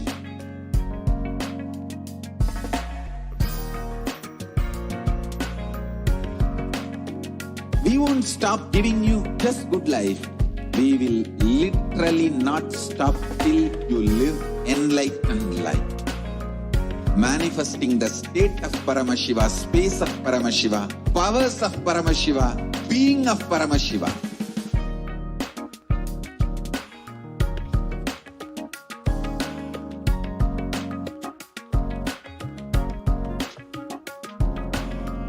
Whole world should become Kailasians. I want the whole world to know Hindus have something great to contribute to the world.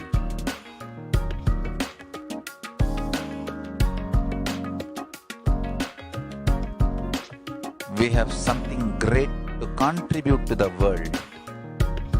Let us do that.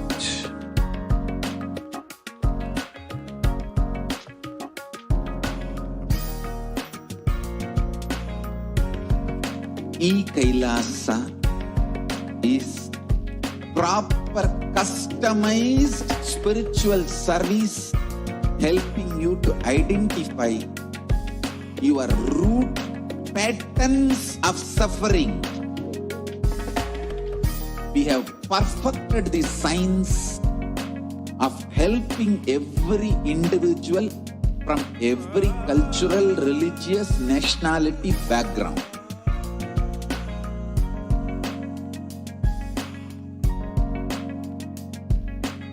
You will have lowest reactionary assumptions, highest awakened response, alive response for life continuously.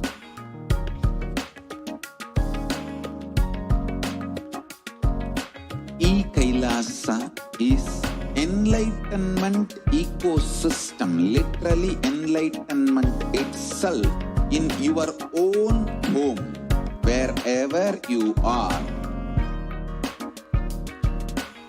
Proper customized spiritual service helping you to complete with your life negativity. Withdrawal from life, self-hatred, self-denial, self-doubt, so much of tiredness, laziness, we can support you, aligning your diet, your attitude, your aptitude, your understanding about life. We can help you with everything.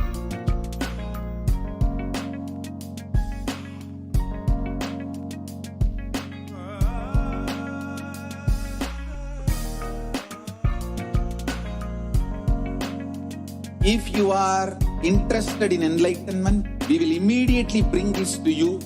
If you are not interested, we will explain the whole science, inspire you and make you interested in enlightenment science. We need to cater this enlightenment science to the whole world wherever they are, because enlightenment is the birthright of all human beings. Kailasa is responsible to provide that to all human beings.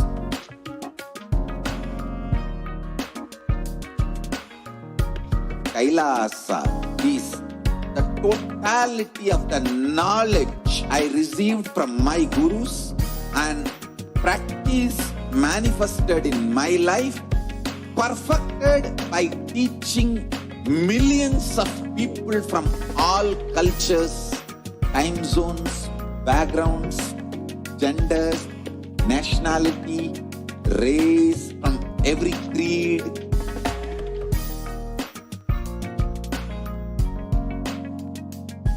So this absolutely perfected knowledge available to you, served to you in your home without even you moving out of your couch, free of cost.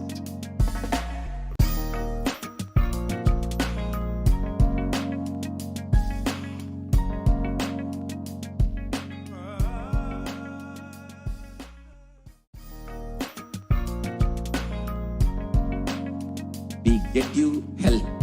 We get you ability to build beautiful relationships in your life. We get you direct spiritual support, and we make world.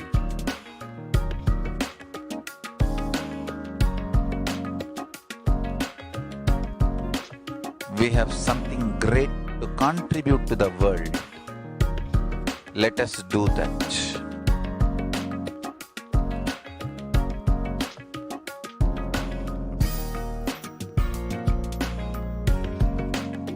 Kailasa is proper customized spiritual service helping you to identify your root patterns of suffering.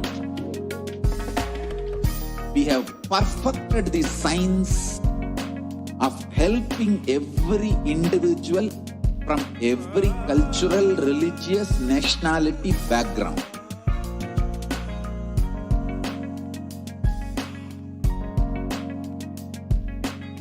You will have lowest reactionary assumptions, highest awakened response, alive response for life continuously.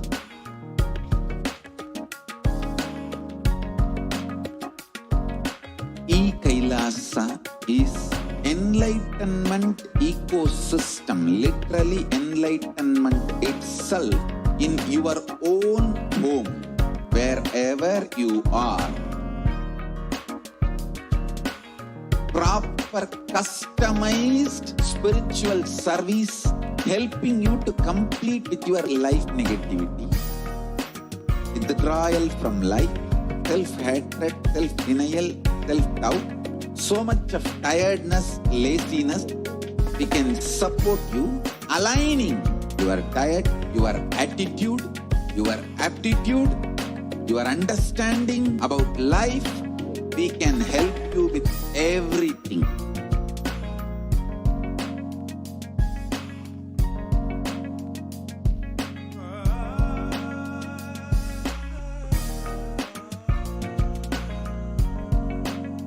If you are interested in enlightenment, we will immediately bring this to you. If you are not interested, we will explain the whole science, inspire you, and make you interested in enlightenment time. We need to cater this enlightenment science to the whole world wherever they are. Because enlightenment is the birthright of all human beings. Kailasa is responsible to provide that to all human beings.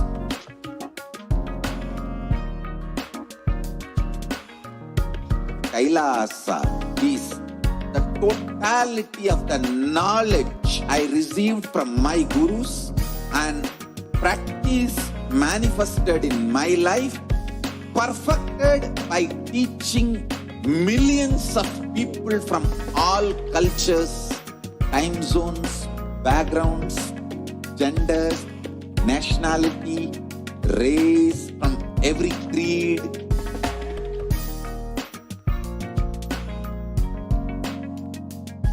So this absolutely perfected knowledge available to you, served to you in your home without even you moving out of your couch, free of cost.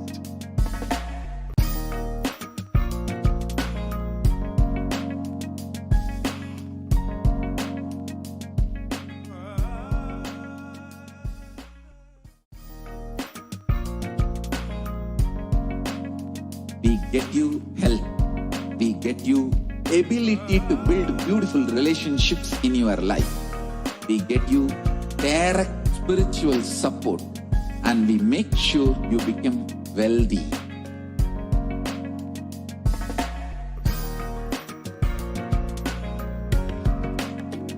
We won't stop giving you just good life.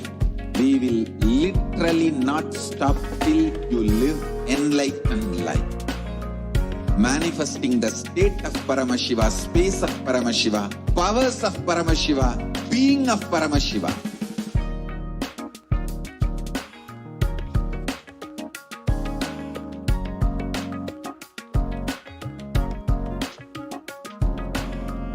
Whole world should become Kailasians.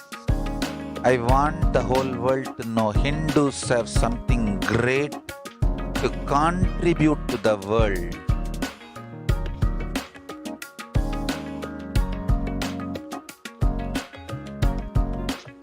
We have something great to contribute to the world.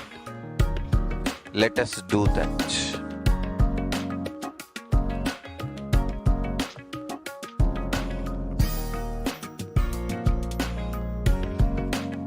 Kailasa is proper customized spiritual service helping you to identify your root patterns of suffering. We have perfected the science of helping every individual from every cultural, religious, nationality background.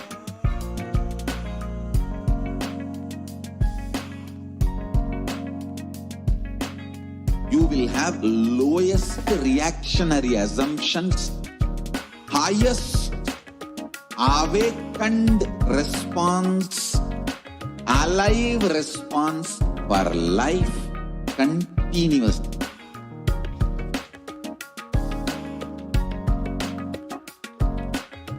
Kailasa is enlightenment ecosystem, literally enlightenment itself in your own home, wherever you are.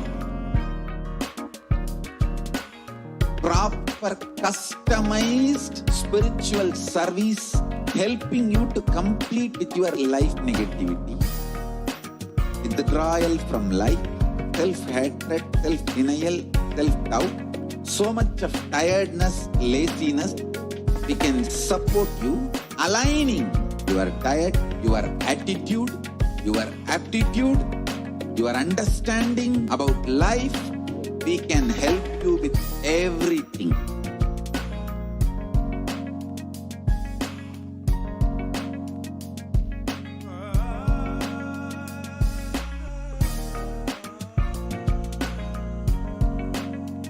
If you are interested in enlightenment, we will immediately bring this to you.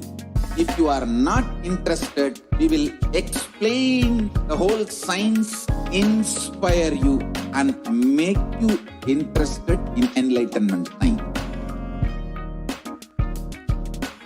We need to cater this enlightenment science to the whole world wherever they are.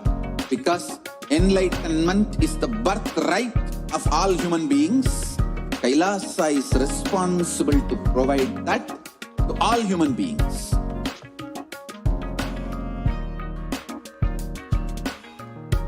Kailasa is the totality of the knowledge I received from my gurus and practice manifested in my life, perfected by teaching millions of people from all cultures, time zones, backgrounds, genders, nationality, race, from every creed.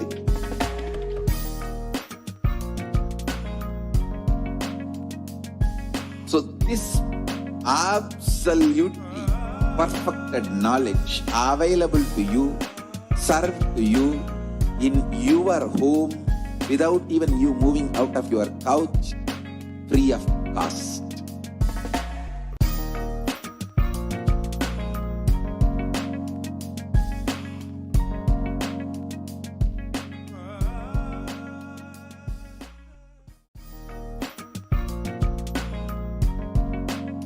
We get you health.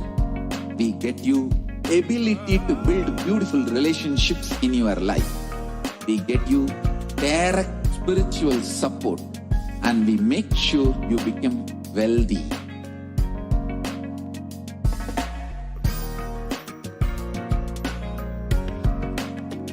We won't stop giving you just good life.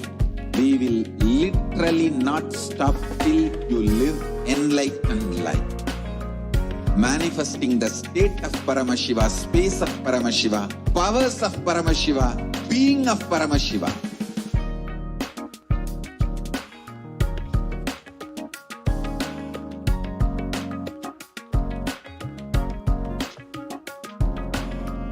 Whole world should become Kailasians. I want the whole world to know Hindus have something great to contribute to the world.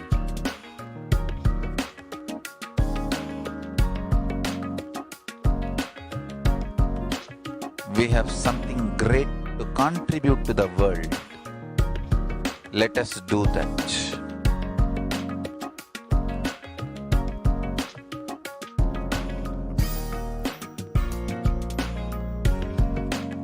Kailasa is proper customized spiritual service helping you to identify your root patterns of suffering.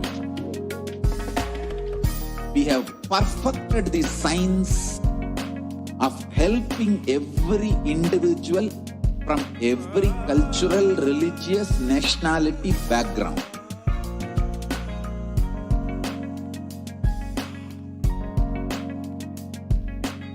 You will have lowest reactionary assumptions, highest awakened response, alive response for life continuously.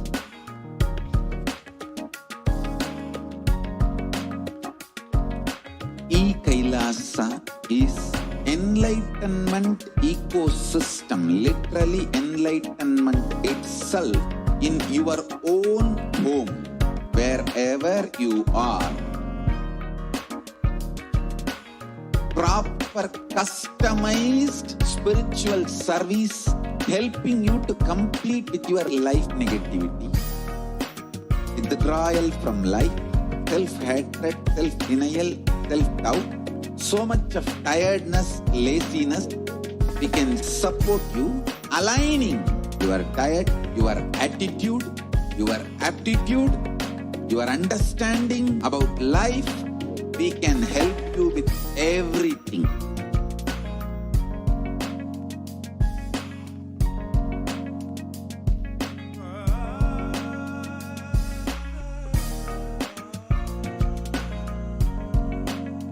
If you are interested in enlightenment, we will immediately bring this to you.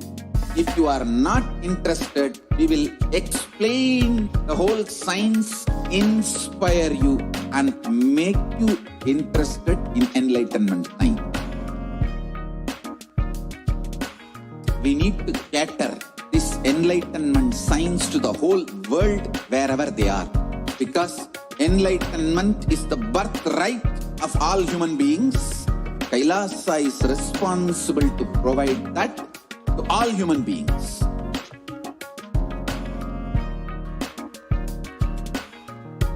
Kailasa is the totality of the knowledge I received from my gurus and practice manifested in my life, perfected by teaching millions of people from all cultures, time zones, backgrounds, genders, nationality, race, from every creed.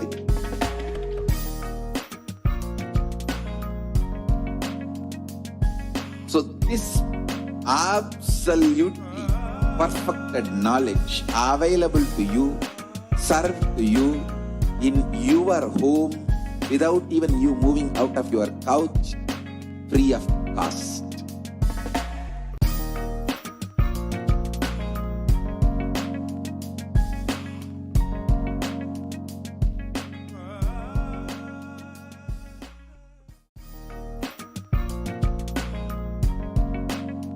We get you health.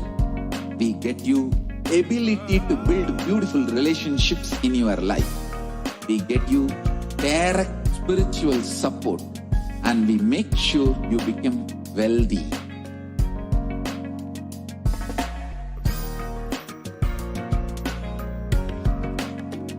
We won't stop giving you just good life. We will literally not stop till you live enlightened life. Manifesting the state of Paramashiva, space of Paramashiva, powers of Paramashiva, being of Paramashiva.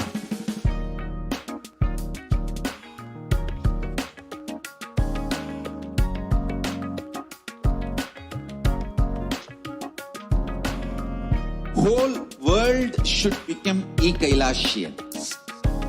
I want the whole world to know Hindus have something great to contribute to the world.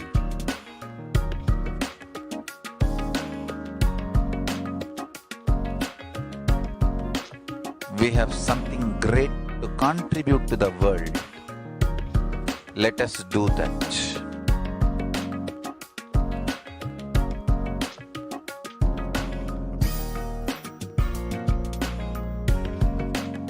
Kailasa is proper customized spiritual service helping you to identify your root patterns of suffering.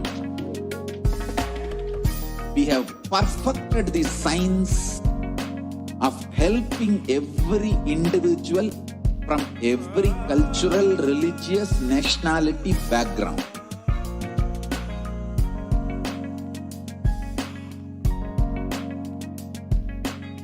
You will have lowest reactionary assumptions, highest awakened response, alive response for life continuously.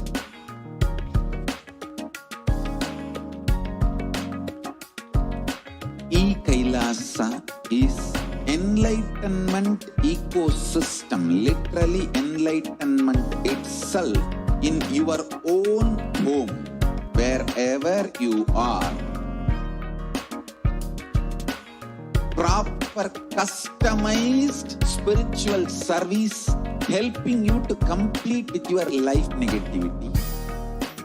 Withdrawal from life, self-hatred, self-denial, self-doubt, so much of tiredness, laziness.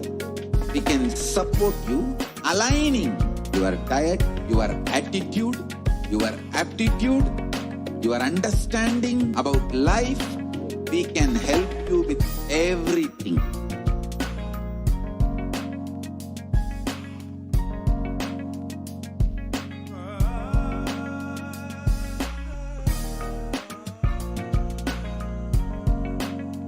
If you are interested in enlightenment, we will immediately bring this to you. If you are not interested, we will explain the whole science, inspire you, and make you interested in enlightenment science. We need to cater this enlightenment science to the whole world wherever they are. Because enlightenment is the birthright of all human beings. Kailasa is responsible to provide that to all human beings.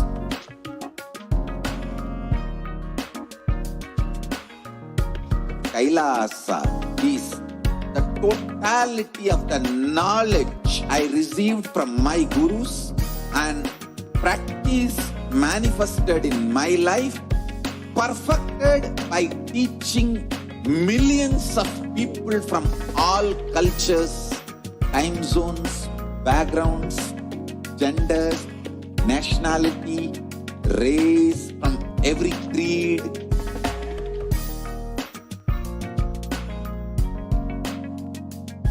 So this absolutely perfected knowledge available to you, served to you in your home without even you moving out of your couch, free of cost.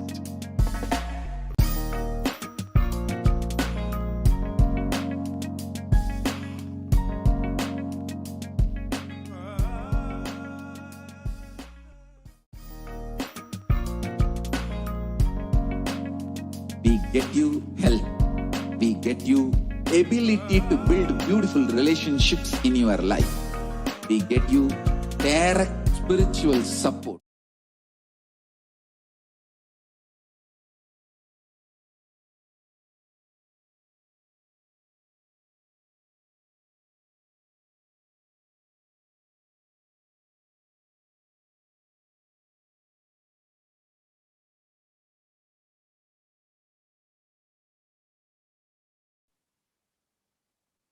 Nithyananda, welcome back to all of the viewers, completing with for the audio difficulties. Welcome back, and we're going to now proceed into the next segment of today's program. Just a few days back, on the 28th of June 2021, just a few days back, just the day before yesterday, the Supreme Pontiff of Hinduism, after a very long time, had graced each and every one of us with his divine presence on our screens, in our digital platforms and devices, and graced with his presence in our homes, and revealed the sacred revelations on collective integrity. Since then, we have been the last 2 days doing the Vakyartha Sadas on this sacred truth. What the Supreme Pontiff of Hinduism has revealed about Vakyartha Sadas, he beautifully describes, reveals that Vakyartha Sadas, when we're chewing the inner thoughts of, we're chewing the cognitions, the powerful cognitions, only then will we start to live and radiate these cognitions inside of us. And the conflicts that we're having about certain cognitions and what is stopping us from living that powerful cognition, manifesting that into reality, becomes ironed out, and we are more and more internalizing the secret truth. So now let us understand, let us have a brief overview. For many of you who haven't watched the satsang, I invite you, encourage deeply each and every one of you to ensure that you watch the satsang, deeply imbibe the truths that the Supreme Pontiff of Hinduism had revealed just 2 days back. You can go to Kailasa's HDH Nithyananda YouTube channel, and you will be able to revisit, if you'd like to, or for the first time, you'll be able to watch for the first time the Nithyananda Satsang, where Swamiji revealed about collective integrity. The truth, he even gave us the sacred process to write 108 times, and also do the entire process for collective integrity. So let us now enter into just reviewing, recalling the sacred words of the Supreme Pontiff of Hinduism, which was revealed just 2 days back. So Paramashiva's message directly from Kailasa. Divya Sarira is the body of indestructible effulgence which is inside of all of us. Divya Sarira is the core component of all of us. And there is no person who does not have Divya Sarira. Everyone has. How much ever you think you are good or bad, God or demon, whatever you think, you have Divya Sarira. That Divya Sarira is strengthened, energized, inspired by sattvic food to the body, sattvic food to the mind, and sattvic food to the consciousness. Then Supreme Pontiff of Hinduism tells us, don't worry about what should be negated. Focusing on what should be negated makes you feel depressed and deprived. Instead, enjoy what is to be gained.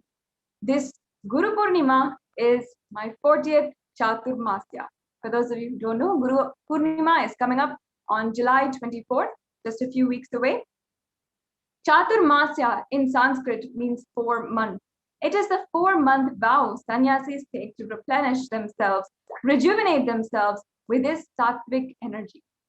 This 4 months is focused on feeding the body with intense sattvic food, feeding the mind with intense sattvic food, and feeding the consciousness with intense sattvic energy and strengthening the Divya Sarira. If that Divya Sarira in you, the self-effulgent light body in you is strong, you are an enlightened being. You enjoy the best things of consciousness of your existence. If that self-effulgent Divya Sarira gets more and more covered, gets deluded, suffers with external world deluge, whatever it is. Now, I don't want to get into the negative side description. This is what Supreme Pontiff of Hinduism is saying. If you miss strengthening Divya Sarira, then he says, the Supreme Pontiff of Hinduism only wants to describe how to strengthen the Divya Sarira, the self-effulgent, Swayam Prakasha, Shuddha Sarira, Daiva Sarira, which we all have. The methodologies to strengthen the Divya Sarira and manifest the state, space, and powers of Paramashiva is the truth. The message from Paramashiva directly to the whole humanity. Then the Supreme Pontiff of Hinduism continues, let me explain this truth. Yesterday, many people were asking me, Swamiji, in the pre-satsang, what your sannyasis and sannyasinis are explaining about the persecution you went through. With so much of material facts as evidences, when you come and speak and present, both are not even connected. Of course, they're talking about what the unconscious human beings have done to us. And the Supreme Pontiff of Hinduism is talking about what Kailasa is giving to all of you. All that they present is true. My sannyasis and Sangha has been attacked.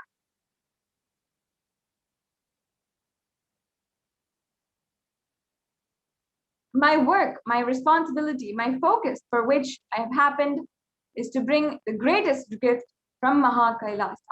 So now, let us continue forward with what the Supreme Pontiff of Hinduism spoke on collective negativity.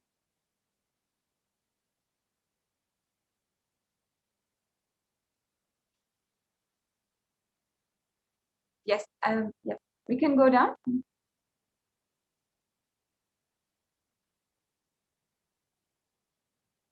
We can go down.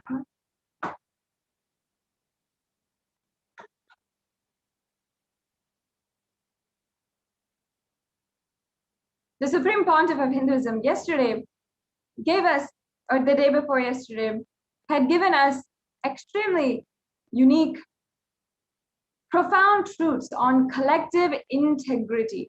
What it means.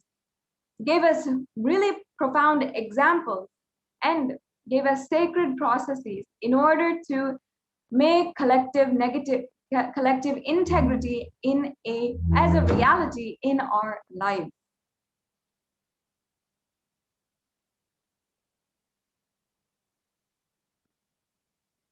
Yes, so let's begin. The Supreme Pontiff of Hinduism revealed yesterday, unfortunately, Hindus lost the mechanisms in the ship. Unfortunately, Hindus lost this understanding of collective integrity.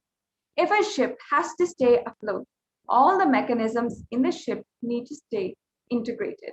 It can be the maintenance engineer, cleaning staff, captain, all the equipment fixed, all the machinery, and all human beings have to be integrated for the ship to stay afloat.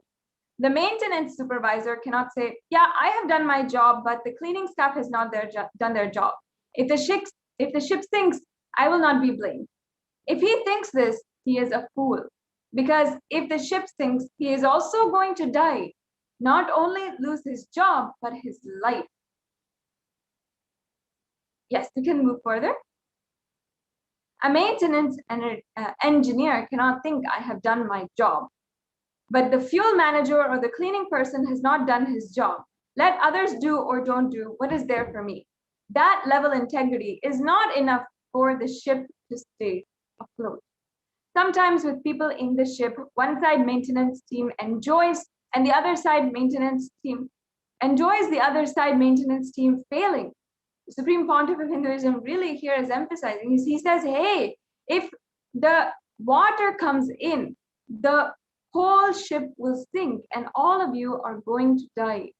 Hindus lack this understanding in every level. Yes, we can scroll down further.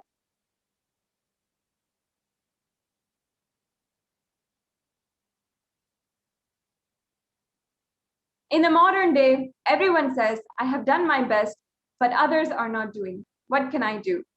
I have seen this as a typical mold, the same narrative, whether it comes to reclaiming the political legitimacy of the Hindus, or reclaiming the temples, or reclaiming the religious organizations, or religious freedom, or any other guru's organizations running. Any Hindu not living under the Hindu constitution and Hindu law is a slave. This is the definition of a slave. If you are living in a place where Vedagamas is the constitution and Manusmriti is the jurisprudence, you can freely declare you are Hindu with freedom to practice Hinduism. Anyone living anywhere else, you are a slave. At least realize it. Wake up to the reality. What you should do, I don't know, but at least be clear about it. You need to ask them, why are you living a slavery life? Why don't you have religious freedom? Why are your temples not under your control? Why is it under the government control? Why are temples' wealth not being used to run temples, run gurukuls and Hindu schools? Why your temple's wealth is not used to spread Hinduism, which is ultimately its purpose? You can ask any question to Hindus. Why your Hindu medical system is destroyed, why your guys are not having respect for the greatest, oldest jurisprudence, the Hindu law, the Manusmriti, they all have the same answer. Oh, I'm doing whatever I can, but others are not doing. What can I do? This is the exact answer a maintenance engineer in the ship would give. Many so-called Hindu organizations run the Christian medical institutions even. They are not realizing we have a great Hindu medical science. It is because the Hindu medical system is neither given legal nor social legitimacy. It is always under constant threat, even though the Hindu medical system depth and breadth is far more than any other medical system in the world.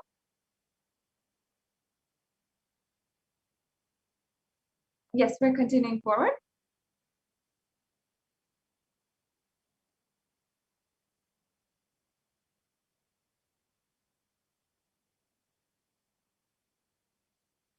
"2,000 years before, our guys have performed cosmetic surgery. The Hindu doctors and Hindu medical visionaries like Shushruta and many of the Hindu surgeons. If we have developed our science and retained what we have developed, today Hindu medicine would be the most powerful. And Hindu medicine is all about healing and cure. It has nothing to do with monetizing. Hindu medicine is kept in pure form without economical agendas and political agendas by being kept with Brahmanas. Neither economical agendas of Vaishyas nor political agendas of Kshatriyas can interfere in the Hindu medical system. The whole knowledge was vested with the Brahmanas.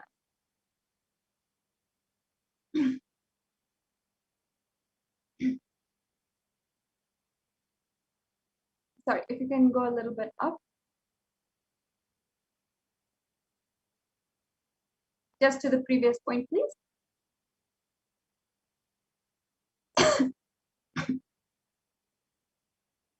We need that kind of ecosystem for Hinduism to be revived. I decided very clearly that that can be done in one place where we have the political legitimacy and the political sovereignty. And with the grace of Paramashiva, I got a place. Maybe small, but I got a place for a Hindu nation, Kailasa. Only in this place, the collective integrity ecosystem can be built.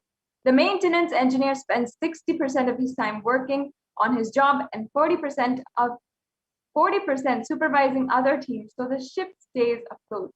Many of my Adinavasis who are still there and some who left are highly integrated. Unfortunately, they are not trained in this vision, the science of collective integrity. Many Adinavasis are highly integrated. They say, I have done my job, Swamiji knows. What can I do if others are not doing? That is not going to bring the result. The maintenance engineer may not be blamed, but he is not going to lose his job. Sorry, he is going to lose his job and his life.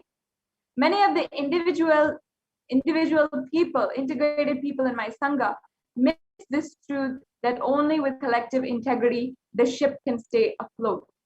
If not, you may be blamed, but the final result is not going to happen. You are also going to lose your job and life, both.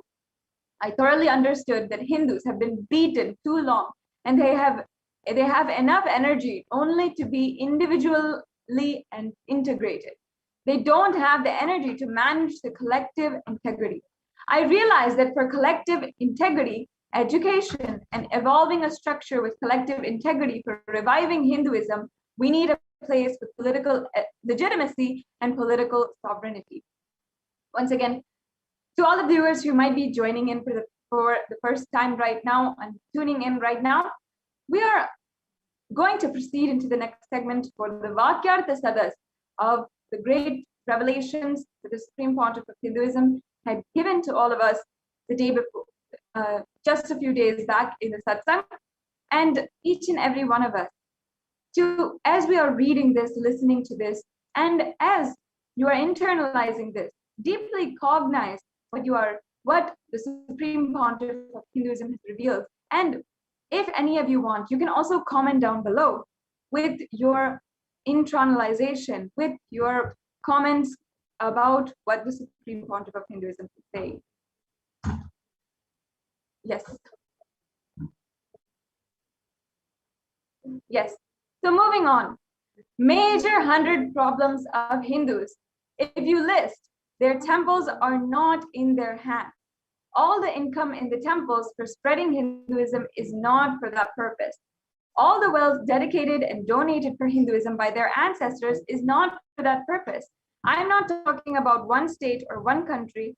I don't interfere in any country's internal administration. I am talking to all Hindus to wake up to wherever you are suffering slavery, whether it is political slavery or persecution Hindus are suffering, or not having religious freedom to have their religious places under their control, practice their religion as per the agamas. The religious scriptures describe not able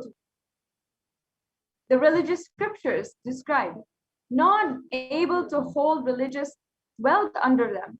You ask any question or any problem to Hindu thinkers, think tanks, common Hindus, and why the Hindu gurus are being attacked through hate speech, and systematically the Hindu organizations are being pulled down and Hindus are keeping quiet. Many of the wealth dedicated by the ancestors to revive and maintain Hindu arts, Hindu medicine, spiritual truths is not being used. Hindu gurus are attacked to destroy Hinduism. Because they promote Hinduism or they are defending and promoting Hinduism, they are attacked and Hindus are not waking up. So then the Supreme Pontiff of Hinduism goes further, says, list the top 100 problems of Hindus. Getting cyberbullied, all the major social media orgs are anti-Hindu racist. So much cyberbullying, racist attacks on Hindus. They don't have the Hindu temples under their control. The gurus are being attacked left and right and center. Every day one is pulled down with lawfare, false accusations, hate speech, very systematically. If we list 100 problems of Hindus and ask everyone, they will say, I am doing whatever I can, but others are not doing. What can we do?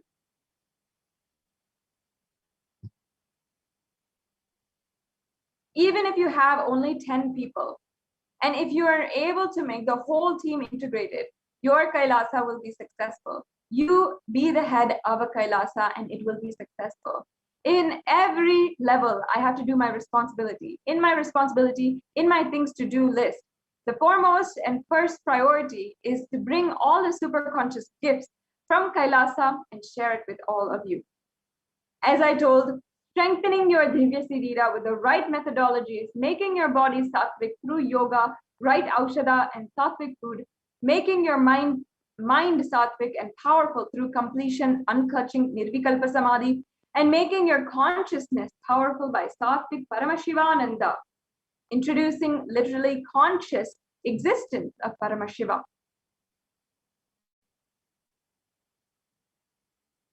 You just know Paramashiva is alive and he is in me and he is sitting alive, blissful, with this Virat Swarupa. Paramashiva, Paramburul. Knowing he is alive in you, making your consciousness sattvic. My first and foremost responsibility and first priority is to bring the great gifts to all of you, share it with all of you, making all of you enlightened and enjoying. My second priority is making all my Sangha people who have given their life to me to understand the great truth of collective integrity.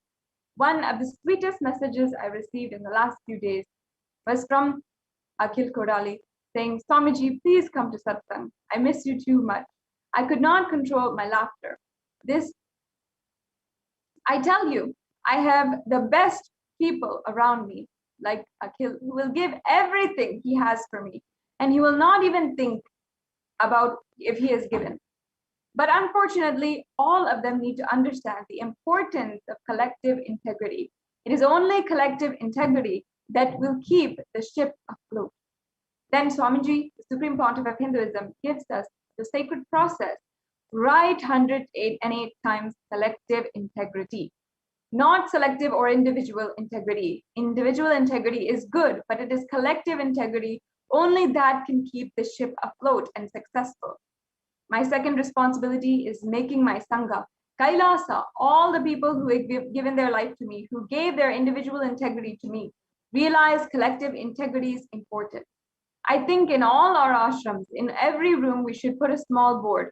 Collective integrity keeps the ship afloat, not just individual integrity.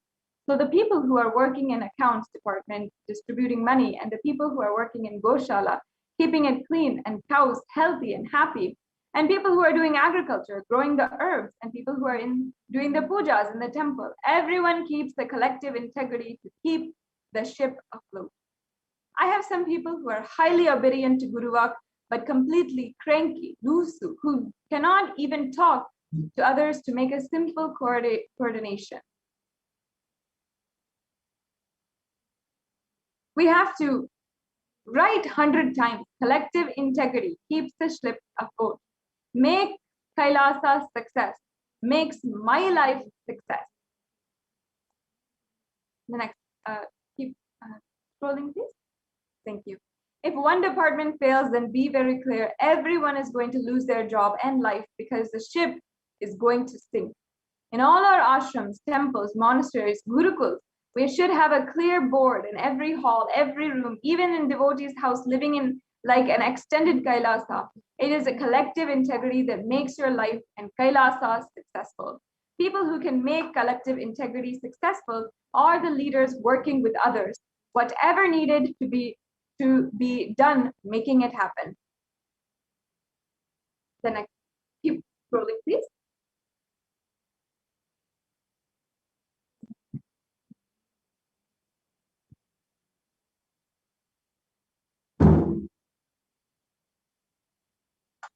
My third work is making Hindus aware how they're being cheated, exploited, destroyed, hit, and persecuted. One of the worst thing is Hindus are not even realizing they're being persecuted.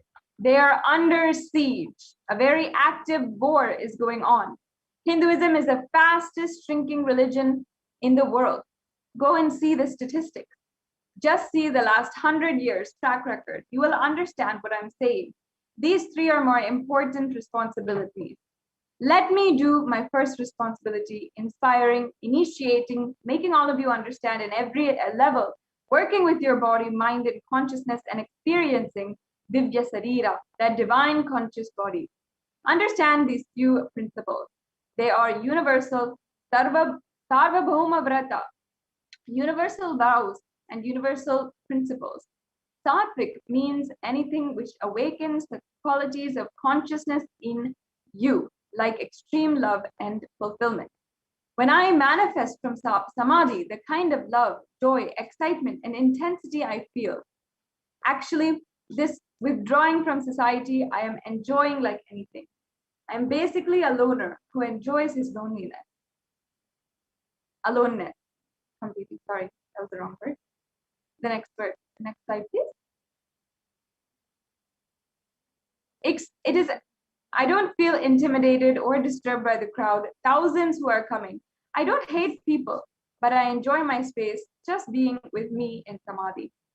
It is like how you feel you are alive in your body. Bliss is a living experience for me in samadhi. It is just alive. And that is what I call anything that infuses bliss alive as living experience in you is sattva. That is what I call sattva. Though your sincerity, through your sincerity, show you want everyone to come to collective integrity. Constantly holding the space, talking to everyone, reaching out, inspiring, educating everyone about collective integrity and how only collective integrity is going to make this ship afloat. Individual integrity alone is not enough to keep the ship afloat. You realizing and making everyone realize only that will make the ship afloat. And Supreme Pontiff of Hinduism is addressing Sri Nitya Bhushanananda, says, I know you are integrated to me individually, but you need to work for collective integrity. As a leader, as a person who works for collective integrity. Actually, there's no manual. You need to start working. You need to start working with people, listening, bringing completion within yourself. Next, scroll, please.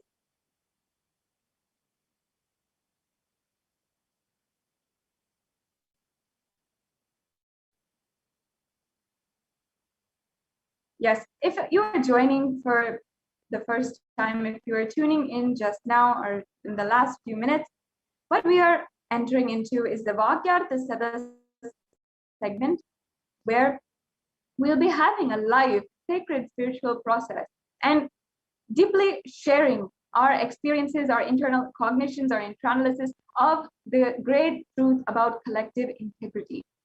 And through this, the Supreme Pontiff of Hinduism has blessed the Vakyartha Sada's process to deeply internalize more and more about collective integrity and make that as a reality in our life. So we're continuing on, recollecting, recalling the sacred truths that the Supreme Pontiff of Hinduism revealed just a few days back during the live Nithyananda Satsang.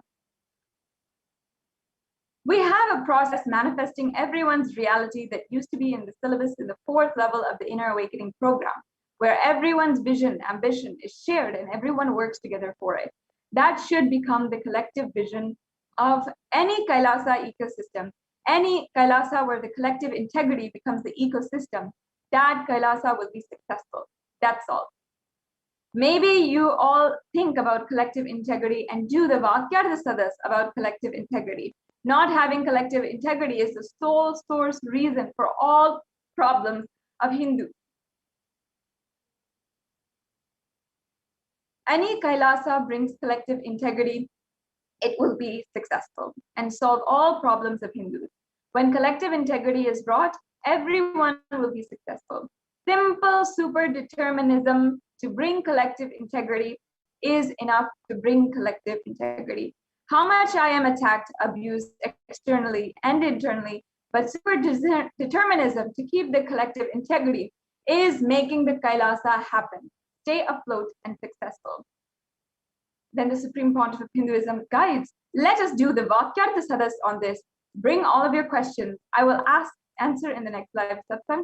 We will also start the Devi Parashakti Akashic reading. The Supreme Pontiff is blessing. And he continues to bless each and every one of us to radiate with collective integrity, authenticity, responsibility, enriching, causing, and Siddhartvaita Sheva, Paramadvaita, the state, space, and powers of super consciousness, and Kailasa of Paramashiva. And with this, the Supreme Pontiff of Hinduism concluded the Nithyananda Satsang. Following, now we will be entering into the Vakyartha Sadas about collective integrity. I encourage each and every one of the viewers who are tuning in right now, make sure that you are participating. Let's take a few minutes. If you want, pen down and write down, or you want to, you can participate in the comments about your experiences with collective integrity. If you are practicing Hindu, or you are a purist Hindu or sympathizing Hindu, let us understand and apply the great truths that the Supreme Pontiff of Hinduism has revealed on the truths and the current status of Hinduism around the world. Hinduism is slowly diminishing in populations across the world. So why is this happening? How is it actually collective integrity? Let us internalize for a few minutes, and then we will continue with the Vakyartha Sadas. And each and every one of you can comment down below on your comments, your questions maybe, or your experiences with collective integrity. And let us have the Vakyartha Sadas going on now on collective integrity. We'll be right back with you in a few minutes and continue this segment in today's program.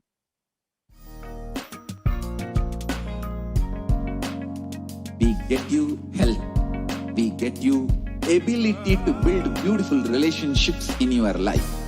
We get you direct spiritual support, and we make sure you become wealthy.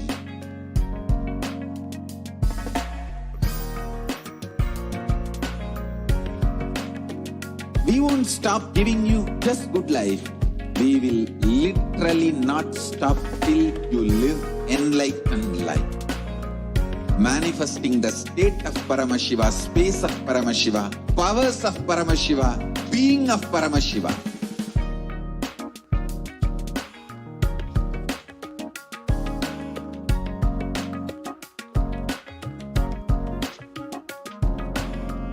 Whole world should become Kailasians. I want the whole world to know Hindus have something great to contribute to the world.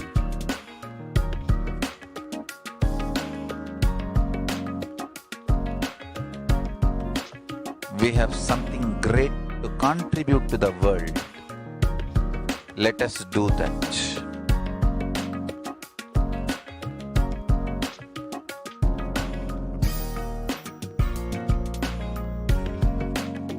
Kailasa is proper customized spiritual service, helping you to identify your root patterns of suffering.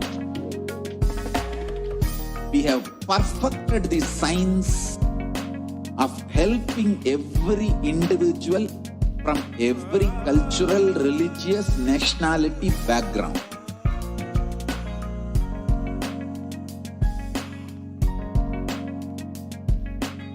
You you will have lowest reactionary assumptions, highest awakened response, alive response for life continuously.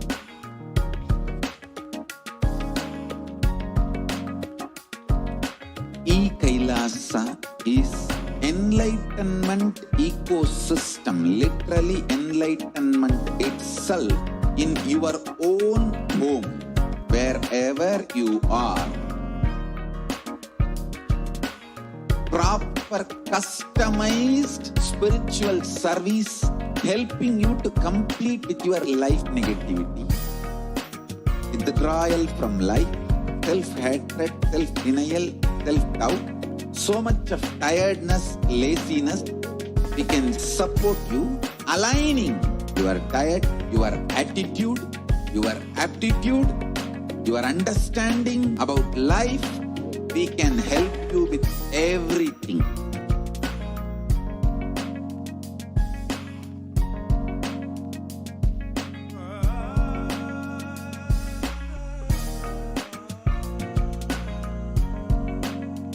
If you are interested in enlightenment, we will immediately bring this to you.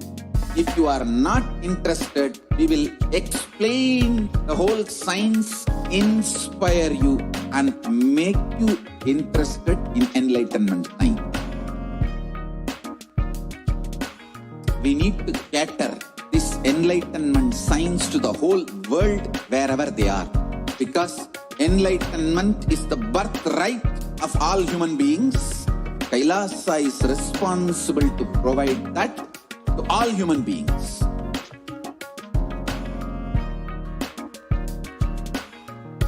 Kailasa is the totality of the knowledge I received from my gurus and practice manifested in my life, perfected by teaching millions of people from all cultures, time zones, backgrounds, genders, nationality, race, from every creed.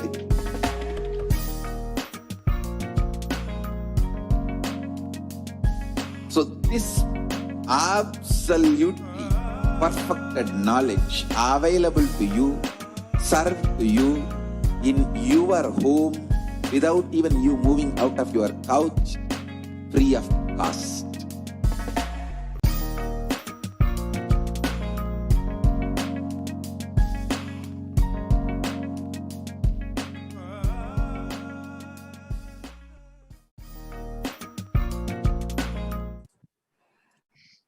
Nithyanandam, and welcome back. So we are going to be continuing the Vakyartha Sadas on collective integrity. We just heard the revelations of the Supreme Pontiff of Hinduism on collective integrity, and we are now going to enter into a beautiful Vakyartha Sadas. And those of you who are listening to us on YouTube Live, Facebook Live, we invite you to come online and share your thoughts on collective integrity. And we have joining us for Vakyartha Sadas now, Shri Nitya Gauri Bharatananda from New Jersey, and who is famously referred to in the satsang as Akil, and he's here joining us today to share his thoughts on collective integrity. Nithyananda Maya. Nithyananda, Yes, thank you go ahead. Thank you for the opportunity here. Yeah, so earlier when Swamiji spoke about collective integrity, I was thinking about it, and then I began to realize how the Hindus operate, right, and the historical Hindu way of organizing Varnashrama Dharma. If you look at entire Varnashrama Dharma, it is centered around collective integrity. But unfortunately, if you look at today's Hindus, we are not necessarily centered around collective integrity. Like, we have a lot of personal integrity.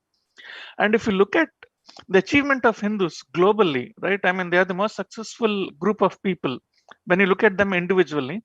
And it is they were able to do all of this based on their personal integrity, individual integrity. Then I started to think about it. What if Hindus elevated themselves to work at the collective integrity level? See, right now, Hindus are the most hardworking people, right? No doubt about it. But if you look at it somehow, their hard work and success are, you can say, are not optimized.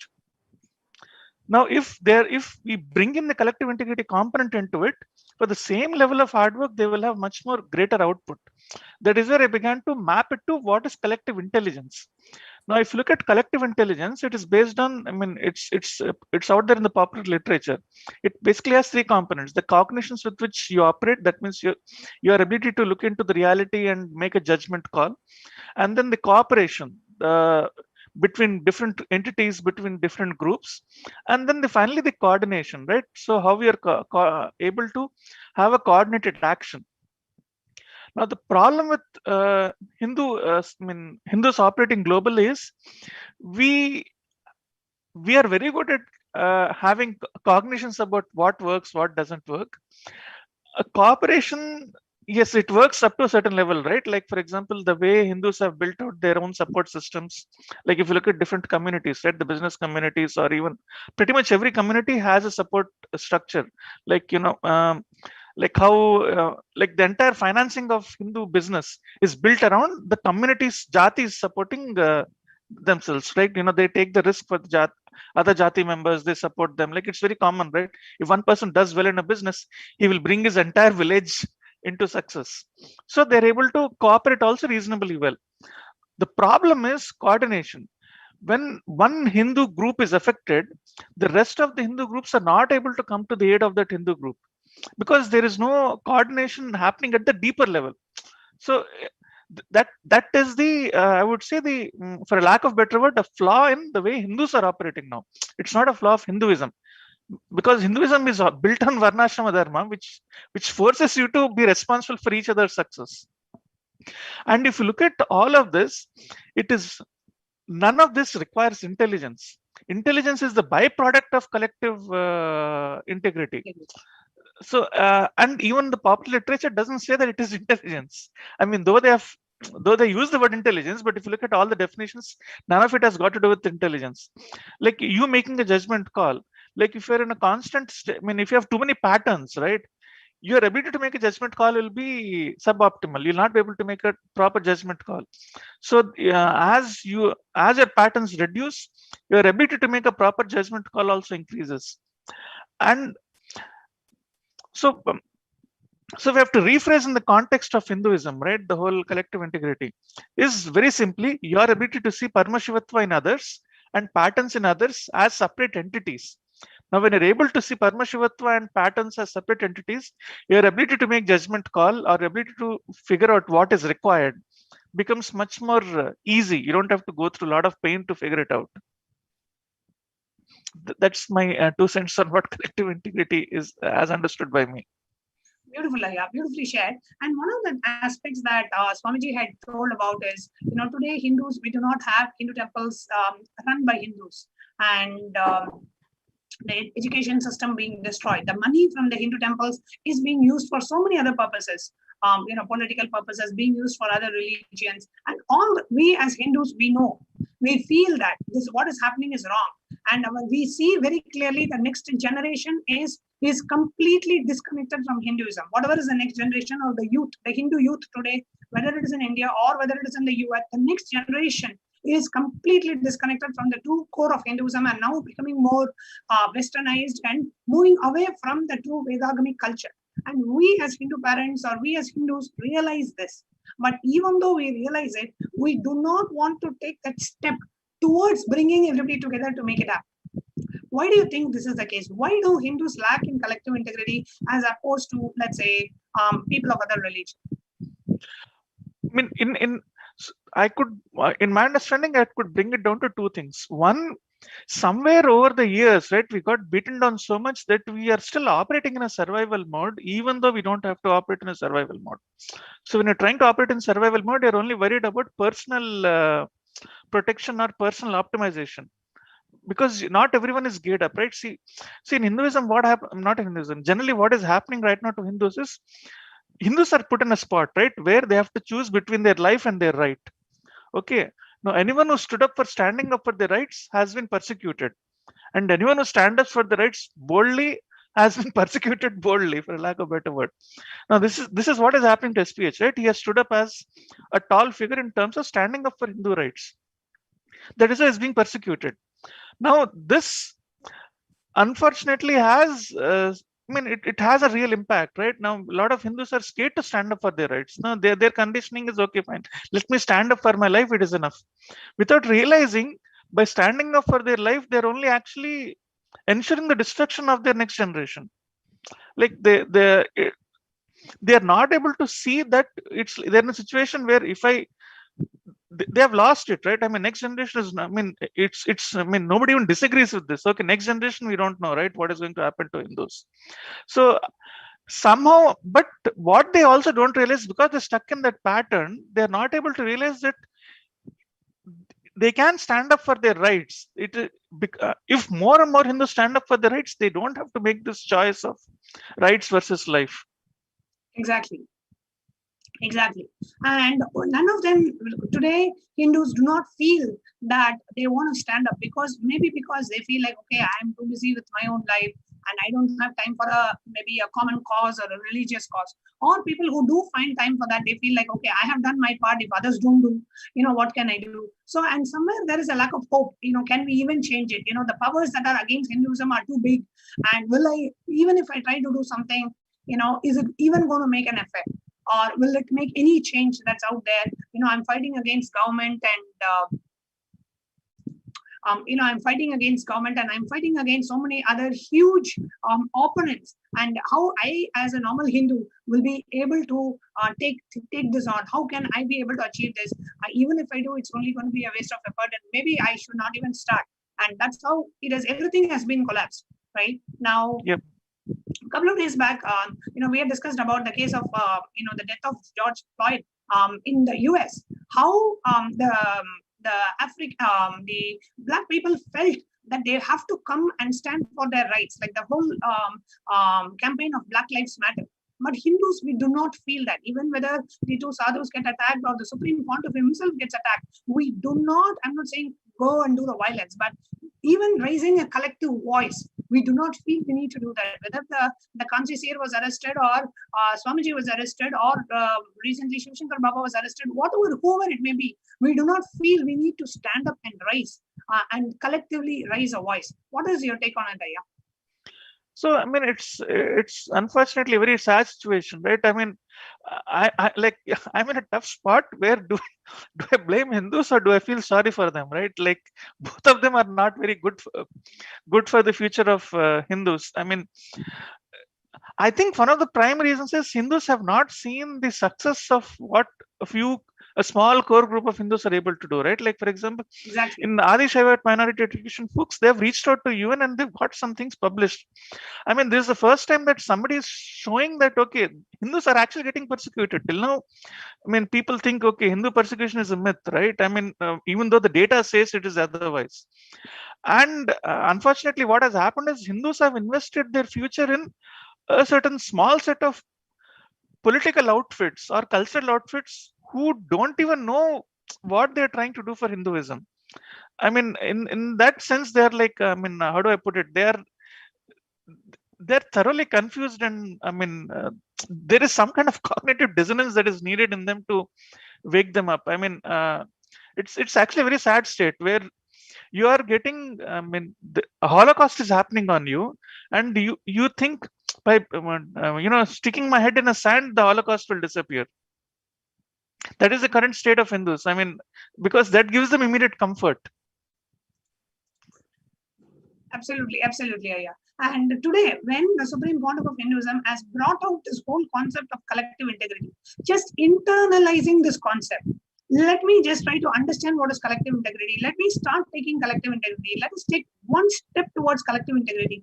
Can go a long way in reviving Sanatana Hindu Dharma, in protecting all the endangered sciences, in keeping alive the science of enlightenment. And what is needed for today, as Supreme Pontiff has so beautifully shared, what is needed for today is every Hindu out there understanding that collective integrity is important. And it is because of the lack of collective integrity that we have lost sovereignty of 56 Hindu nations. We have lost so much of our wealth. We have lost all the temples. We have lost the tradition, the culture, the rich heritage, the rich economy. Everything has been lost. The Hindu medicinal system. Everything is dying today because we as Hindus are not feeling responsible for the collective integrity. And if we can just listen to the Supreme Pontiff of Hinduism and just realign ourselves and decide to take up the collective integrity, decide to stand up for collective integrity, that itself will go a long way for us to solve whatever problems that we are facing. Anything else you would like to share, Gauri Bharataya? Yes, ma'am. Actually, there is one thing that I wanted to mention, right? See, today, a lot of Hindus feel proud of their ability to consume. I mean, because they have generated a lot of wealth and all of that. The problem with so much of consumption is that you are stuck in that that loop, right? Like, for example, Hindu way of life, right? Consumption is fine up to a point, right? After which you have to rise above the consumption. Now, because there are no Hindu systems available for an ordinary person to fall back on, he's not able to break out of that. So it's like a vicious cycle, right? I mean, the state entities in a lot of countries ensure that Hindus don't have Hindu system. Because you don't have Hindu system, Hindus are not able to help themselves. So unless we make some kind of an intervention, like, finding like right now, because everything is online, the more and more we're able to do it online, give a fallback or a support system for Hindu to live Hinduism in some kind of way, right? That is the only way we'll be able to break out of this negative loop that we are in right now. Absolutely, Aya. Beautifully shared. So beautiful, Aya. Thank you so much for coming and joining us live on Nithyananda TV for today's Vakyatha Sadas. Thank you, ma'am. Yes. So, dear viewers and whoever, if you have any thoughts on collective integrity and wanted to participate in the Vakyatha Sadas, please do continue to comment on the YouTube live chat. We were going to be having many more sessions on the Vakyatha Sadas of collective integrity, and we invite each and every one of you to come and join us in this session on collective integrity, and let us debate, let us do the Vakyatha Sadas so we can understand what collective integrity is all about and how we can incorporate it so that the ecosystem, that whatever kind of ecosystem that we live in, that ecosystem radiates, becomes and operates like an enlightenment ecosystem.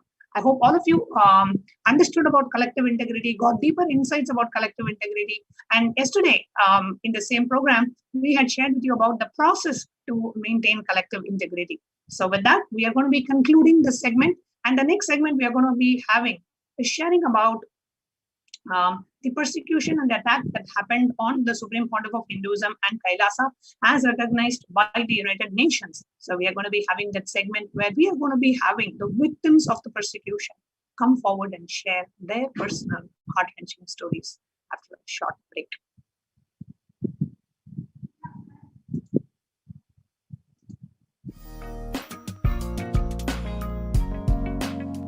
We get you health. We get you ability to build beautiful relationships in your life. We get you direct spiritual support, and we make sure you become wealthy.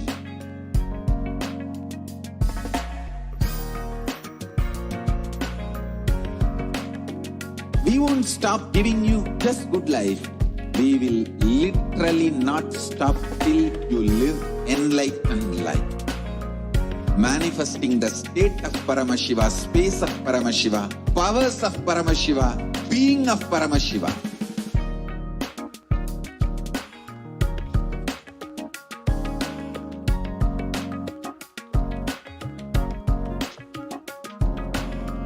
Whole world should become Kailasians. I want the whole world to know Hindus have something great to contribute to the world.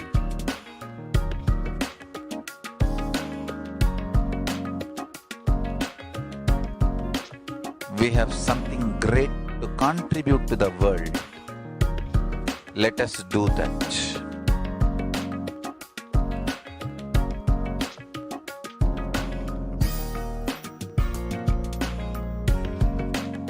Kailasa is proper customized spiritual service, helping you to identify your root patterns of suffering.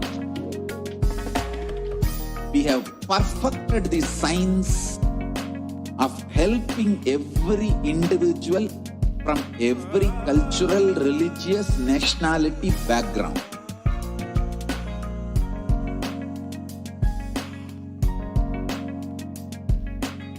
You will have lowest reactionary assumptions, highest awakened response, alive response for life continuously.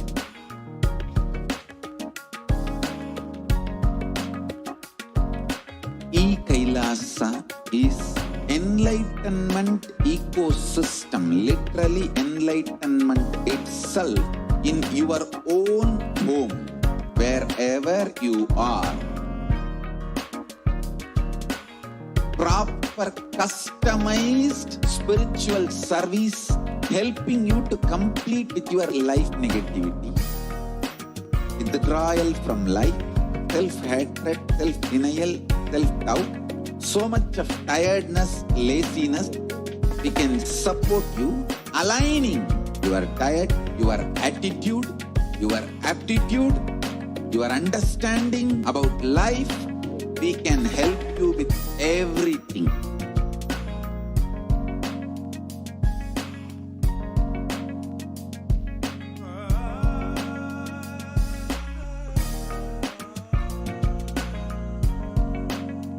If you are interested in enlightenment, we will immediately bring this to you. If you are not interested, we will explain the whole science, inspire you and make you interested in enlightenment time. We need to cater this enlightenment science to the whole world wherever they are, because enlightenment is the birthright of all human beings. Kailasa is responsible to provide that to all human beings.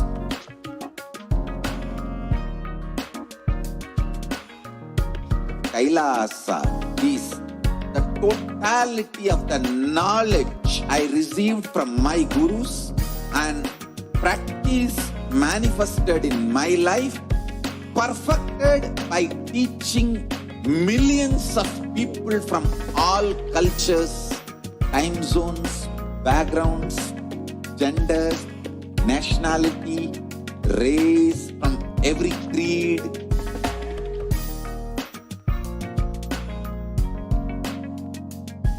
So this absolutely perfected knowledge available to you, served to you in your home, without even you moving out of your couch, free of cost.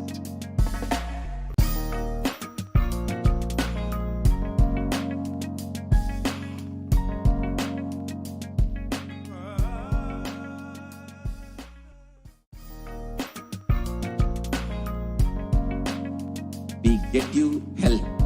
We get you ability to build beautiful relationships in your life.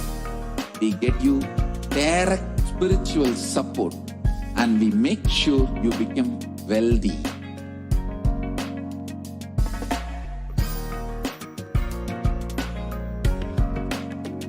We won't stop giving you just good life. We will literally not stop till you live enlightened life. Manifesting the state of Paramashiva, space of Paramashiva, powers of Paramashiva, being of Paramashiva.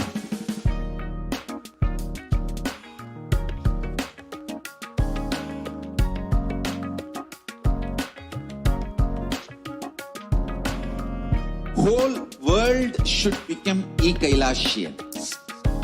I want the whole world to know Hindus have something great to contribute to the world.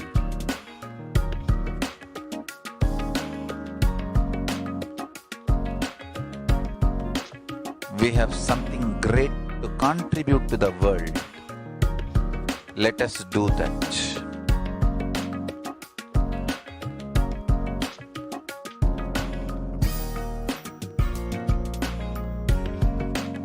Kailasa is proper customized spiritual service helping you to identify your root patterns of suffering.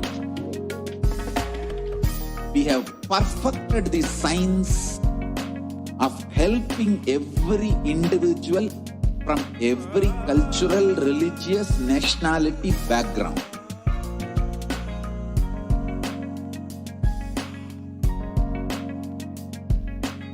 You will have lowest reactionary assumptions, highest awakened response, alive response for life continuously.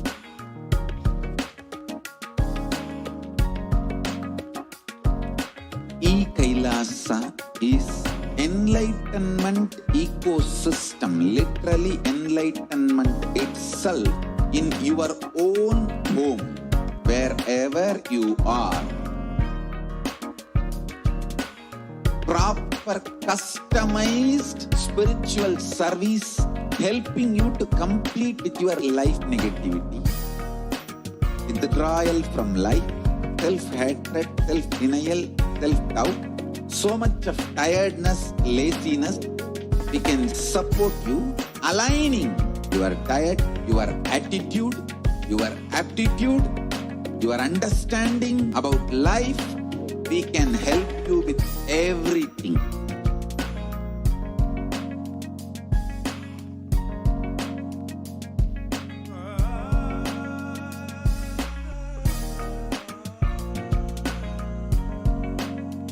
If you are interested in enlightenment, we will immediately bring this to you.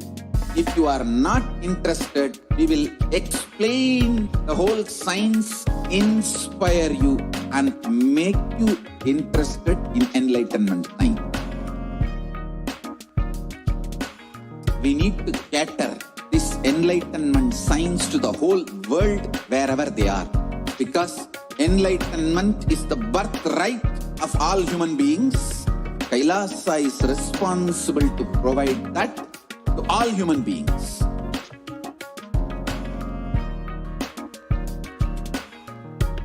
Kailasa is the totality of the knowledge I received from my gurus and practice manifested in my life, perfected by teaching millions of people from all cultures, time zones, backgrounds, genders, nationality, race, from every creed.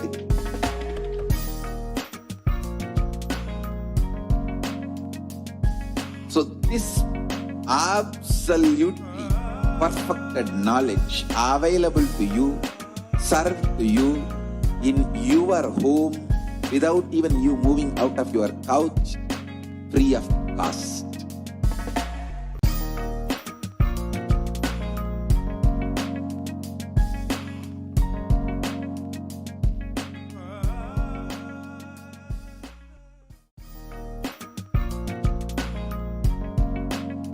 We get you health. We get you ability to build beautiful relationships in your life. We get you direct spiritual support, and we make sure you become wealthy.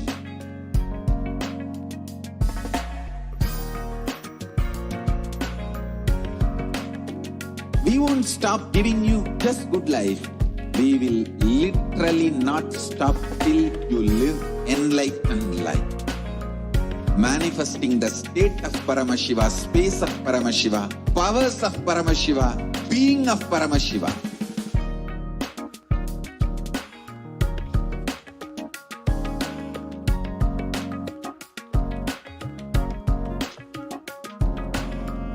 Whole world should become Kailasians.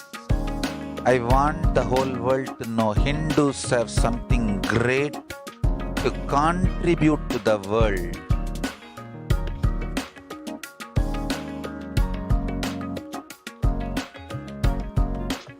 We have something great to contribute to the world. Let us do that.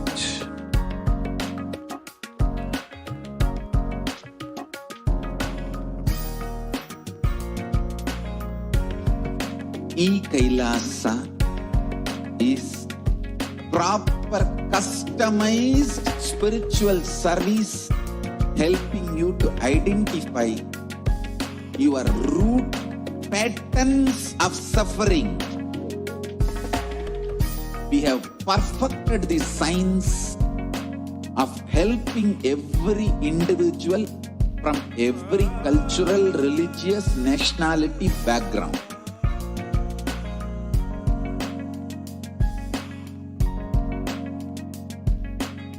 You will have lowest reactionary assumptions, highest awakened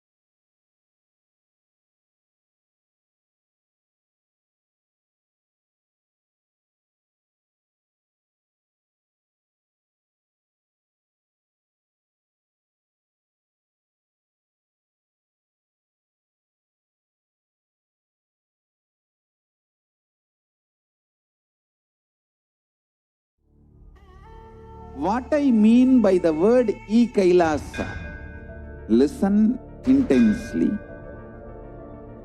Enlightenment ecosystem, literally enlightenment itself, in your own home, wherever you are. If you cannot come to Kailasa, it's okay. Kailasa can come to you. Kailasa coming to you is Kailasa.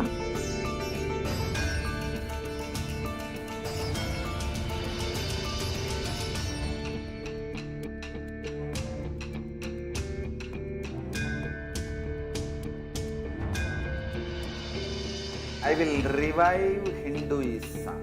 I am a Hindu revivalist, not by any revolution, but by evolution.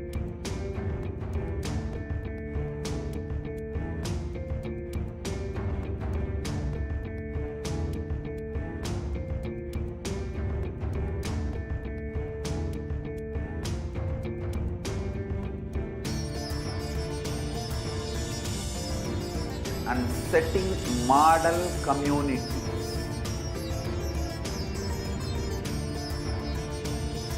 Kailasas, enlightenment ecosystems, Sarvanya Peethas all over the world.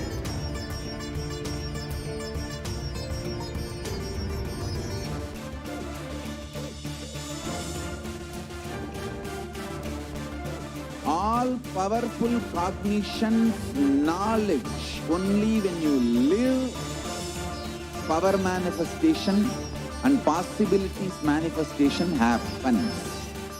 This is a fundamental truth.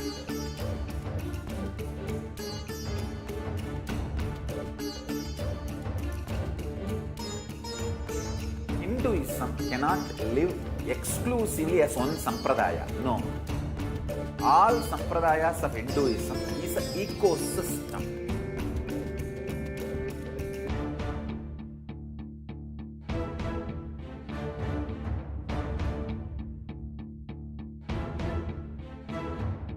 So don't keep quiet thinking that if one sampradaya is attacked, only that sampradaya is going to be affected.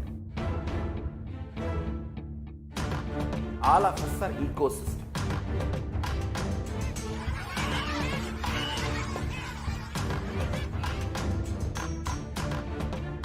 I invite all of you to get involved and enjoy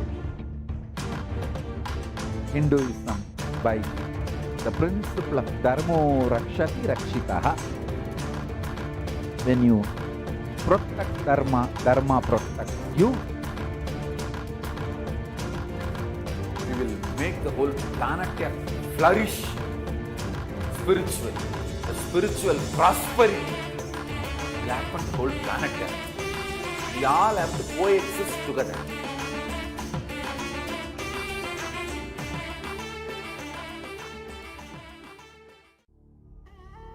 What I mean by the word Kailasa, listen intensely.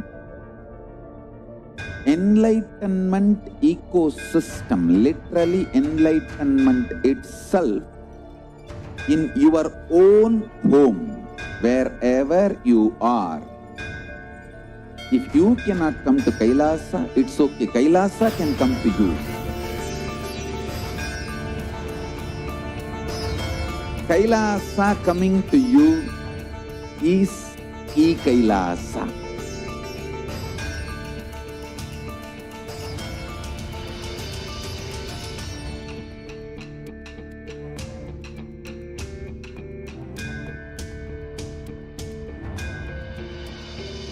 I will revive Hinduism. I am a Hindu revivalist, not by any revolution, but by evolution.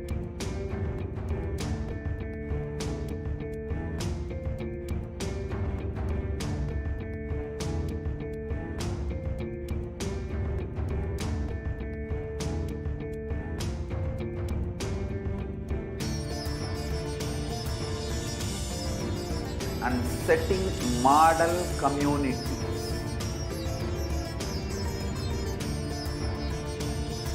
Kailasas, enlightenment ecosystems, Sarvanya Peethas all over the world.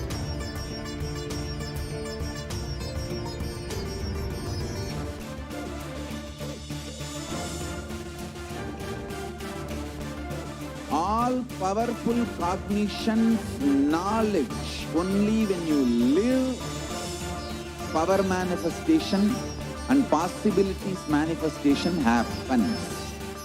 This is a fundamental truth.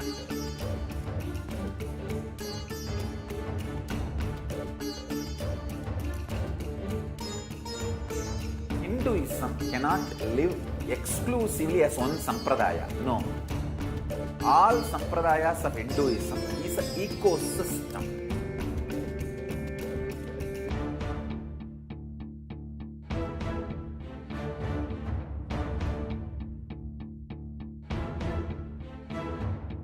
So don't keep quiet thinking that if one sampradaya is attacked, only that sampradaya is going to be affected. All of us are ecosystem.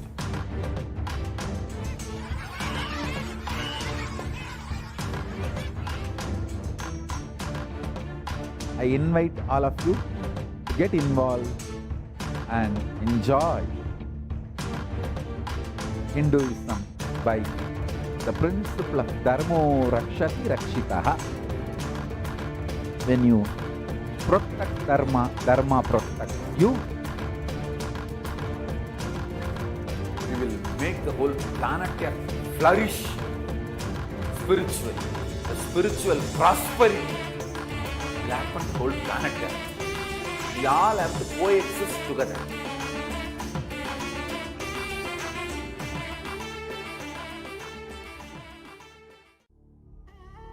What I mean by the word Kailasa, listen intensely. Enlightenment ecosystem, literally enlightenment itself, in your own home, wherever you are. If you cannot come to Kailasa, it's okay. Kailasa can come to you. Kailasa coming to you is Kailasa.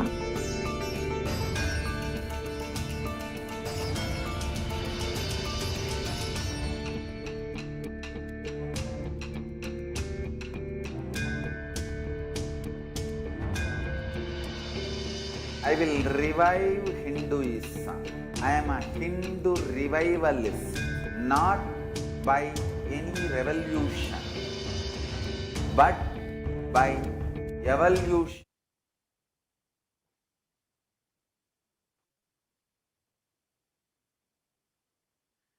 Nithyanandam to all the viewers. Thank you for staying tuned with us. And if you are joining us right now, welcome to Nithyananda TV as we're continuing on in today's program. Over the last few days, if you have been joining us, you know. If you have not been joining us, we have been presenting to each and every one of you the persecution of the Supreme Pontiff of Hinduism. And just almost 1 week ago, we had a extremely relieving, wonderful news that the UN, the United Nations, has recognized the persecution against the Supreme Pontiff of Hinduism, has given the Kailasa, all the Kailasians across the world, a voice to share the story of the violence, attacks against us, and the pain that we feel to see the Supreme Pontiff of Hinduism undergo 10,000 times more attack, persecution, and continuously still contribute to the world. In this platform, during this segment, we'd like to request all the viewers for your listening to and your time during which I'm sure is your very busy days. Just a few minutes to listen to each and every one of our stories, to listen to the stories of Hindu women who have taken up the lifestyle of Kanyas, who've taken up the lifestyle as a Rudra Kanya or a Yogini, who dedicated their lives to the sacred Hindu sentiment, the sacred scriptures of Sanatana Hindu Dharma, living that as it is revived by the Supreme Pontiff of Hinduism, and sharing and enriching that with the whole world.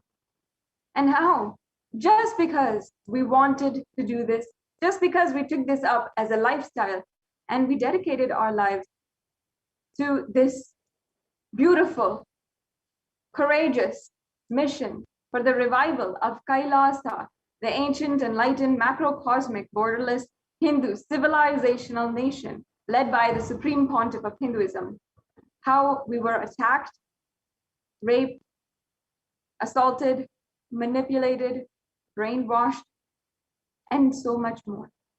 As a victim myself, I thank the viewers for tuning in at this time and allowing me to share my story and allowing me to share the stories of all of the women of Kailasa and share our pain, share the experience of how we held on to Swamiji even in these moments of absolute dehumanization, manipulation by the leaders of the anti-Hindu militant forces.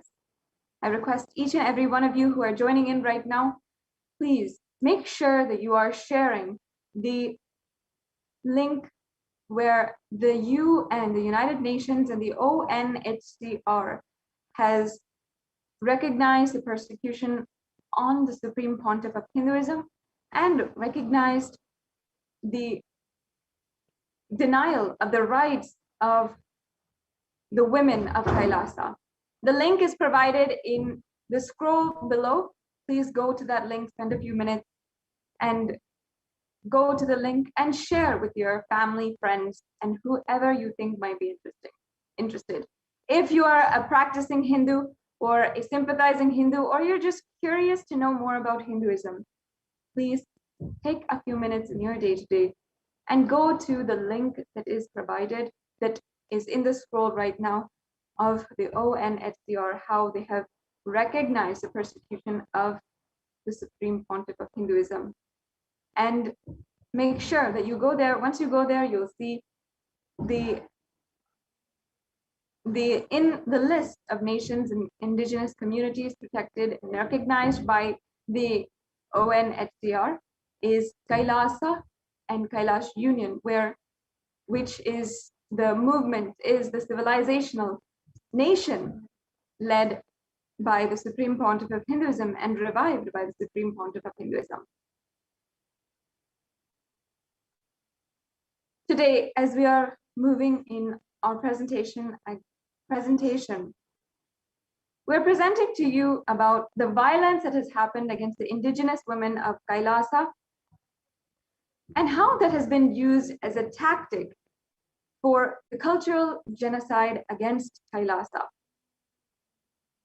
First and foremost, in genocides across the world, and this has been explained thoroughly by the United Nations.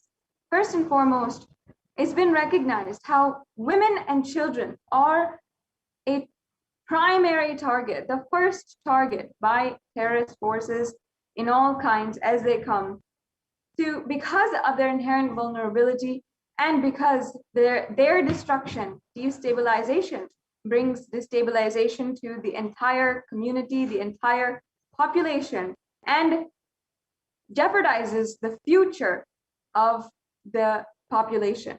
By first attacking the women, they destabilize the entire civilization, and then by the children, they jeopardize the future of that nation, population, or community.